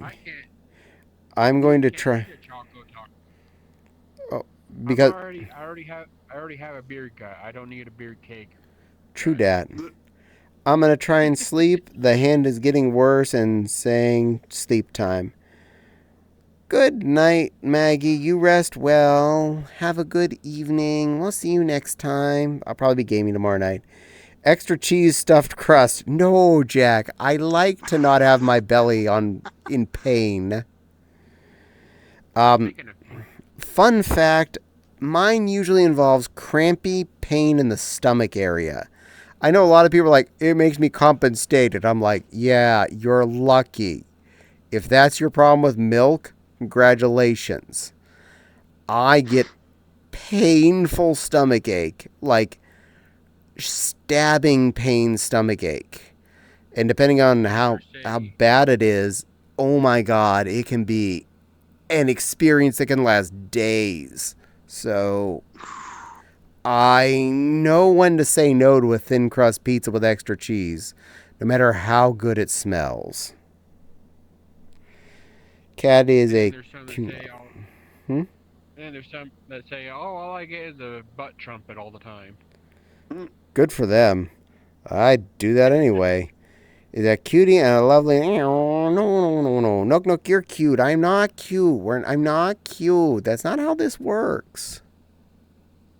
It is how it works. Oh, but I am getting pets, so... It is. Yes. I have been thinking about going and getting a large from the Hut. But trying to resist. We rarely get takeout at all, period. Like, even before the end of May, that was an extreme rarity for us of any kind of takeout or eating out. It just didn't fit with our lifestyle, and I cooked, and we saw how expensive takeout food was. It's like, well, for one, we definitely don't care about fast food for the most part, except for like Arby's or Culver's or something like that. We don't care about McDonald's, Burger Fling, Chick-fil failure, most of that stuff. I got my few major weaknesses: Popeyes, Arby's, the Sakura Japan down in the food court in the mall. But even that's not really so much fast food. That's more of a fastly made good food. Because that is like regular food. And nobody should eat Chick-fil-A. More like chick no gay. Yeah, we don't eat bigoted chickens. And Jack, I'm a good girl, Jack. I'm a good girl. I'm a good girl, Jack. I'm a good girl. Speaking of pizza, did you handle the Totino's pizzas that you toss in the oven? You mean those little crackers? Yeah. Yeah, because I don't think that's actually really cheese on those. Oh, one of the funniest things. Hmm. My mom got can't believe it's not butter. My dad put it on his waffle on his way to work. He took a bite. He's like, nope. Yeah, I can believe it's not butter. I'm not. No one. Mm, I've had people try and tell me that you can't. I'm like, yeah, you can. yay. Funny thing about it, you can leave it out in the sun for a week or a month. Nothing will grow on it, and flies won't land on it. It's disgusting. I don't like margarine. Period. I really don't. Nope. You know it's bad when flies won't even touch it. Yeah. Um. I'll admit, now that we do have the Panda Express, that is a tempting one as far as drive-through takeout or drive up and pick up kind of thing. But if we've only done it like twice since it's moved in near us, I just yeah, it's one of the few that's actually kind of worth the value, but it's not the same as our Chinese place we used to have. It's passable, and hibachi's gone has been gone for over a year now. I miss that Chinese takeout place. They were just called hibachi. I could tell they moved in and they just kind of left the name of the building and turned it into a Chinese restaurant. Oh no, that's just disappointing. Oh no, it was delicious. It was one of the best takeout Chinese places in town. Right, but I see hibachi, I expect a certain few things. Like hibachi? Yeah, like hibachi. To be fair, I mean, Sakura Japan is the same kind of thing. It's a fast hibachi and it's in the mall, so I got that as an option. And we do have Koto in town, which is an actual hibachi sit down place, and they're pretty decent. We have a Hu Hot, which is Mongolian. Mongolians. Ooh. I've always wanted to try Arby's, and I've been craving Taco Bell for ages. Arby's is decent if you like a cooked roast beef sandwich. They hit right, and I could take or leave Taco Bell. We got Cebollas like walking distance from our house. I'm not driving 5 to 10 minutes to Taco Bell for if I have Cebollas closer, because Cebollas is cheaper and legit Mexican. We have a legit Mexican place. We have to drive like 5 or 10 minutes to it, but it is legit Mexican. It is amazing. I would say you could tell my Mexican place is Mexican because of everybody that works in the kitchen, but if you go to almost any restaurant in town, but really the people that do cook the Mexican food at Cebollas are on point. They know they're doing what they want to do, not just making Taco Bell reformats. And you can get your fill for cheap. Mm-hmm. We have the Betos, Okay. which is kind of like that. Hmm. I mean, when you order a beef burrito, it's like a pound burrito. Hmm. Yum. Lot of burrito. Extra burrito. Yes. Boop. There we go. That's back. Ta-da. Skip down. I said skip. Thank you. I think in Panda, if I could, I would eat a bucket of their orange chicken. Really, though, I find the Crazy Cuisine's frozen orange chicken better than Panda's. Sacrilege. No, seriously, that particular frozen one it hits good. And yeah, Panda's good. Like it'll cover if you want to get Chinese and it's what's around. Yeah. But it's just kind of It's not bad. It's not like McFood or Burger Fling, which I will absolutely refuse to go to. But it's, unfortunately, I find it really meh. It's not bang. It's not blow me up. It's just kind of but it's value. I get a lot of it for a good price. The Burger King, and what do we set for McDonald's? It would Wendy's be Blandies? Wendy's is actually the better of the three, in my opinion. If I gotta eat at one of those, Wendy's is where I go. Also, Wendy's fried chicken sandwich is actually pretty good. Yeah. So we get the chicken tenders from Tyson. Chicken tenders are about that big. Mm-hmm. Toss them in the oven on air fryer mode, and oh my god, they are so good. Yeah, Tyson They're chicken like fingers are good. Like the size of my Mayu's finger. They're like a little tiny chicken tender. Yeah, Tyson does make a good tendy. In all my years of Pokemon, I never knew where Mewtwo was in Kanto till now. Really? Really? And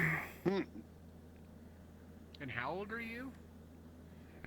I think she's only like 2. That explains it. Kind of like Looney Tunes when Bugs Bunny gets hit too hard. I'm only 2.5 years old. This fits.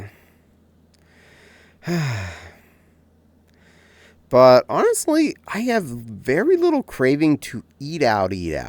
Now, mentioning the fact that I was considering buying the rotisserie chicken from Sam's Club, that's not eating out. That's being more affordable than buying a raw chicken, okay?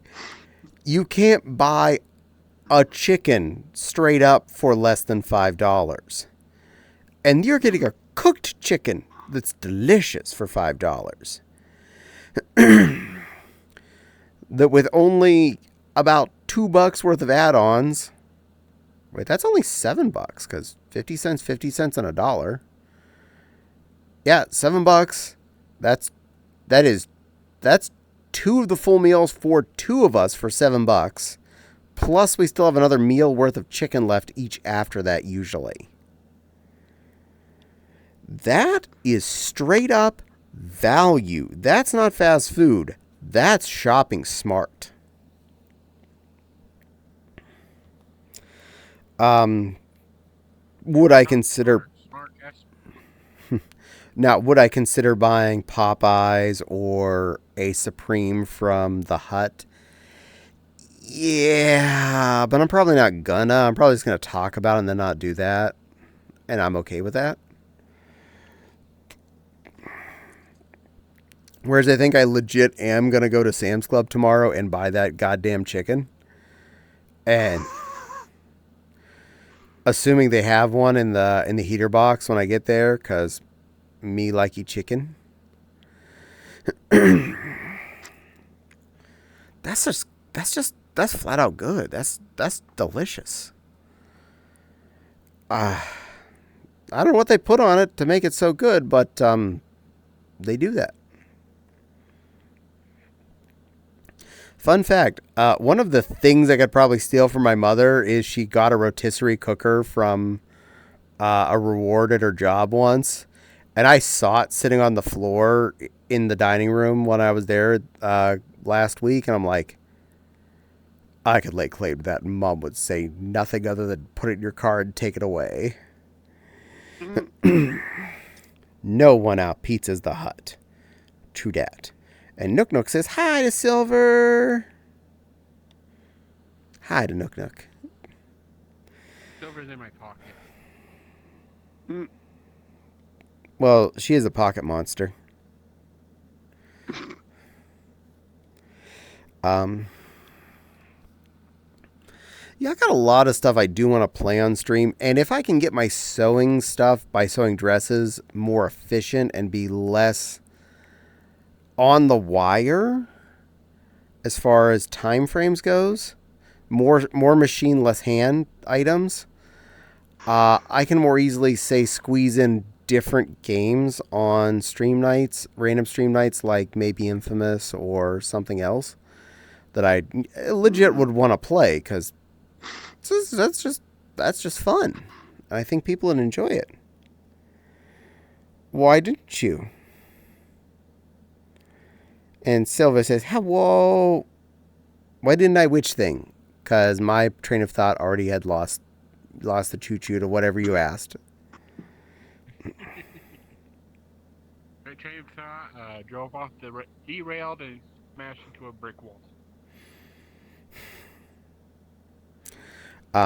Meow. So that's some thoughts. Maybe if I get the stuff for the pot pie, get the rotisserie chicken. So that's at least 3 nights worth of dinners right there.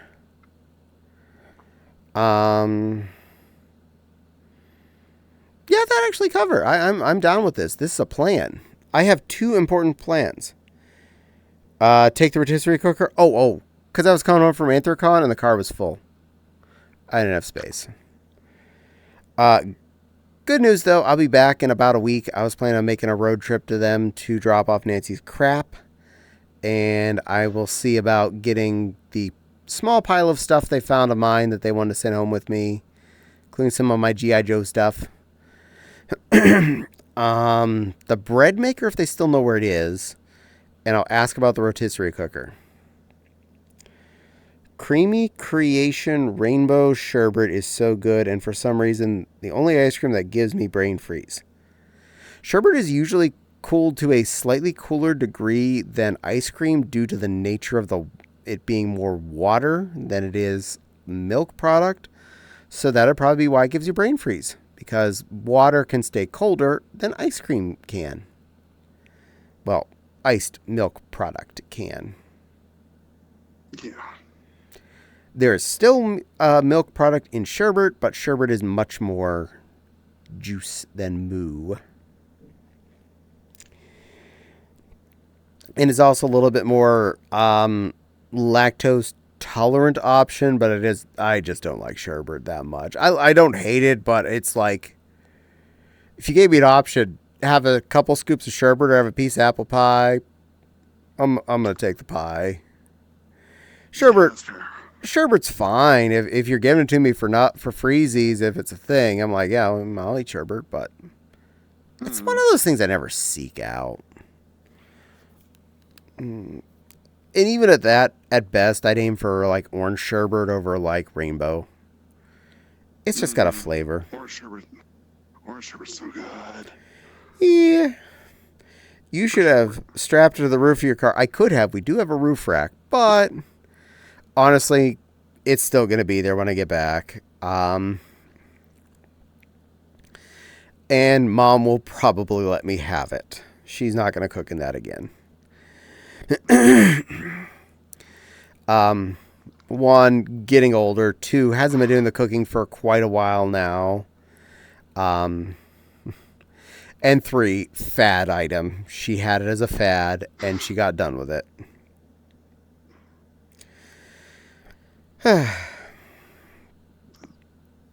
Meow. Yeah, I know. It's 11:40. I should probably wrap up.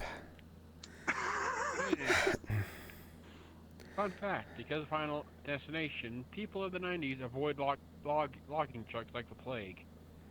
Heh, nice. Well, as soon as this ad gets over, I will do that. I don't want to go rating out whenever we're in an ad and any people can't hear me say stuff. That'd be wooed. Speaking of those logging trucks, I seen a TikTok of a guy driving it, and on the trailer said Final Destination on it. That's good. All right. Let's see. Who's on here? Not that window. That window. Thank you. You know what? That's a good plan. I have a plan. It's someone I've never gotten to raid to. I just found out they actually were streaming the other night. I has a plan. And we're back. Ooh, woo, nook, nook. Ooh, woo. Ooh, woo to you too. Ooh, woo. But I have a target. It's a good target. Right click. Open a new tab. Make sure that if they have opening ads, I don't have to worry about those. They're playing in VR chat, which is awesome. And I'll surprise them. A T K. There they are. But thank you all for spending fun times with me. Thank you for hanging out and whatnot. I will probably stream again tomorrow. Probably Final Fantasy. We'll see what I'm up to. Maybe kind of variable due to... hey there, Chrysler. Sorry, I'm in the middle of raiding out already as you said hi. But welcome in. I'm sending you off to a lovely person. I might actually do something a little different just because I will probably have my sewing project finished before then. So I might actually put on something different to stream instead of the Final Fantasy. Not stopping my Final Fantasy, just I might take a day off from it and do something else. But I'm going to send you off to Cat. I know. I stream from 7 to 11 on Mondays Eastern, so I'm actually 40 minutes late right now. Sorry about that. But I'm sending you off to a wonderful fluff. Their name's Cat Keepers. They are really nice. They're very pretty. Make sure you give them love. And be good to them. And I'll see you all again tomorrow night. Probably later because those gaming nights I tend to go longer than I do on VR chat streams. So bye all. See you tomorrow and stuff. Bye. Boop. And stop.